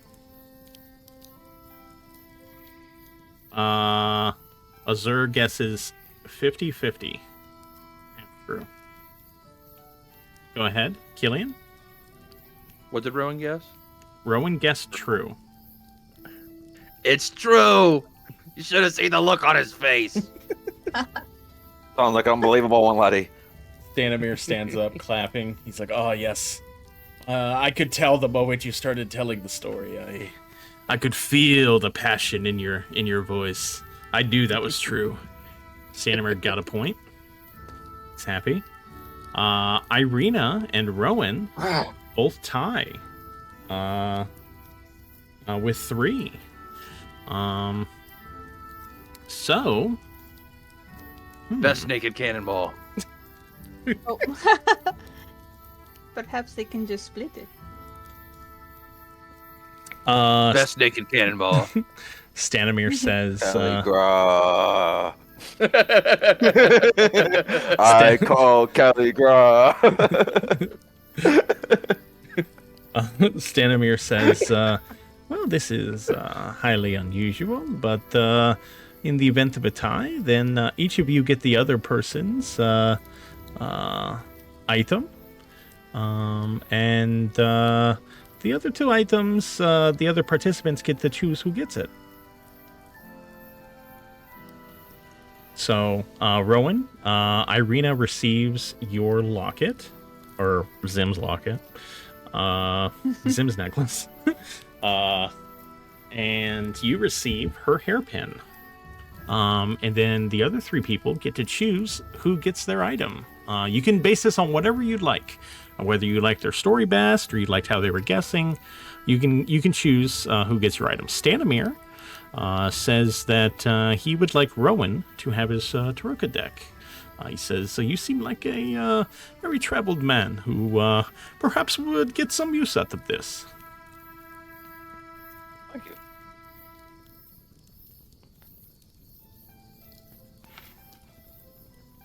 Then I am glad my sword is going to Irina. Perhaps you will make good practice with it. She thanks you. Killian? What? Would you like to receive your item? Oh. Irina, obviously. Do I have to ask? She thanks you. She says, "This was so fun. I really enjoyed this."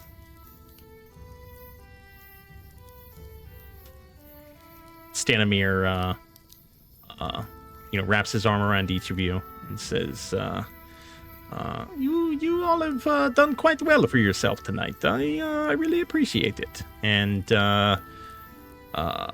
anyone who had not ingratiated them, so I think only Killian and Azur was left, right?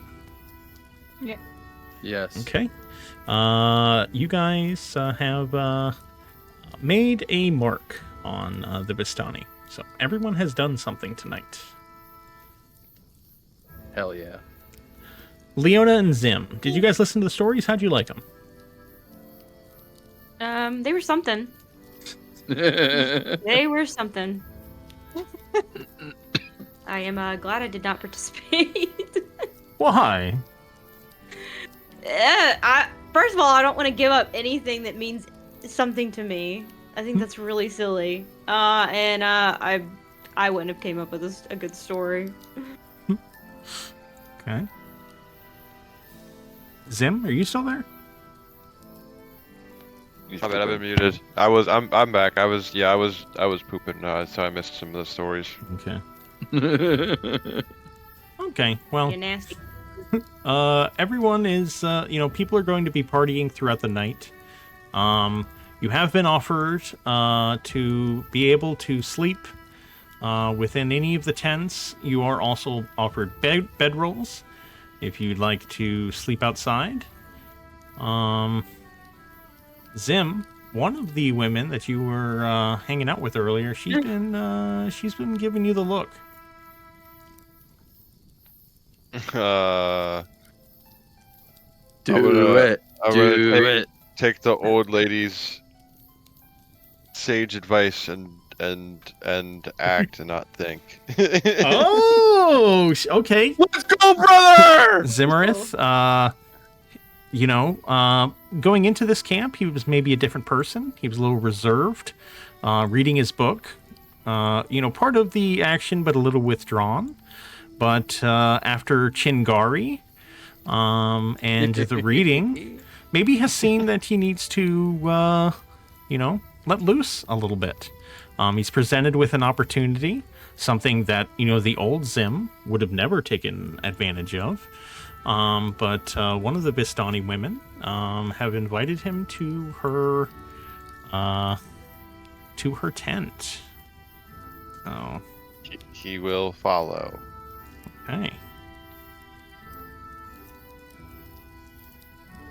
Let me move you over. Bye. See ya.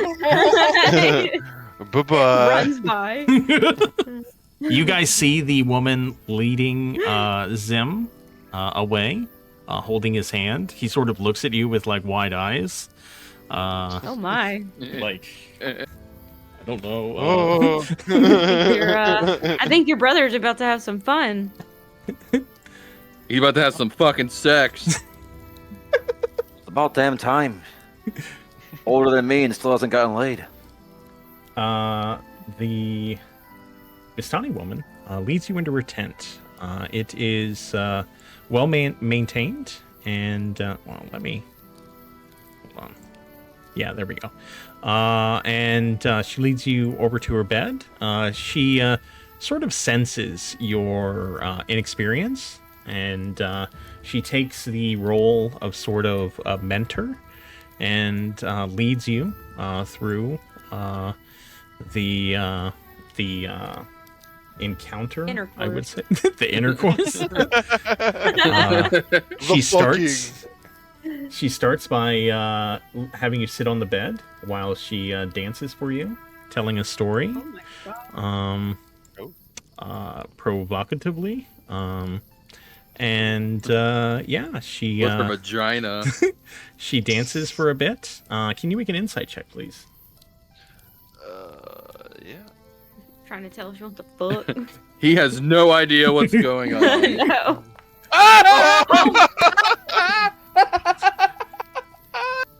No idea. No clue. Oh my god, that's so fucking funny, bro. That is hilarious. Wow. Oh my god. It's You could not have done worse. That's so fucking funny.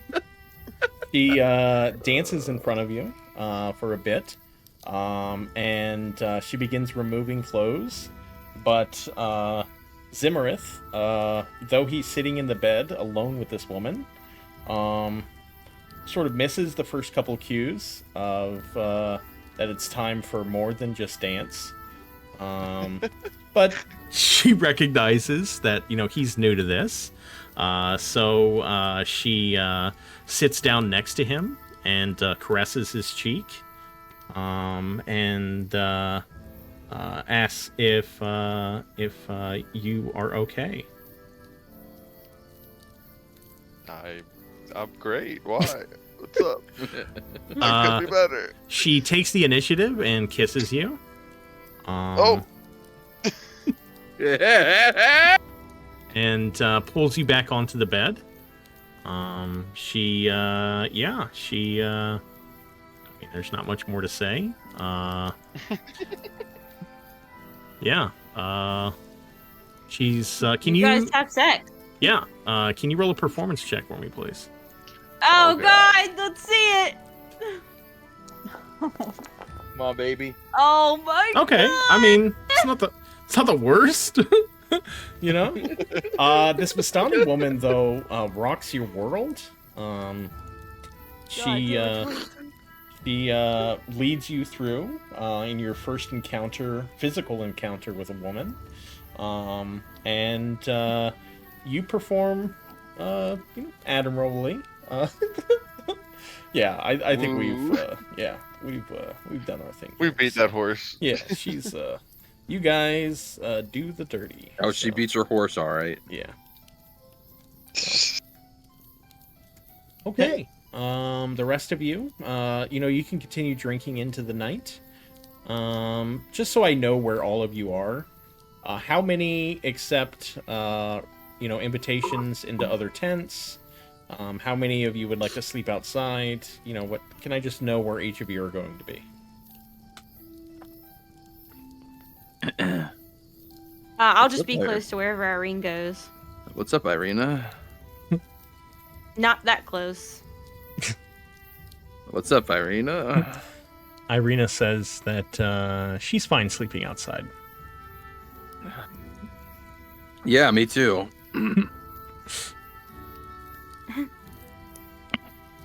Irina pulls up a pulls up a out over here, maybe by the tent. And pulls out a No. bedroll. No? No, I'm talking about Matt. Oh, okay.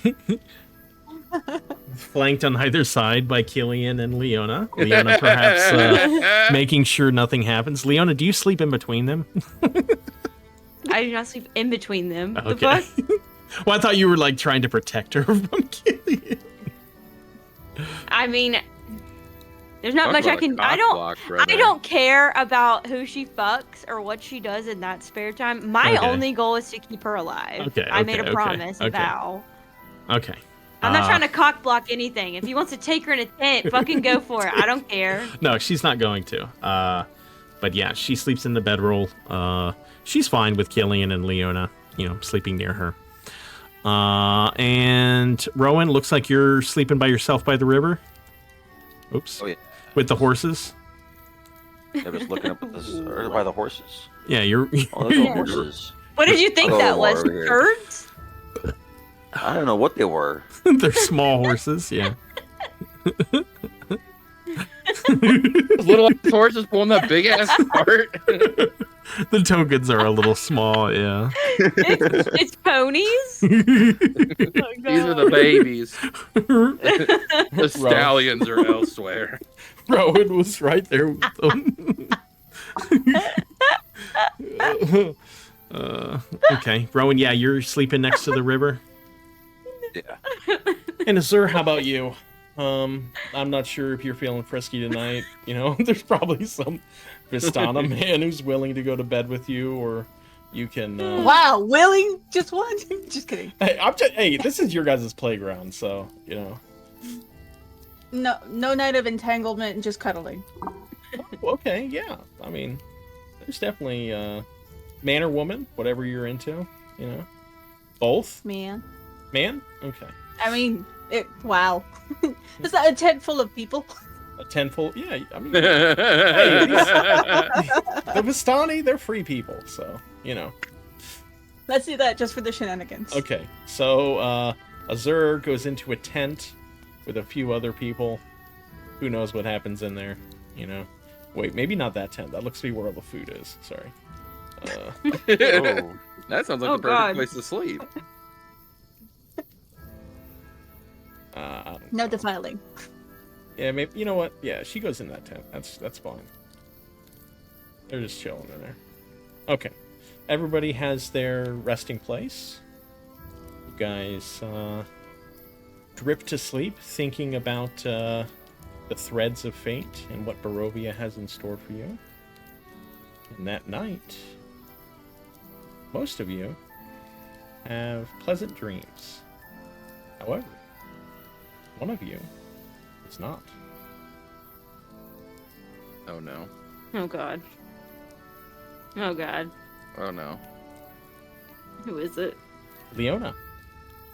No! No! I've been a victim today. A victim! That's actually part of the reason why you're the one chosen. You've had a tough day. Christ. You've had a tough day. Leona. Oh, actually, let's change the music. Nightmare Happy song music. with a nightmare. Um, I'm scared. I'm scared. I'm in danger.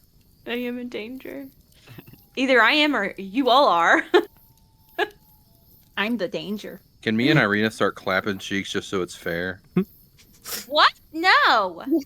In the background, all you hear is him going, "Ay!" Are you sure that's not what's going on in your tent? that's definitely what's happening on there. I said, "Ay!" That's what I said. Are you deaf? Oh, I thought you were talking about... I thought you were talking about Matt. You didn't Yeah. say No. you. I said, meanwhile, in Zim's tent. Oh, I didn't hear that. Oh, Okay. I didn't hear that either. Sorry. Okay. This is scary music. I know. I'm afraid. This nightmare music. Leona, Help me. you are old. Oh, this music's a little too loud. That was offensive. First of all. That's it. Your dream is over. You are old. No, she wakes up screaming, no! You are old. You feel it in your bones. The brittle ache of time. The weight of too many battles. You kneel at the threshold of a great cathedral. Its doors carved from white stone veined with gold. A final place. A place of reckoning. The doors open without touch, only recognition. You step inside. The cathedral stretches into endless light. No pews, no altar, only a long path through golden mist. The walls pulse faintly with a heartbeat not your own. There are no shadows here, only truth. At the far end, a raised dais, 3 thrones, or dais, I don't know how you say that. I think it's dais. 3 thrones, and 3 judges. The center figure is wreathed in flame and radiance, the celestial presence from your visions. Its face is androgynous and ageless, carved from divine judgment itself. To its right sits a knight, the paladin who inspired you so long ago. His armor is immaculate.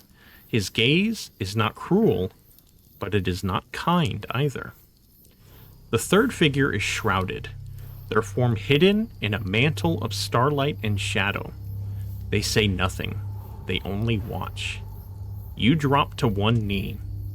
Your blade, though dulled and chipped, is still gripped tightly in your hands. The celestial judge raises a hand. Let the trial begin. The golden mist behind you stirs and becomes vision. You are young again, bright-eyed, steeled with conviction. You stand in the ruined manor of Count Lugosi, your armor still gleaming from its first true polish. He snarls from the shadows, fangs bared, and you answer not with fear, but with flame. The battle is swift. You remember the surge of divine purpose, the thrill of your first triumph. You stand over his ash with tears in your eyes, not from regret, but certainty. The celestial nods. This was the beginning. More visions rise. You wield judgment like a scalpel. You cleanse cults, protect towns, slay evildoers. People cheer. Priests bless your path. You kneel by wounded villagers. You cradle orphans. For a time, you are the light. But the visions twist. The foes become less monstrous. A desperate man, a thief, burns beneath your radiant smite. A woman screams as her child is dragged away. You had declared the boy cursed. You justify it. You always had a reason. Each battle hardens your face. The mercy fades from your eyes. A village burns in the name of purity. A friend's hand reaches for yours, and you strike it down. The paladin judge lowers his eyes. I once inspired your path, but I do not recognize where it led. The last vision rises. You stand upon a blackened hill, surrounded by charred earth and ruined stone. Before you kneel dozens, chained, sobbing, broken. You raise your blade, not with hesitation, but with pride. You hear yourself declare, "This is mercy." And then the sword falls. The visions blur. You slaughter them all. You see towns burned for harboring monsters. You see gallows built in the name of judgment. You see a world left cleaner, colder, emptier, purified. And in the silence that follows, you realize there were no more monsters left to kill, so you found new ones. Your wings, once symbols of divine purpose, now hang heavy and stained. You are no longer the dawn. You are the pyre. The celestial voice thunders. Leona Brightfall, paladin of vengeance, seeker of justice. What remains when the cause consumes the soul? The night speaks softly. You carried the light, but you scorched the earth with it. And then the third figure stirs. The shroud falls.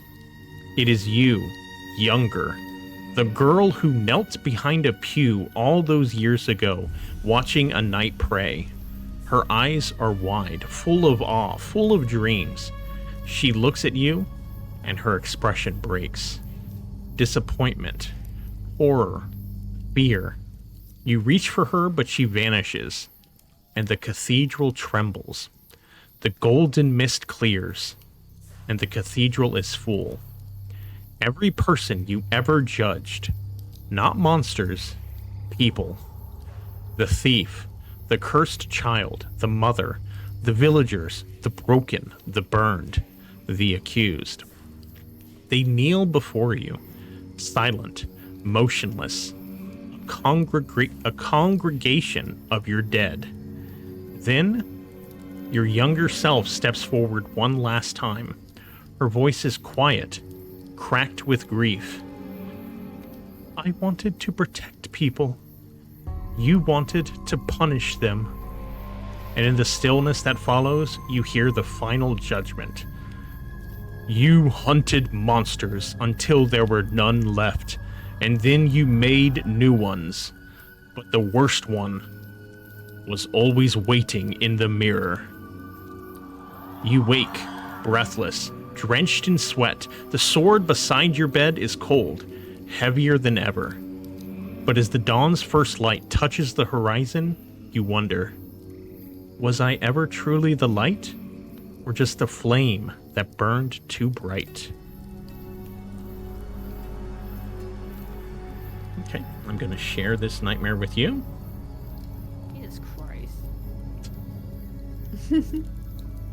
Okay. Brutal.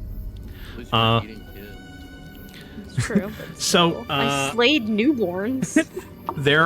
so the nightmare is there, and then at the bottom of it, okay, there are psychological and roleplay consequences. The first few, the 1, 2, 3, 4, 5, those are recommendations, okay? Those are recommendations for how Leona could react to this nightmare. You don't have to do all of them. You can only choose to do a couple of them, or you can come up with new ones, okay? However you think Leona would react to this. Okay, just know that this nightmare it does affect you, okay? However you want it to affect you, but it does, okay? And today is going to be the strongest that it affects you. It will continue to affect you into the future, okay? But it may lessen, but this next day, it's going to affect you the strongest. So read through these, and think about, how they would affect you. The last thing, the supernatural twist, that does happen, and that will continue to happen throughout the campaign, okay? So that one, roleplay that one, okay? The rest of them, those are sort of things that you can read and consider and work into your character, okay? It doesn't have to become your entire character, but just think about, if you just had this nightmare was extremely visceral. It was real. You felt it. You lived it. This felt like, like almost like a premonition, okay? This is meant to affect your character. So think about it like that, okay? Everyone can go ahead and long rest your character.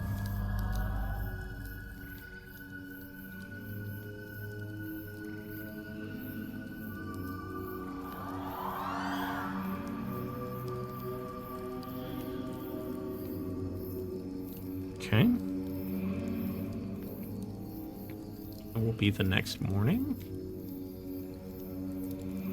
Zim does his prayers.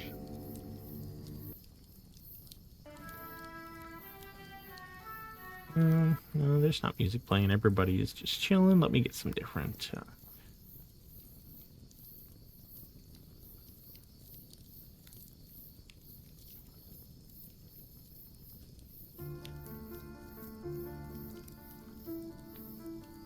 Okay, you guys wake up the next day.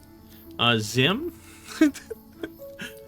after a night of passion, the Vistani woman looks like she's going to sleep in, but you're free to get up and leave. Some of the other Vistani are sort of huddled around the camp, recovering from their hangovers. Azur, you wake up sandwiched between 4 different people. Killian and Irina wake up. They had very peaceful night. Rowan maybe got licked a few times by a couple horses. Yeah, uneventful nights for you. Leona, however, you wake up a changed person. Oh yeah, for sure. I feel great. Irina, how'd you sleep? Oh, perhaps I drank a little too much, but I feel fine. Yeah, that's good. Leona, what about you?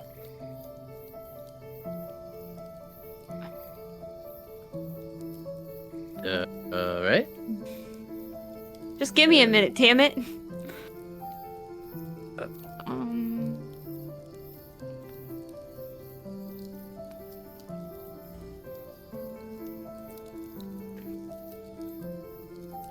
Irina gets up and says, Killian, do you want any coffee?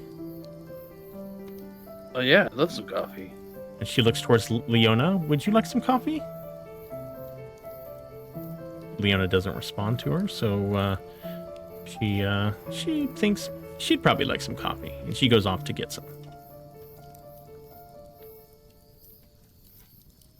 Gonna kind of side-eye Leona. Are you good, bro?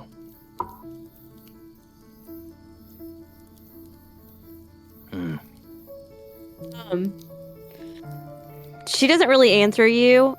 She just like she's sweating profusely. I'm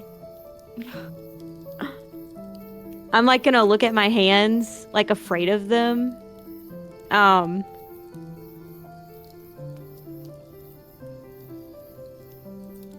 just I don't know. I'm just like she's just super scared of herself. Like she's terrified of like the radiance within her, the light in her. She's freaking out.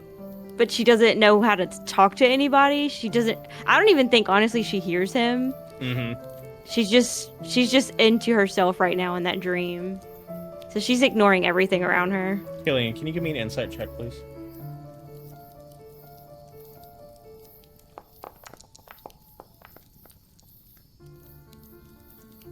You're looking at her, and you sort of get the same feeling off of her that you had the night before. You suspect that perhaps she had a nightmare, just like you did.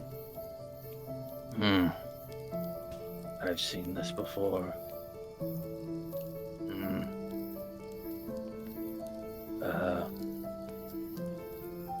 Well.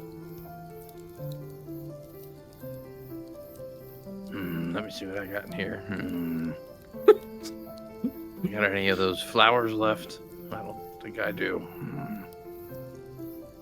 Look through Leona's backpack, see if she has any more of Winkle's flowers. Who did I give the flowers to? You gave them to me, but you never put them in my inventory. Oh, I didn't? I Yeah. could have sworn I did. Okay. Let me do that.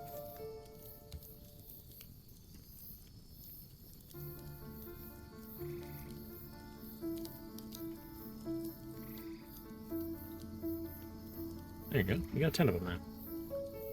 Thank you. I thought you did too, but for some reason they weren't. That's weird. Well, I'm gonna take one out, and I'm gonna find my buddy Petra over here, and say, "Hey, you guys know how to make tea?" I mean, I can make you some tea. Yeah, of course, yes. I hand him the flower, and I say, "Could you use this to make it?" Oh, where did you get this? Oh, I know that one. That is from a friend, a creature friend. I have not seen Yeah, we found some down by the river. The Tser flower is exceedingly rare. I have not seen one in many years. Yeah, well, they're pretty good,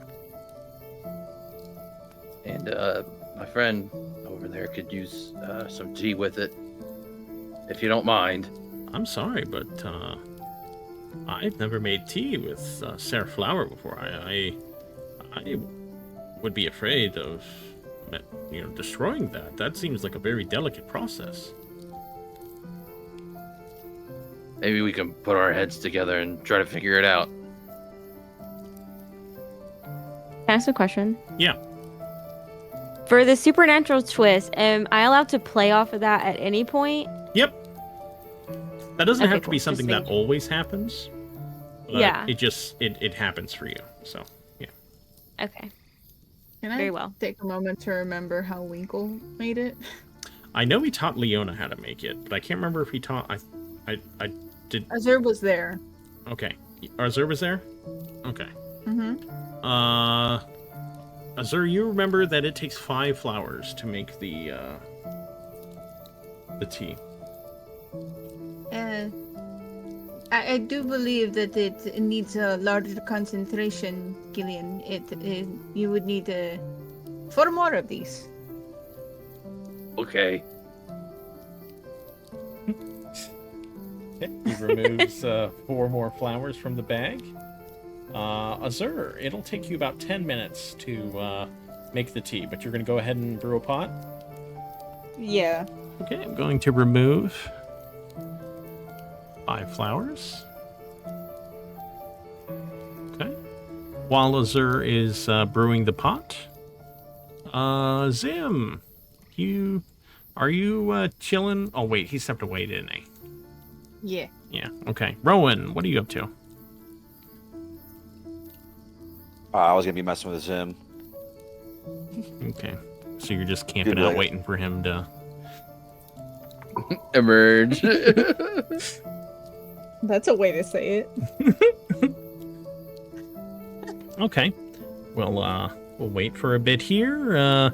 Brewing the tea, Leona. Are you still processing, or do you want to say anything?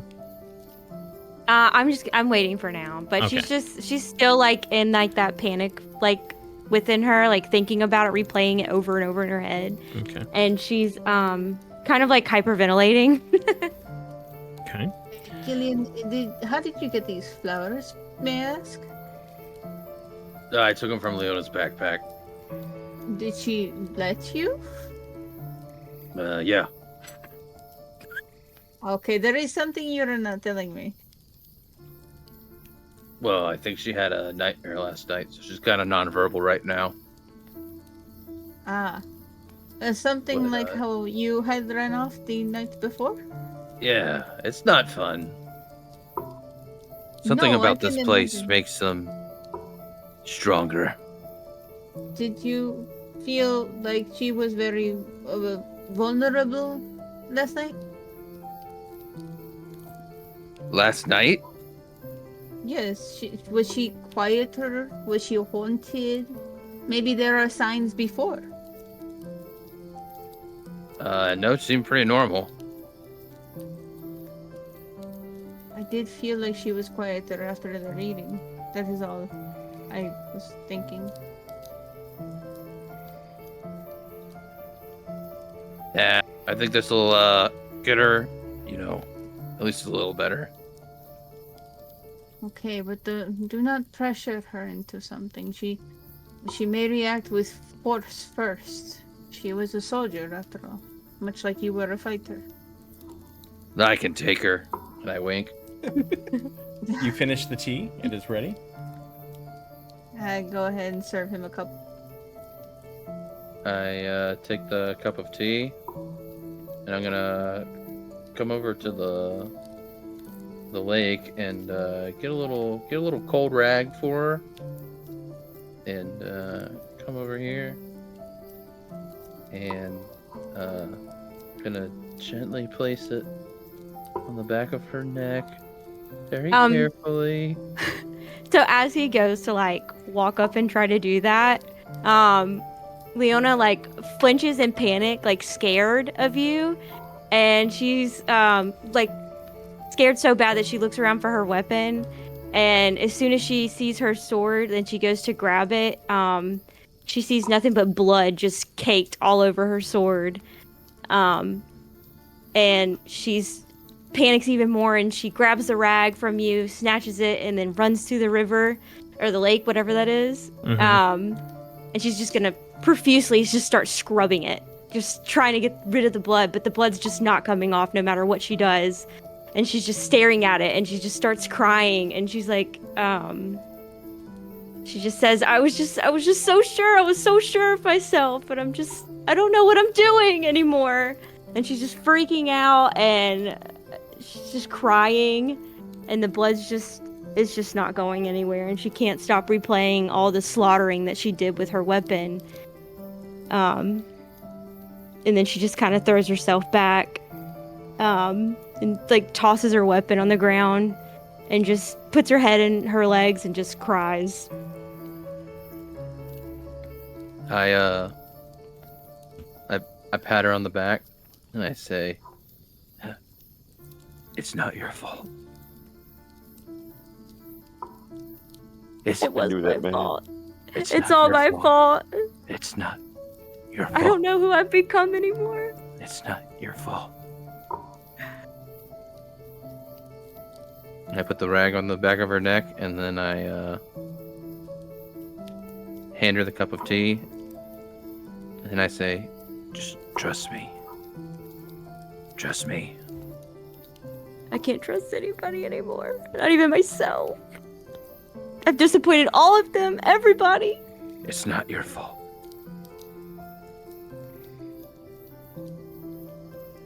She's gonna reluctantly take the cup, but she doesn't drink it at first. She's just gonna kind of set it next to her and just still like just cry her eyes out. She's like really upset. Mm-hmm. I just sit next to her for a while.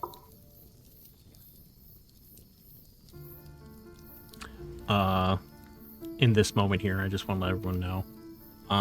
I gave Zim inspiration for stepping out of his shell last night. I just gave Leona inspiration. She already had it. And I gave Killian inspiration. He already had it. So their inspirations went to Rowan and Azur, who honestly probably deserved one anyway. So everyone has inspiration right now. Well, thank you. Nice.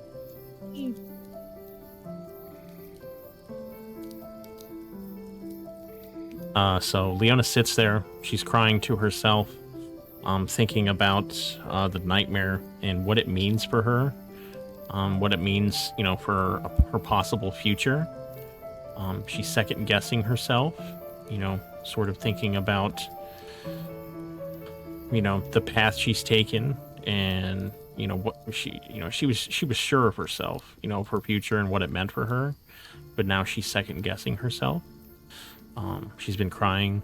Killian offering support, sitting next to her. Leona, you said you sat down the cup. Yeah, I just sat it next to me. Okay. Killian seems to be prompting you to drink it. Killian, why don't you make a persuasion check, please? Oh, that's not gonna go well. Damn. Oh no. Killian's words sort of drowned out by the thoughts inside Leona's head. She's trying to think about what what her future could be, and she totally forgets about the cup of tea next to her.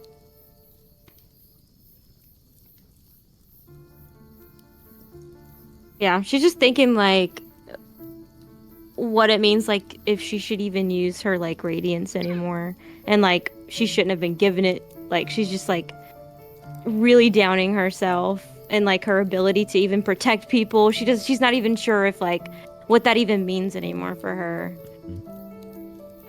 She just thinks that everything she's done up until now has just been wrong, and like maybe she's misjudged everything, and she's just replaying pretty much her life so far over in her head, and just trying to match it up with like the nightmare that she had. Mm-hmm. And then is just wondering like, is that her future? Like, is she gonna become that person? I mean, she's even scared to even look at her weapon again, because she's scared to see the blood on it.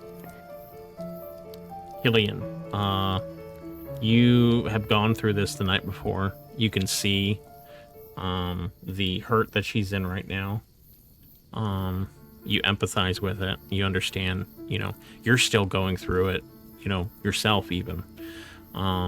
You've been able to manage it, a little better since you came to the Bastani camp. This, the spirits of everyone around you sort of lifted you a bit. But it seems that Leona yesterday, she was cursed, had that moment at the crossroads. She had a stressful moment with the dance, though afterwards seemed like she loosened up a bit, enjoyed herself. But now you can see that, last night has overwhelmed her a bit. How do you react? She put down the cup, and it seems that she's totally forgotten about it.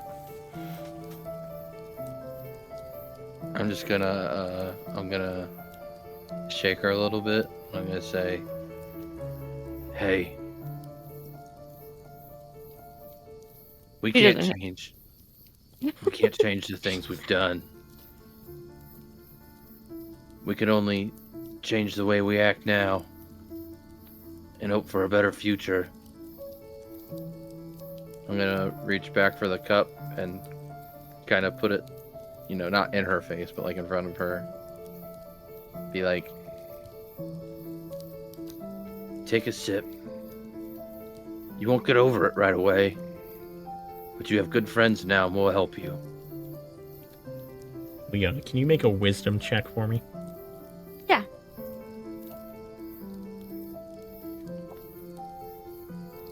Oh god, where's my character?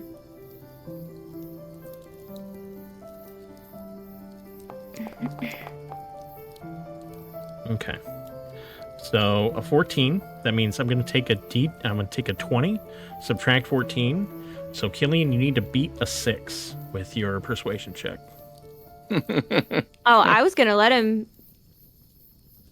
Well, I'm just seeing Let's see what happens. if the nightmare has overcome you. Okay, that's fine. Heart of the cards. No! Oh no. It's up to you, LB. Go ahead. I'm gonna accept it. She's gonna. No, she's not gonna take it at first, but she's gonna kind of like look up and look over at him and just look him into the eyes and just try and see, like, is he judging her? Like, is he looking at her how they looked at her? And she's gonna see that, he does mean, like, he means good. Like, he's not looking at her how they were. The eyes, like, seem some sincere, and so it kind of like helps her a little bit. So she's just gonna, even though she doesn't fully trust herself in this moment or really him, she's gonna kind of just do what he asked to see if anything will stop this, because she's just in so much pain. Yeah. You recognize that even though, he may have stumbled with his words, you could feel the intent behind it. So you accept the cup and you drink it. As you drink it, you feel a warmth wash over you. The apprehension you had, the fears, the horror, the pain of the nightmare wash away from you. It's still a memory in your mind, but the weight of it doesn't burden you currently. Just to let you know, for the next hour, you will be completely unburdened from this nightmare. How after an hour, the burden of it will return. Now, it will not be as heavy as it was initially. You're gonna be able to take the next hour to sort of think about it logically and cope with it. However, that lingering pain and doubt will creep back in after an hour. So you can continue to think about how that will affect you. Okay? And for the rest of the day. The blood on the sword, that is also gone for the next hour. However, that will return after that. Okay? Okay. So for the moment... Where Go ahead. Where is that? Where's what? Oh, It's nightmare? in nightmares. Yeah. Okay, I found Game it. Never information mind. Okay. nightmares. Yes. Leona's nightmare. The dawn that burns.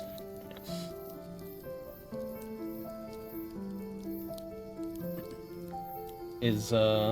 Is Zim back?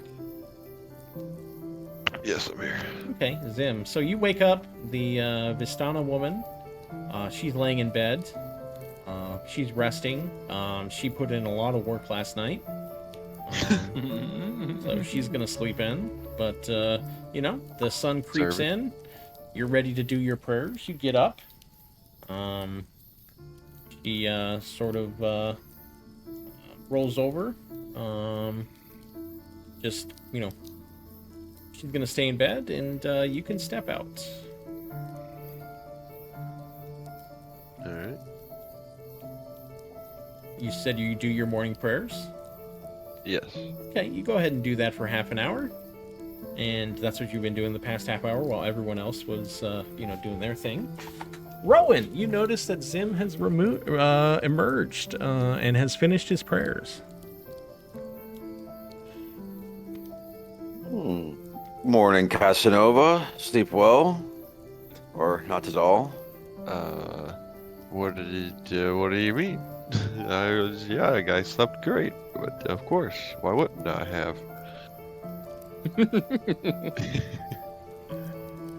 Tell me, Zim, was it as awkward as we all predicted? Was what? Was it as awkward as we all predicted? I don't know what you mean, brother. I think Irina's making coffee.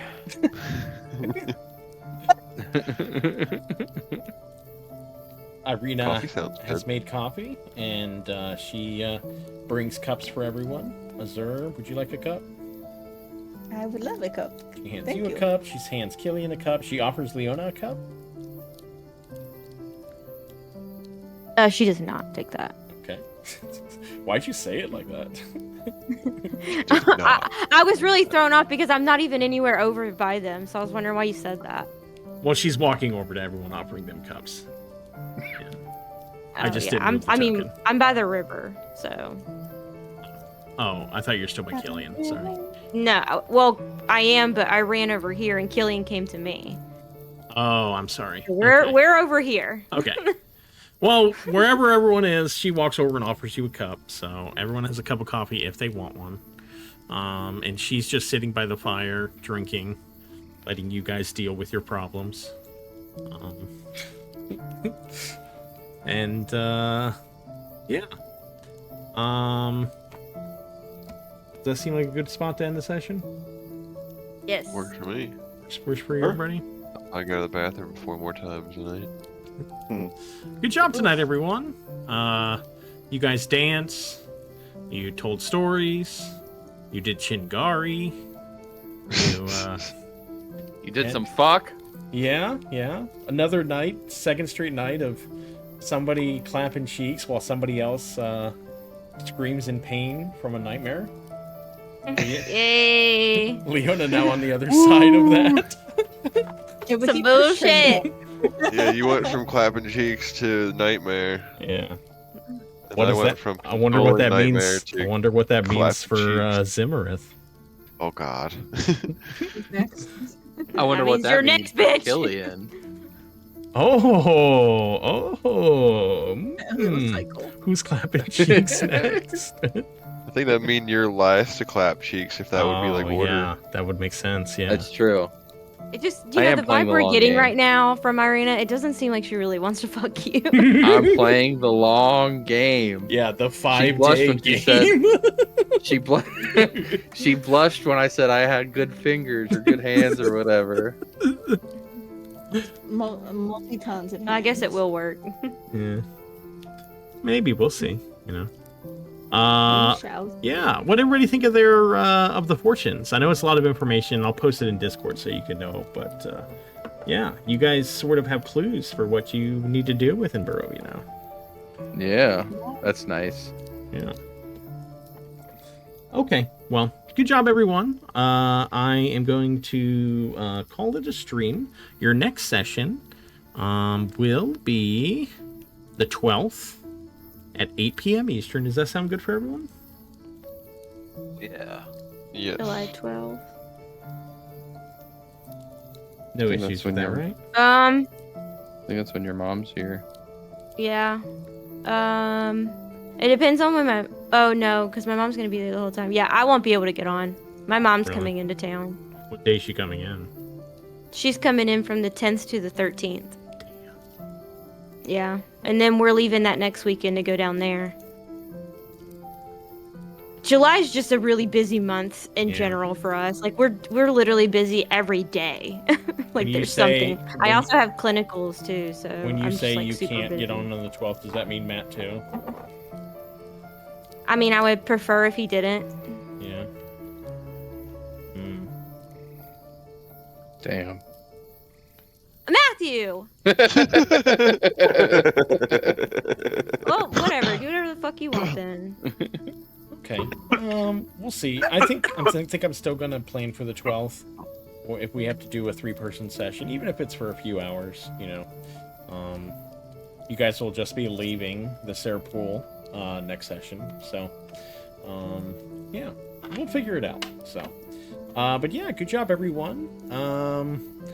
Yeah, pretty emotional episode. Everybody did something cool, I think. So, anybody final thoughts want to give?